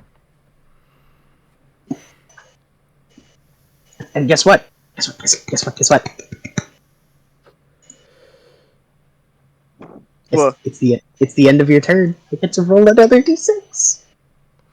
Yay! Oh, damn, every Okay. turn. I hope Every single explode. turn. What Oh, is look at that. happening in the background? It's a 2. Alright, so you see this guy right here? Yeah. Which guy? Yeah. This dude down here, this little token man, this funky little dude. Because none of you... Off to the side? Yeah, this guy. Okay, I see him now. The bridge. Yeah. Guy on bridge. Yeah, none of you have any direct line of sight on him, so you have no idea what happens. You just hear a loud crunch and a splash as you then see this dude floating down the stream, screaming with something wrapped around him. And he's gone. Goodbye. Just gone. He has been removed, He has been expelled from being alive. screaming and flailing as the river takes him away. He has been Goodbye. expelled from this region. Yup. It is this guy's turn now. There This are a man lot is of going to gobos. run out to meet you, Ashan. Bring it. Screaming his head off, he is going to attempt to hit you with a flail. Bring it. That is a 17. Nope. And I'm going to expend a key point and knock him on his ass. Does he get a saving throw, or is he just prone? You got to beat a 15 dexterity saving throw. He makes it. Okay. He's going to do that one more time. You're going to say 13, which also misses. All right, I'll do it again. Okay.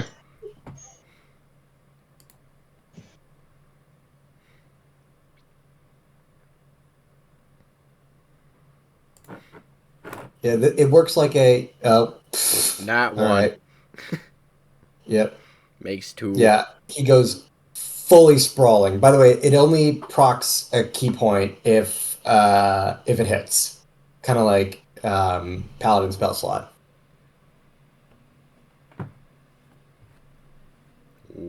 Okay. So man is on his butt. Man is on ass. He is knock on his butt.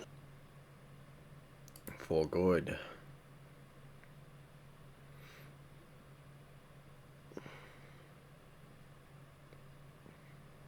Alright.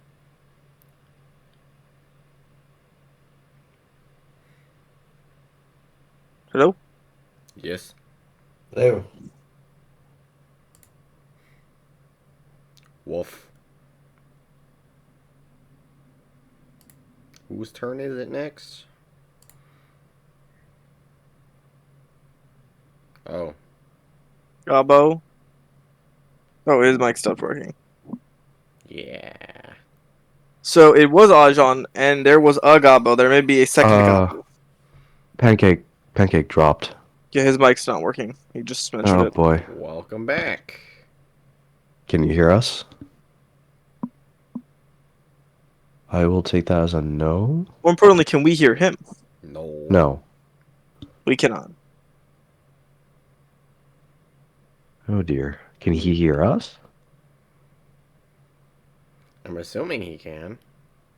Yeah. Maybe. That's a yes. He can. The table. You need to borrow my headset.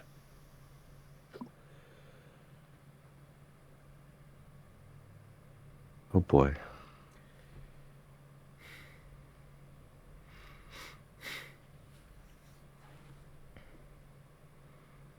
Oh boy.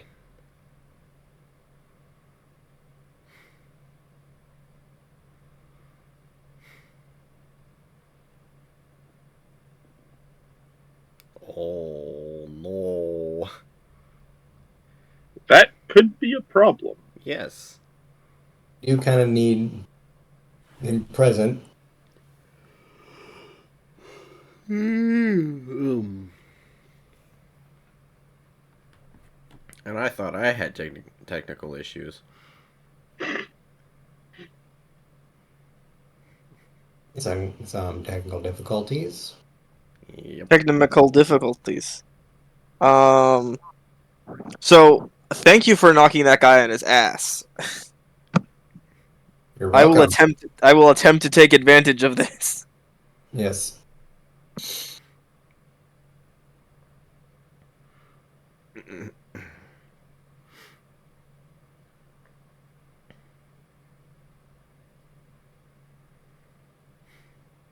Do do do do do do do.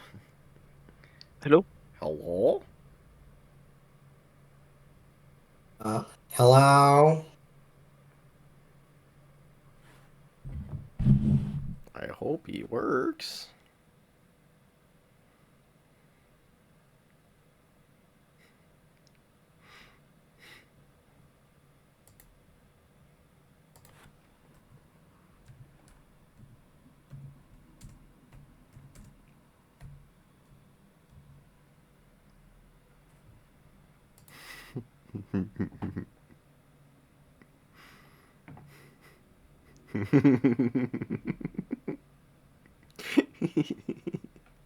Egg?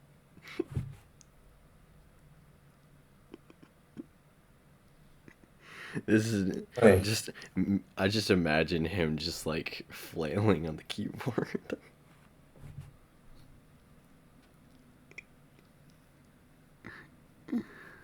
uh.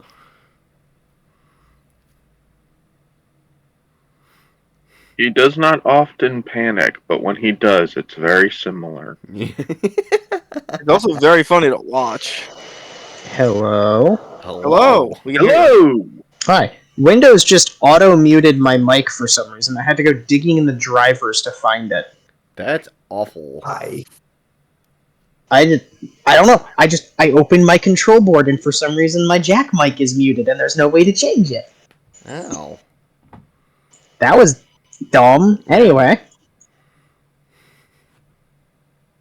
What was the last thing you heard me say?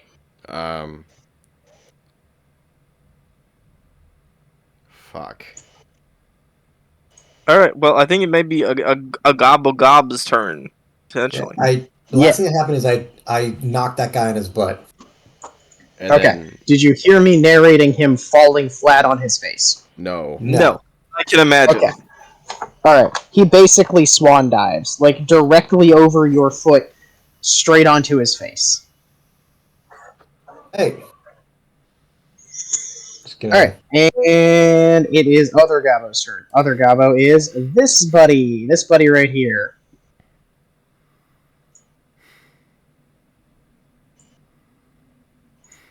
And he's gonna keep you guessing. You don't know what he's gonna do. He's gonna actually fire a crossbow at you. Is what he's going to do. At who? You.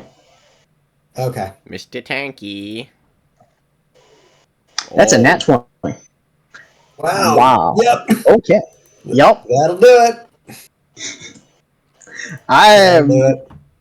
I'll be honest, I'm not really sorry, if I'm honest. Roll for damage.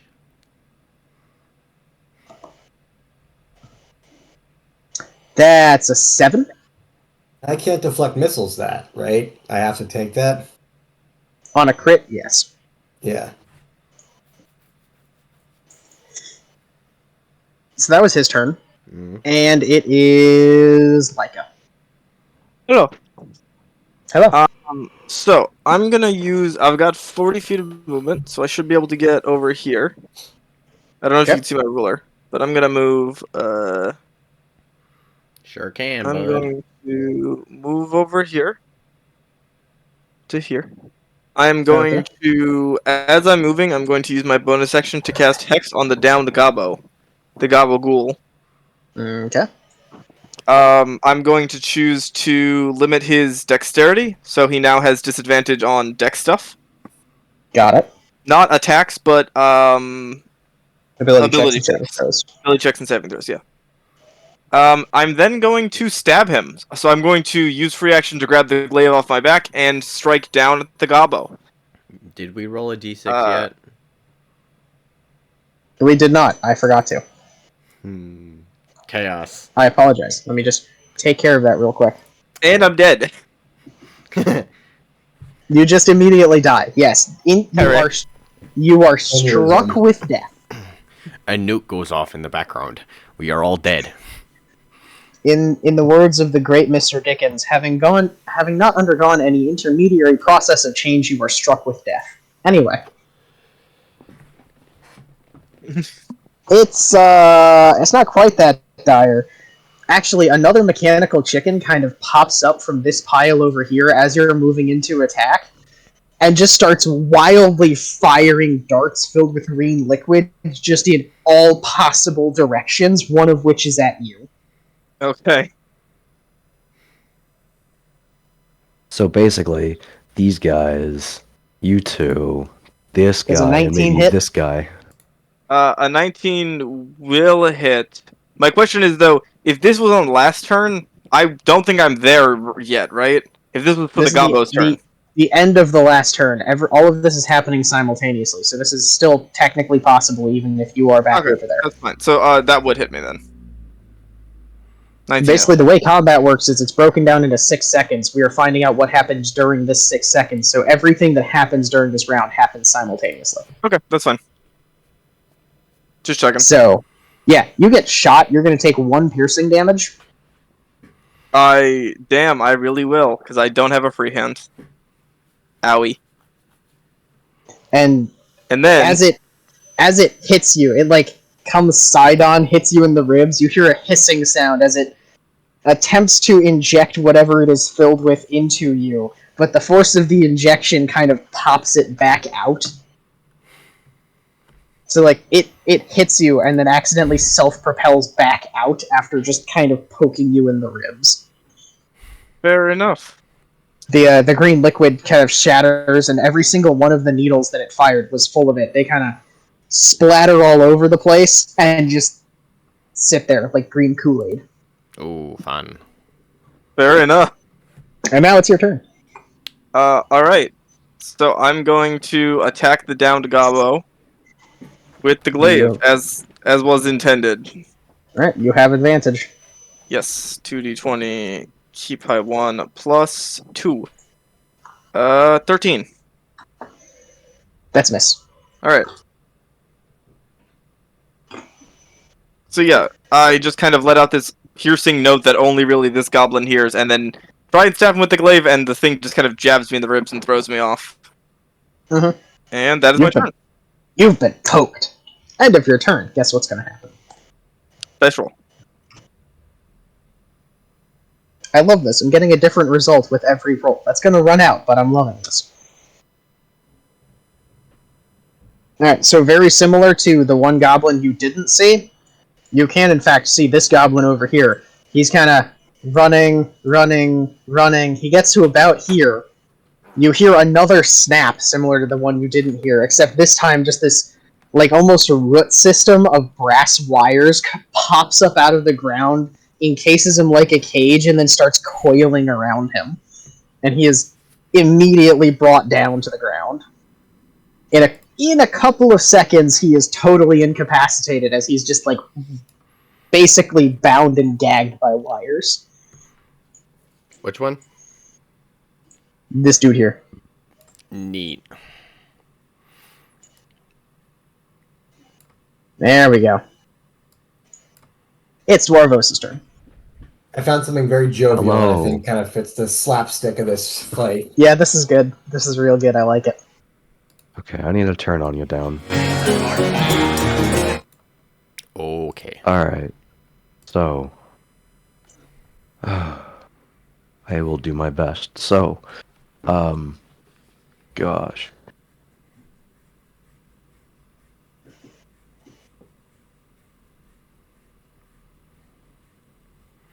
I can literally only go that far.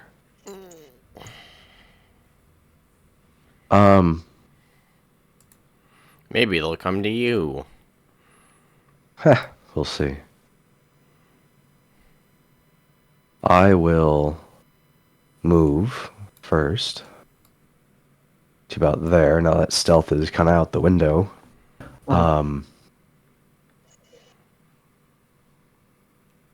What's the deal with the symbol on this one? He's prone. Prone. Got it. I'm assuming these ones have seen us. This guy is distracted by a large metal chicken in his face, though. Yeah, but I'm assuming this one and this one are probably heading over. They appear to be, yes. Okay. For the sake of doing something this turn, they also unfortunately have a bit of health. Game, please.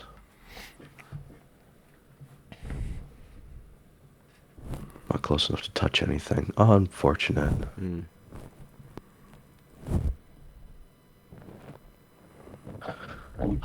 Okay. Give me just a second. I think I want to use Searing Smite.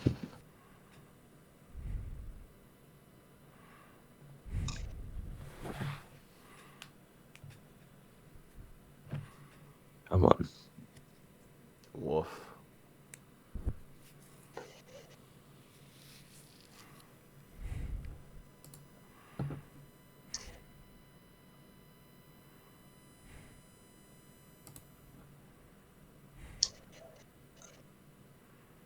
No.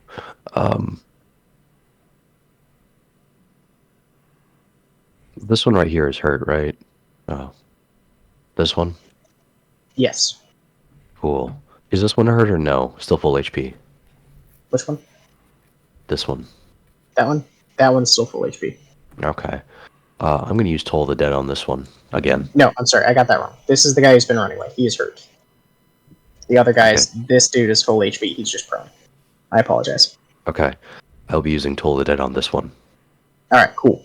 Time to make a whiz save, DC 14.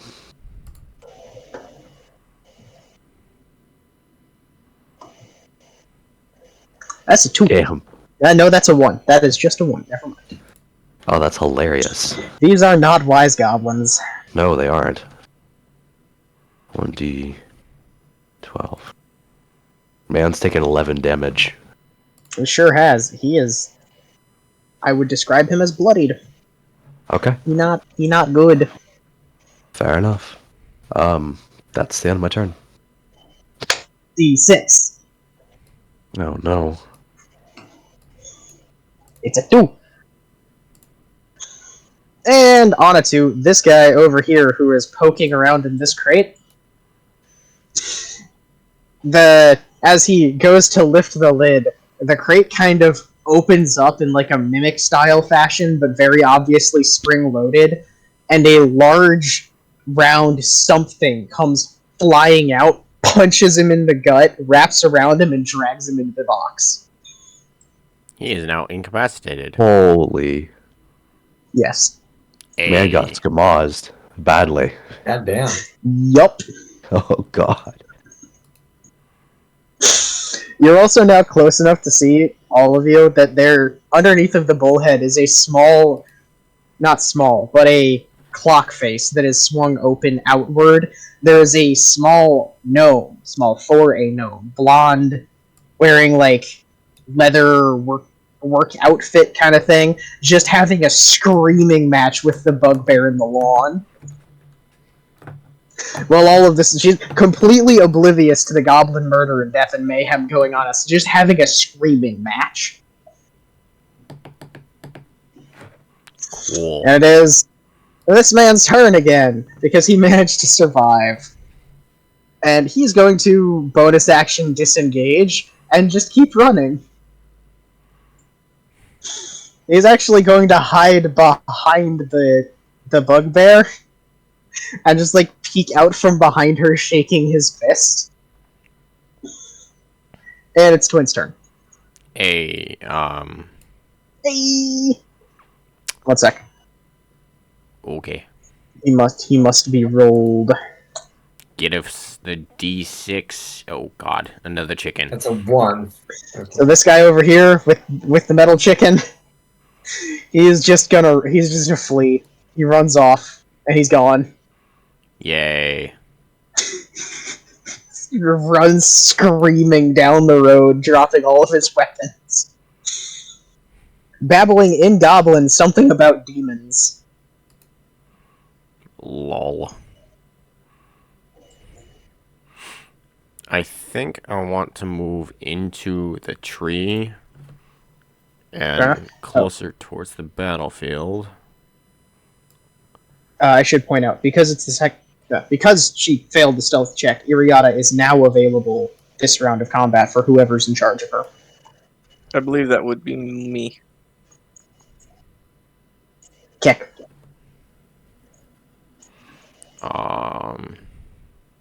And since I moved, I don't get steady aim, but let us take a short bow to, I think it would be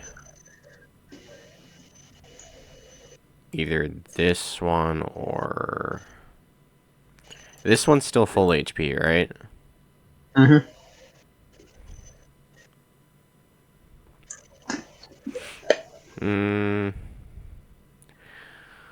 I'll go after this one. Alright. That is a +7 to the roll of the bones. That is not the right number. Try again. Indeed. I would recommend it, in fact. 23. Missed it by 1. Roll damage. Yep. 1d6 plus 5.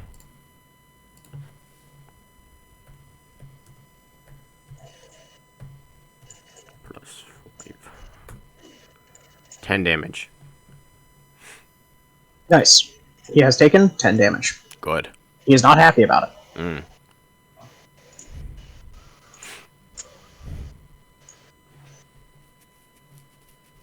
Alrighty. Anything else?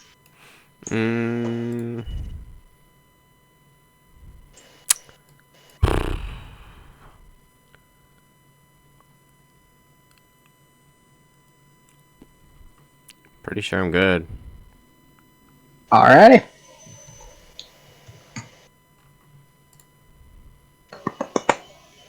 I think that comes the queue. No, it's like chill beats. I don't know.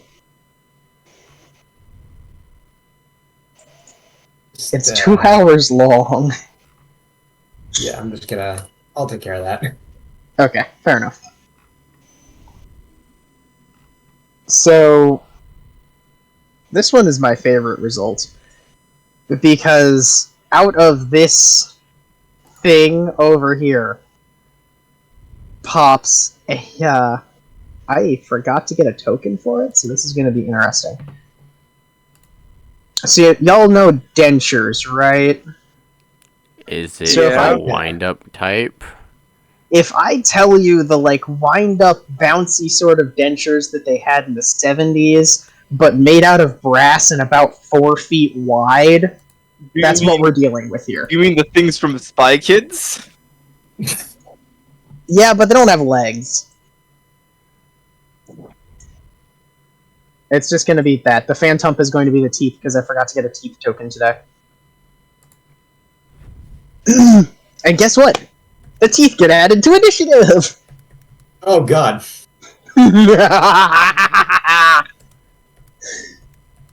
Their first act is to come attempt to munch you.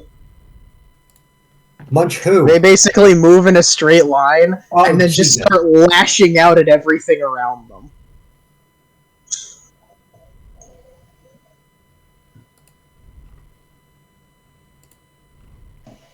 Sort of So like, that's gonna be... Alright, that's a 21 to hit you, Ajan, and a 10 to hit the goblin. yeah, that'll hit. Awesome. Jesus. You take 4 bludgeoning damage as it just like catches your hand Oh, in it one of didn't- its erratic nips. All right. I'm gonna squish this thing.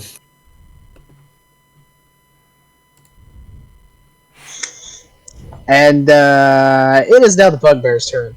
The bugbear is very irate, currently having a screaming match in Gnomish with the gnome.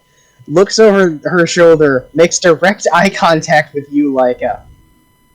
And then she just leans over, picks up the goblin, and throws him at you. Yay! I need you to make a dexterity saving throw, please. I will absolutely make Against a dex. goblin cannonball. I will absolutely make a dexterity saving throw against the goblin. That's a 13. Unfortunately, you are going to get cannonballed by a goblin. You know what? I respect it. I accept the failure. You are going to take 1d10 goblin impact damage, which amounts to 6. Is the goblin that just got flung at me prone, just like fucking on the ground after being thrown? Yes, and he's also taking 6 damage. Is he dead? He... Not quite. He's close. He is a hurt goblo. He's not having a good time. He is a hurt little goblo. Isn't that the one that like got told of the dead? Yes. That's the one that Yes. spent 2 full rounds running away, only to be thrown directly back into the fight. I can't believe this has happened, but yes, that is him. Get back in there. He has to have like 1 HP. The bugbear commander really said, "You're going back in the fight, little guy." She's also going to reach into the stack on her belt, pull out a large bronze hammer, and proceed to also throw that at you, which is just a weapon attack. Alright.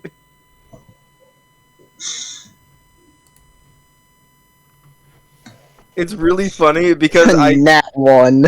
yeah. I was gonna say, I would have tried on the goblin to do the thing where I catch it, but I've got my hands full right now. Yup, I've just caught the goblin your hands are full of spear. full of spear. I unfortunately cannot grab the goblo. Just mid-air, you're mine, friend. Yup. And it's Mike's turn. All right. How's Ajahn doing on this fine day of combat as I roll a d6? I still have an arrow in me, and I just got bit by a little, like, gnashy thing. So I'm going to take my anger out on the 2 things nearest to me, the goblin in front of me, and the little teeth munchy thing. Understandable. As you're doing so, something emerges from the bushes that looks like it's covered in vines and berries, and attempts to grab this goblin. However, he knows what's up, and he's also just gonna flee. Good. Goodbye. Auf Wiedersehen. All right, I'm Nope. gonna give this one just a crack over the head. Okay. He is prone. You have advantage.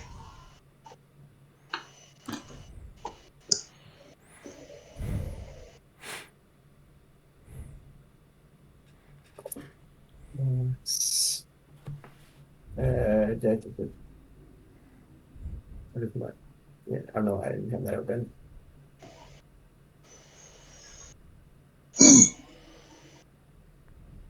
$24. Missed it by 1. Roll damage. Wait, I missed by 1, or Roll for damage. Buddy, you don't have to ask at numbers like that. Yeah. Brother, how is a 24 not gonna hit a I goblin? don't know. I was like, maybe this is a super goblin. Bro, he is a goblin on the ground crying and screaming. You are going to beat him. 9, He has dealt 9 damage. and I'm gonna flurry of blows. Go for it. All right. this one's going to be for Mr. Gabo Okay. over here. That one. I still get another You have swing, though. advantage. He's still prone. Oh, okay. So, Try that one hey, again. this is the one I knocked in. Yep. 23. Yep.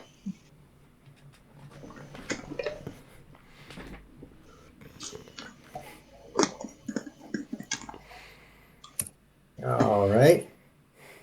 That's going to be 9 more damage. Bro's not happy. He's still alive? Yes.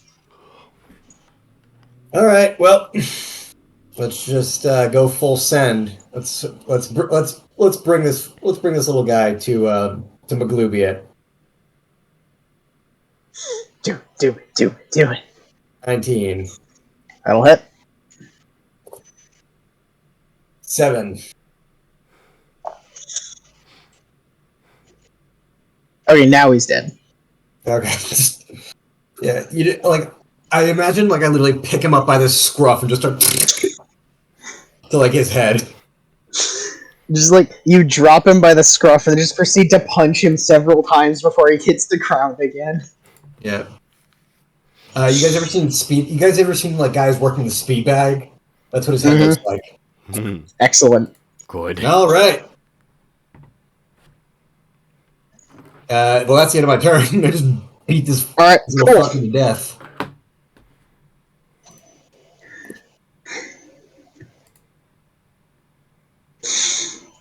Alrighty. So on to 3. This dude, this funky little set of teeth, gets to move again. Oh, And is going to rattle it again in a straight line and then make a flailing bite attack. At me again? No. No, in this case, at the goblin it has just approached. It seems to be mindlessly chattering its way around the battlefield. The crossbow. It gets a 9. Crossbow. Yeah, crossbow man is in danger. Mm-hmm. Alright. And it is Gabo's turn. That goblin is dead, so we roll back to Crossbow Goblin. Crossbow Goblin is not having a good time. He's going to bonus action disengage. And he's going to go this way. 1, 2, 3, 4, 5, 6. He's gonna go over here and take a shot at Twint, I believe. Yeah, he can make that trees. shot. Yes, he's going to take a shot at you. Oh god.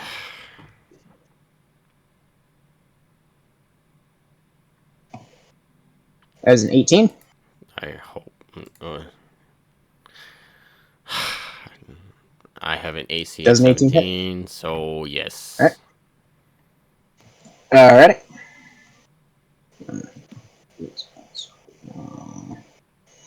5 damage. Okay.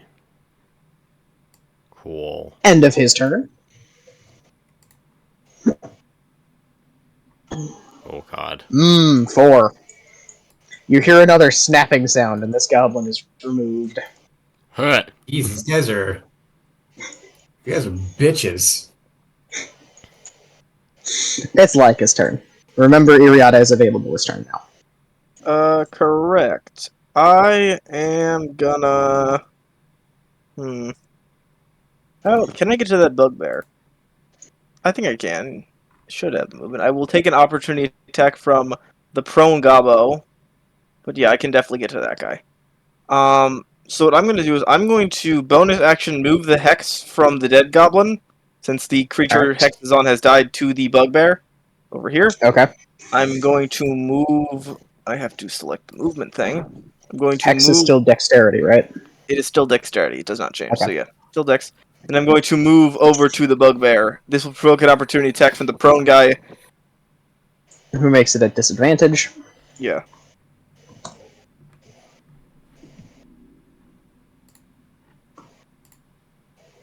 Damn, 2 nat 20s. 14 misses. And then I'm going to attack the guy. All right. Just kind of trying to draw the bugbear's attention away from the little gnome that is clearly within hitting range. As you come within vocal distance of the gnome, you hear her scream out, "Turn my gardening devices into weapons, why don't you? I'll show you a weapon!" And she beams the bugbear directly in the face with an egg. The fucking eggs at him. Yep. Does no alright. damage. That is a crit fail. Oh, good. Alright, so the bugbear gets egged, and you go. How are you choosing to attack the bugbear? In what manner is this taking place? This is with the spear again, so I'm still not particularly used to it or its balance, so I'm just kind of charging in, trying to make a sweeping crescent attack at the sweeping attack with the thing, kind of coming in from the side. And no. Nope. So the egged and now thoroughly enraged bugbear is going to do a couple of things. Also, I have a great reason for why this doesn't work. I'm within 5 feet of it. This is a ranged weapon. The blade is nowhere near this thing. It has the reach property, but it can still, if you're using it two-handed, it can still be used within melee. You just don't know that yet. Yeah. You have not figured that part out yet. So I just strike the side of the pole directly into this thing. Yeah, actually, the bugbear kind of catches it, maneuvers it up over her head, and then knees you in the stomach. Turnabout, fair play. With a 9, because, you know. Okay, honestly, this thing isn't working out so well. I'm going to let go of the spear with one hand. So that was the turnabout uses your reaction. They are now going to expend a class feature. So what they are going to do is, because you have missed an attack at them, they are going to force you to take 1d10 damage. Okay. So you take 2 bludgeoning damage as they attempt to knee you. The knee slightly misses, and they just uppercut you straight to the chin. Alright, I'm going to not entirely let go of the glaive, but take one hand off it. Okay. And yeah, that's my turn. Alright. I am now engaged with this thing. Yep. Is it my turn? Dwarvos. Oh. Dwarvos and then you. Okay. Yeah, it's my turn currently. Dwarvos, behold shenanigans. I see. Okay, so let's see now. Dead. On the ground. This chicken over here, by the way, at the start of your turn, starts wildly spraying eggs in your general direction. However, they all miss. Neat. Okay. Jeez.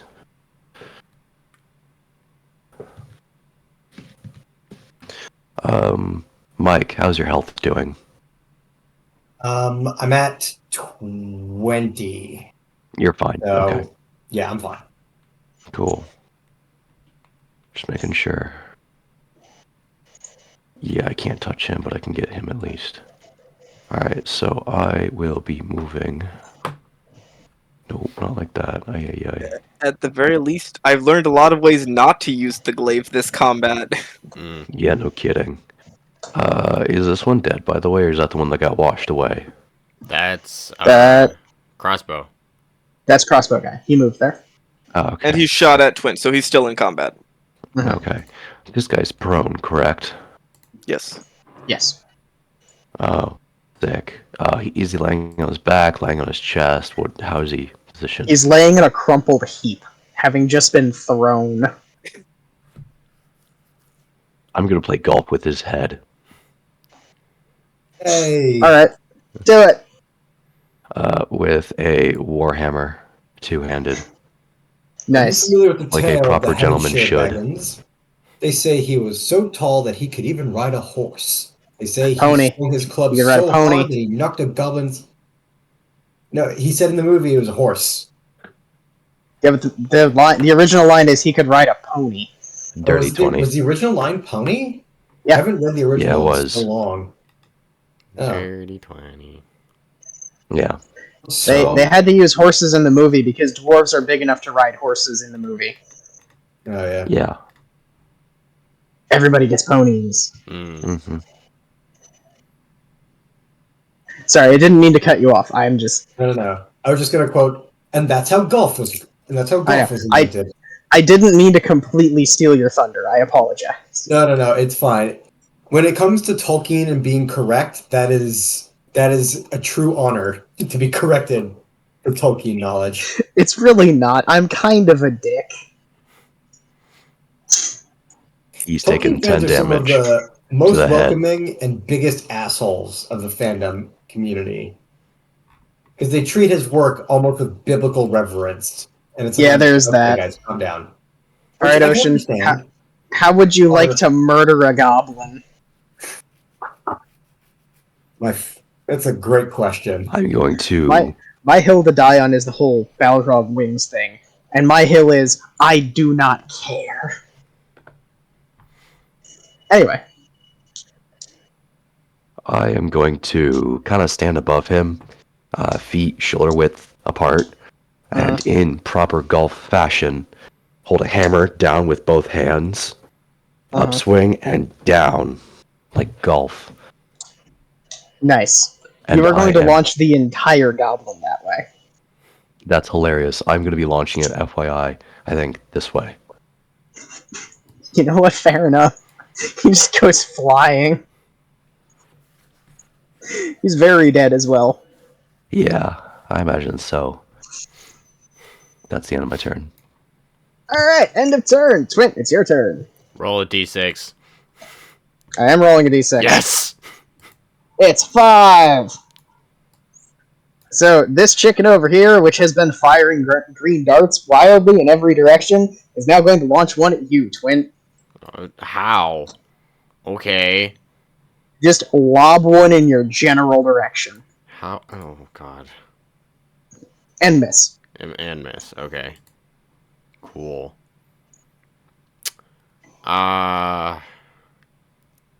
So I am going after the bugbear this time, since I'm assuming crossbow's gonna get eaten by something, so it'll be fine. General trend.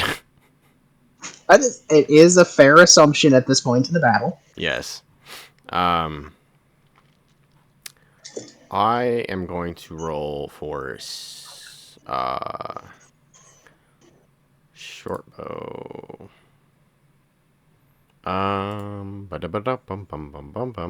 Features. Scroll up. Steady aim. So roll for advantage. That is the wrong photo.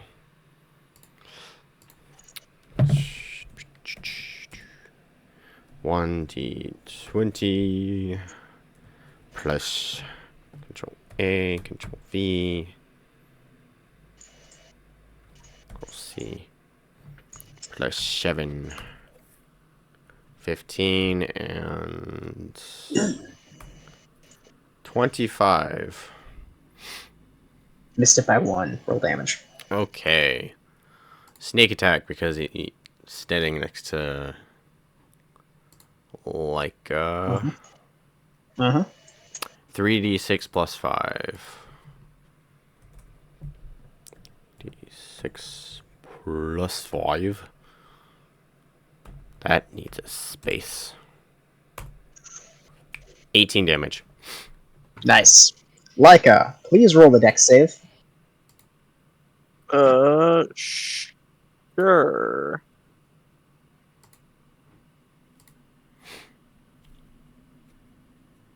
One D20.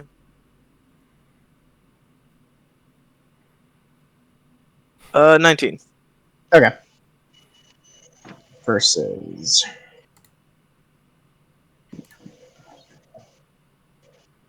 Alright, so, Twin, as you go to fire, the bugbear makes direct eye contact with you, and you can just make out the twitching motion as she goes to just fully grab Leica and try and pull her in front of the arrow, just not quite getting there in time as you nail her in the shoulder with an arrow. Ha.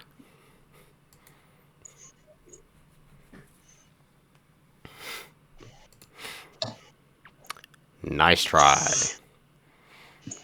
There was an attempt. But I'm also naturally stealthy, so why did she see me? The fuck? Because you've been shooting arrows at her people. I'm in a tree. Mm-hmm. Yes, It's not you the have middle been of engaged. winter. You've been actively engaged in this fight. You're gonna get seen eventually. Yeah, fair. Yeah. At no point did you actually attempt to hide. No. You were just kind of taking shots at people. Yeah, you were hidden before combat started. Then you entered combat, fired arrows, which breaks the being hidden part. Yeah. Uh-huh. You have not yet tried to hide again. Iriadas needs to probably take a roll or take a... Leica hasn't actually given her any instructions. I'm She's just kind of dumb. hanging back watching. Sorry, but I'm a little bit stupid. It's fine. We can probably do I this caught a case of without... this stupid.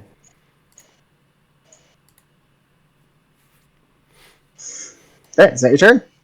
Yep. I can't do much else. Awesome. It's the teeth again! Let's go! The teeth are going to wander this way. And wildly attack nothing in particular. Cool. I'm okay with that. Mm-hmm. I know, right? And it's your turn, Mike. Alrighty then. So what's this? Alright, so Leica's taking care of that. I'm gonna. That is in fact the bugbear. Yeah. Alright, well, I'm just gonna clean up the fodder here. I'm gonna go after this fine gentleman. Yeah, so I'm just gonna crack him over the head. Alrighty. Crossbow man be under attack. Uh-huh. Yeah, I think that'll do it. Probably. Very little reason to suspect otherwise.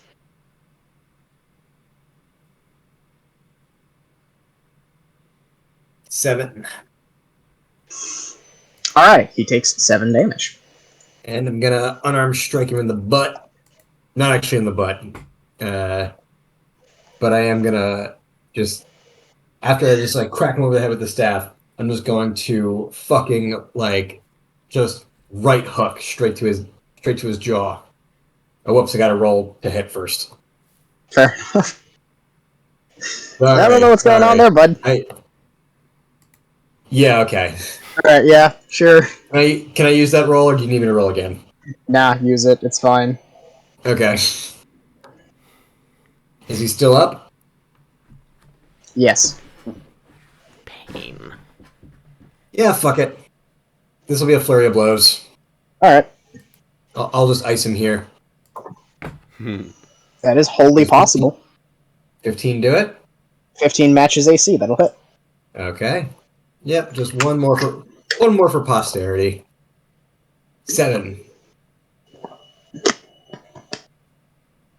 Yeah, that'll do it. He's dead.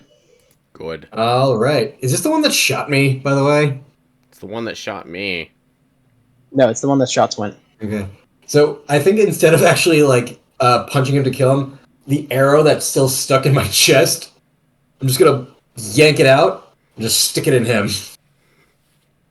Oh yeah, he did shoot you. I forgot about it. He's the only one with the bow. Yeah. He did. Mm-hmm. All right, return to sender. Nice. This was yours! Yeah. Look for this. All right, and I'm going to use the rest of my movement to 1, 2, 3, 4, 5, 6. Run up here to support Leica. Alrighty.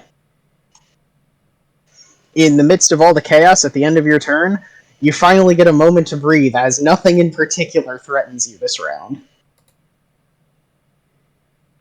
I was like expecting a weird contraption to burst out of the woodwork. Yeah, it doesn't this time. Okay. Alrighty. I missed the bugbear's turn in all of this. The bugbear does in fact get a turn.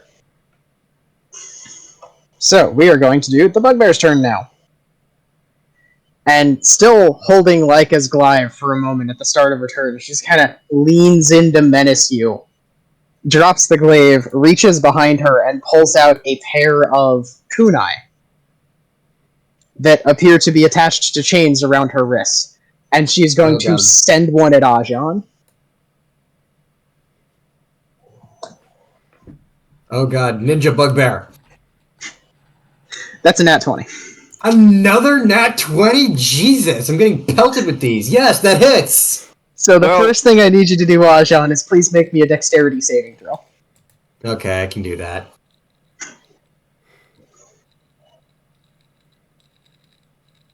Ajan, you've kind of... Ha! Ha!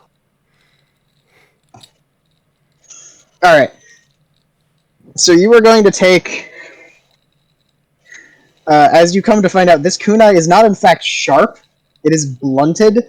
And you are going to take 10 bludgeoning damage.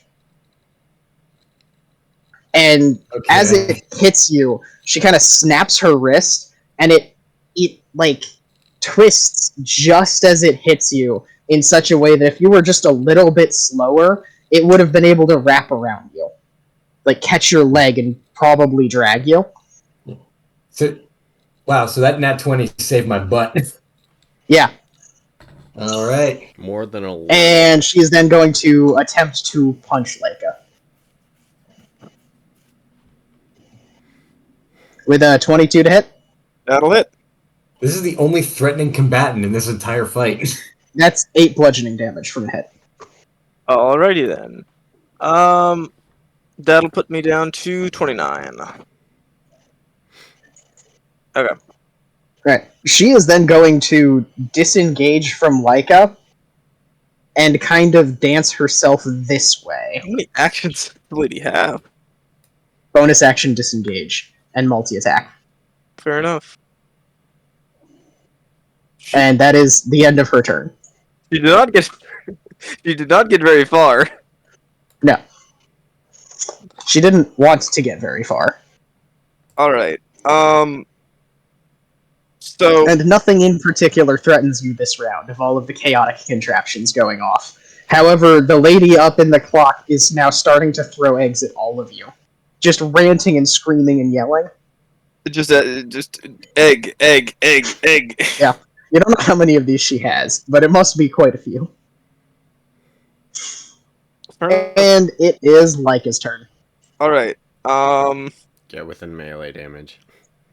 Melee range. So we tried the glaive. We really tried the glaive. Didn't we? You sure did. We really tried the glaive. She's dropped the glaive. I'm holding the glaive with one hand. I am gonna drop the glaive. Mm-hmm. We've tried this. We really did. We tried that. Yes. I'm going to... It is nothing. It is considered nothing to drop a weapon. I'm going to, pre-action, grab my spear. The weapon I am actually useful with. Okay. I am then going to move over to her. Got it. Any response to me moving into her thingy? As this is a new round and she has not yet taken a reaction, there is going to be a response. Okay. Response to an attack I make, or response to me entering? A response to you entering. Okay. She is going to take a very aggressive martial arts stance. So, Ajan, I do not know the particular technical term for it, but you know that one stance that you just look at it and you know for a fact that the person's about to try and kick you in the head? Taekwondo kind of style, or are you looking... Yeah, just like, if you make a single move towards me, I am going to flying kick your face. You're Drop talking about down. the crane kick from Karate Kid? Yeah, that. Oh, yeah. I don't know the words for that. The like drop down onto one leg, raise the other one, and like turn yourself into a spring. Yeah. So that's the crane kick. Got it. It's not real per se, but it's very iconic. This bugbear is under the impression that it is in fact real. This bad boy. So, is she attacking me? No, she just does that in response to you approaching. Okay, so I'm within the 5 feet of her, but she is, like, very clearly not happy. Yeah, she's ready for it. She's ready for it. Okay. I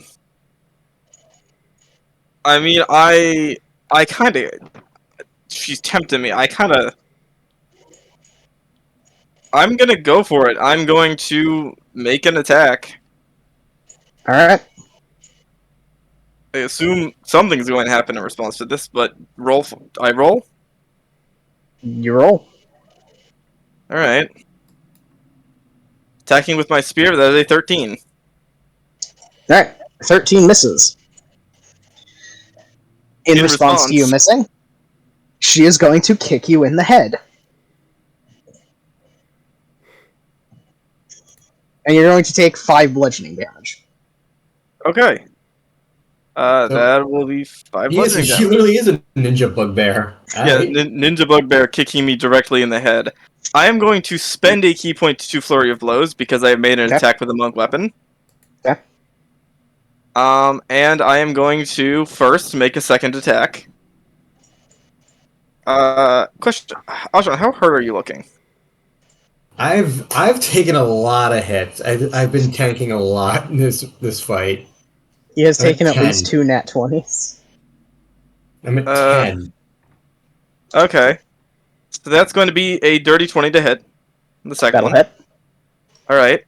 She's under the effects of Hex. Last turn I put the Hex on her. So that will be 1d4 plus 1d6 plus 4. 1d4 because of the punch, because I made the spear attack first and missed. Then 1d6 from Hex and 4. That's going to be 13 damage. Okay. Ajahn, you'll be fine, right? I'll survive. Mm. You'll Will be you? Will you? fine. You've got some damage reduction you haven't been using. Actually, no, I have something I can use. I'm going to take the next unarmed strike. So, second flurry of blows thing, I'm going to again unarmed strike. What damage reduction have I not been using? Didn't you have -1 for any source of damage? Yeah, and I've been doing that. Okay. I'd be So even the lower. other I'd be even lower. unarmed By... is a 19. That'll hit. So that is going to be another 1d4 plus 1d6. Plus 1d4 plus 1d6 plus 4. That is going to be 9. So 13 and 9 total 22. As I'm going to, that's going to be my turn.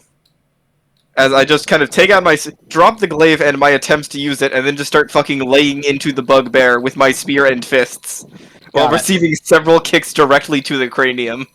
This has full-on turned to a hand-to-hand sparring match now, as she is blocking and actively rolling into your hits, and just getting the crap beaten out of her for her trouble.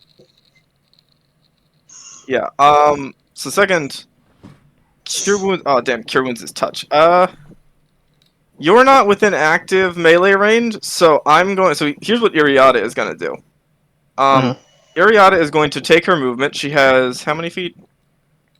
30. 30. So she's going to move closer. I will do the marker. She is going... 1, 2... I'm just trying to figure out what 30... She can get, like...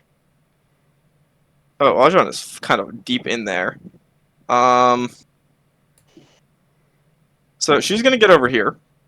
Okay. Right past you this can dead move the guy. token, please. Yep. So she's gonna get over here, and she's going to free action yell for Ajahn to come, and hold action to cast healing Cure Wounds on him if he comes up to her.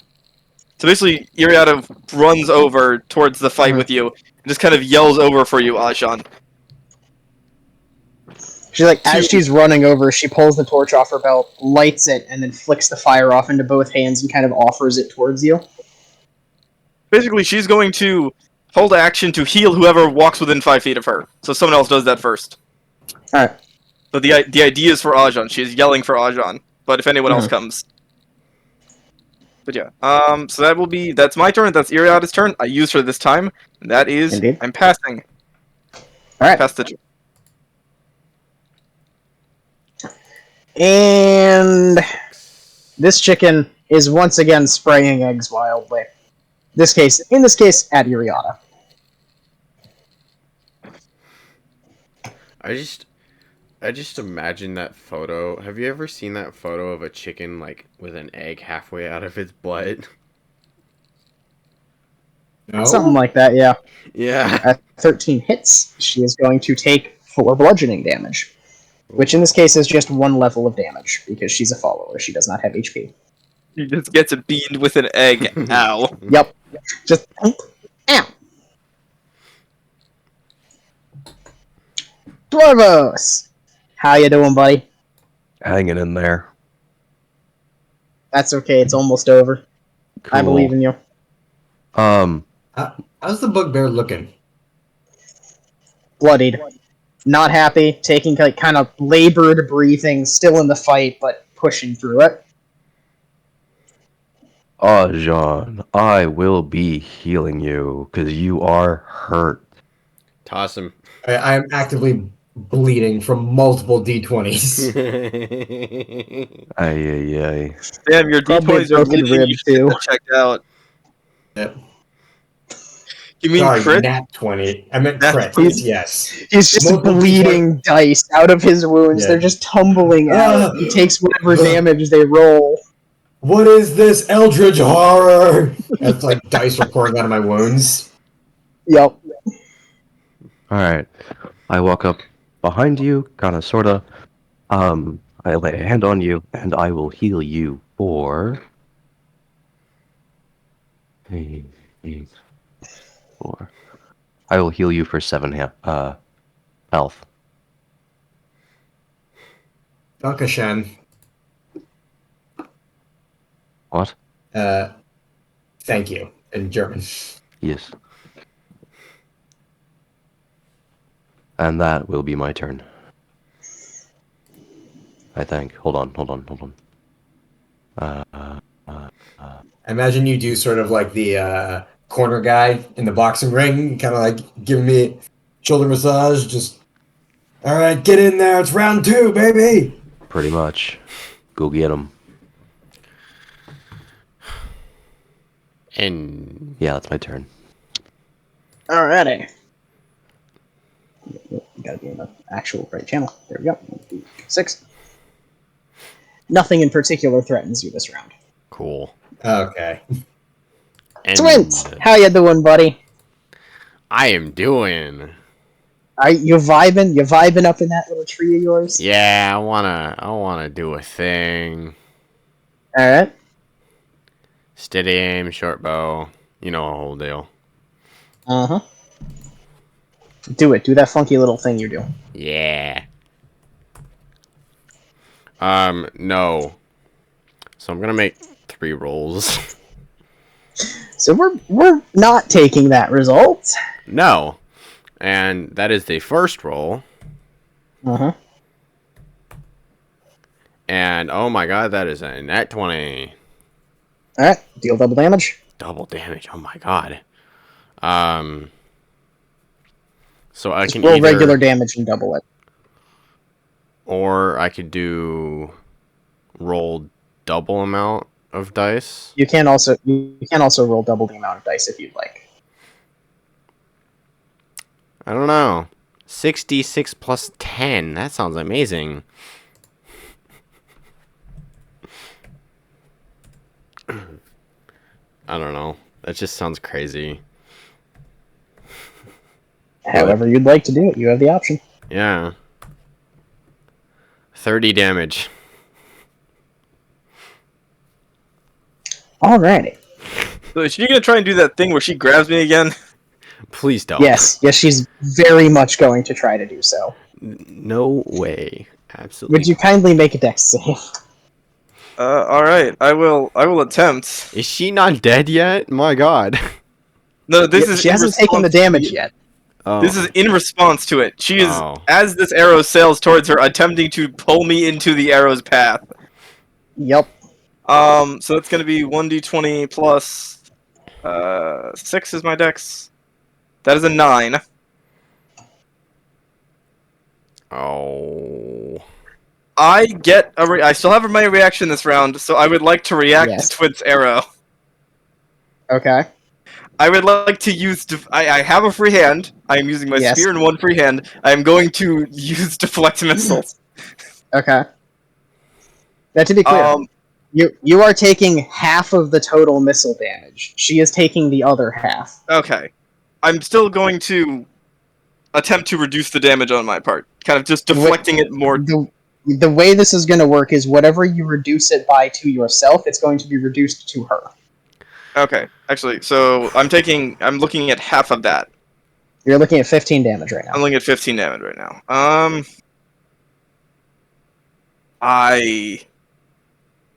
That leaves me in kind of a bad place.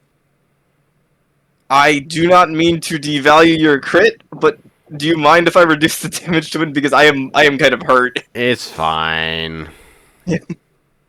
I am very injured at this moment. 1d10 plus dex plus monk level. So I'm going to roll that. I'm going to deflect missiles and roll that. So that's a d10 plus 4 plus 4. I mean, if I was point 14. blank range, that'd be great, but So I'm going to reduce that damage by 14. Alright. So you both take 1 damage.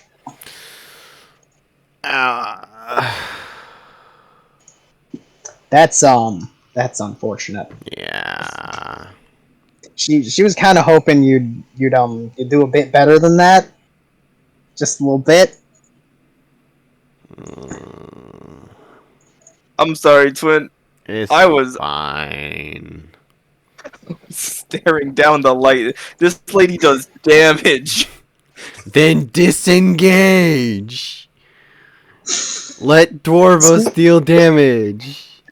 Speaking Buddy, of this lady dealing damage, yeah. Her turn is Twin. Her turn is before mine. Speaking of her turn, by the way. It's her turn. That happens. Flint, is that all you're doing? Could I?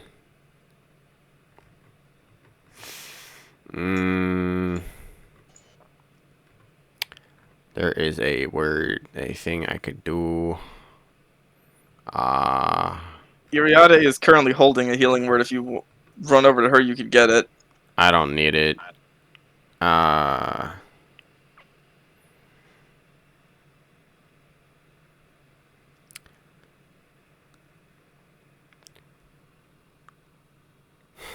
Could I use cunning action to take the If you dash wish. action? Yeah. Even though if you steady aim, you can't move. Your speed is 0 until next turn.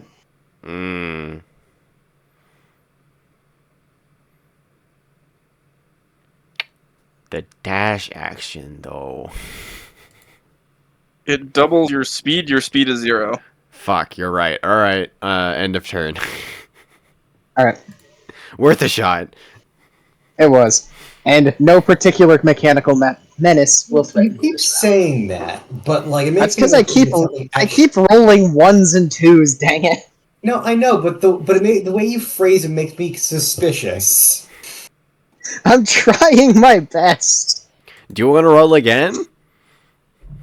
No, it's fine. Okay. It's fine. It We makes got me all 6 suspicious that results something on. else is happening that we can't see. Oh, it absolutely is, because at least one of the results you didn't see what happened. But we have rolled all 6 results, so I'm kind of okay with that. Okay. Anyway, it's the Bugbear's turn! Everyone's favorite. Did you want to roll boy. or do the chattering teeth thing? It's in. Oh no, they're doing their own thing. Oh, okay. They've entered the initiative roll as an enemy. Like, you can hit them, but they only actually get to do anything if I roll their number. Okay. All right. So our friendly little bugbear chap. To be clear, she is exceptionally not okay right now. Yeah. Like, dear God, she is not okay. So what she is going to do is she's going to use... She has a class resource. She's going to expend her last usage of it. As she moves over here, not incurring attacks of opportunity at this time. And Laika. Yes. Laika. You are a stout door to which she wishes ingress as she tries to full breaching kick you in the chest, like she's knocking down a door. Jesus Okay. Christ. Failure. Not one. As Oh a my 19 God. to hit. A 19 will hit. And I need you to please roll a strength save. All right. Yeah, that. Okay, I shall roll that strength save. Mm-hmm. I think I might actually have proficiency in these one. Second. Yes, I do actually. Succeed. That won't necessarily help me, but 13. Unfortunately, that's a failure. Okay. So, Ajahn. I have a good amount of HP. I have theoretically a okay amount of HP left because I did not get hit by an arrow. Yes. Correct. Ajahn and Dwarvos, please both roll me dex saves. Okay. Can do. Yeah. And Laika, you are going to take 15 bludgeoning damage. Okay. 15. I am very glad. fuck I am you. very glad I caught that arrow now. Oh boy. Bye. That's gonna set me to 8. Okay. So, Ajahn, you succeed. Dwarvos, unfortunately, you fail, and you are going to fully catch a flying Laika to the face. Jesus. Which is going to deal 4 bludgeoning damage. Christ alive. Why is this the hardest boss fight we've had in a while?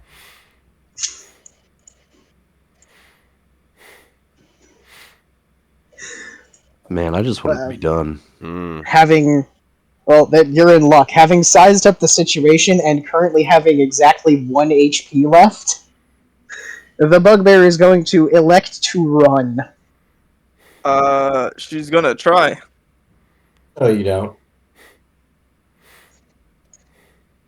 Oh, that way. She got faster. She running. What? I thought she boned. Okay. Attacking you is an action. She has cunning action, so she can dash as a bonus action.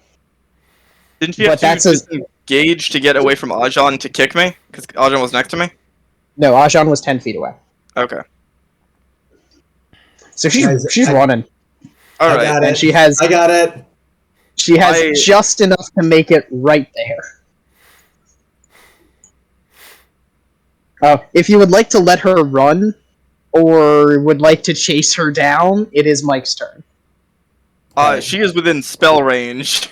Yeah, she is. How many feet is it? How do you guys measure again? I keep forgetting the thing on roll 20. It's the ruler. So there's a ruler on the left. Yeah. Okay. You are 55 feet away from her.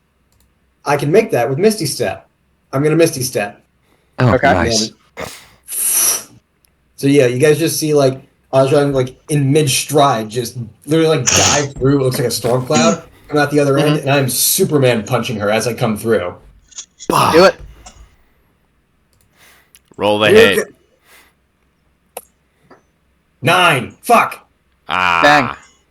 She has an It's AC okay. of 14. Let me try it. I got one. I got another one.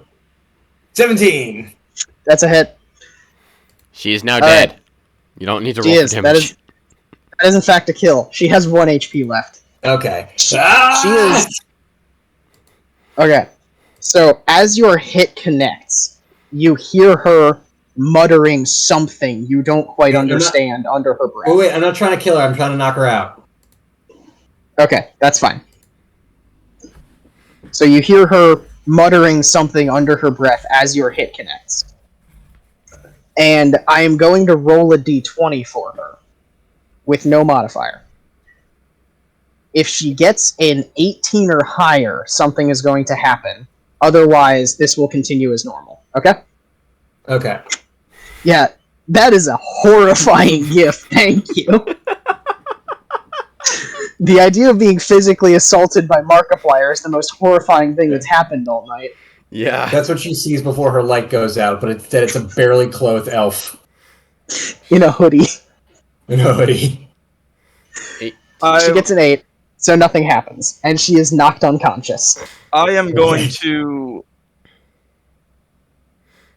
That's the end of throw her over my initiative, by the way. I throw her over my have. shoulder and bring her back. I was gonna say Hey, I've got guys. one last thing. Because assuming it's the whole 6-second thing, right? Yeah. I don't have the greatest visibility on there. I think I've got line of sight, and she's within spell range. I was gonna cast a spell at her just about as the same time Ajan was doing that. Okay. What were you going to do? I was gonna try and toll the dead her. You don't have enough time to do that because it's not your turn yet. Fair enough. So Ajan basically ends initiative about a split second before you can get that off. Got it. Okay. I just drag her. I'm like dragging her by the collar. Got her. All right. And with that, we are going to end the session because Cool. God, I'm tired. Same. I'll be honest. I want to sleep. Okay. Note. Remind me. Fridays are the session. I forgot. Will do. I thought it was Will do. Saturdays.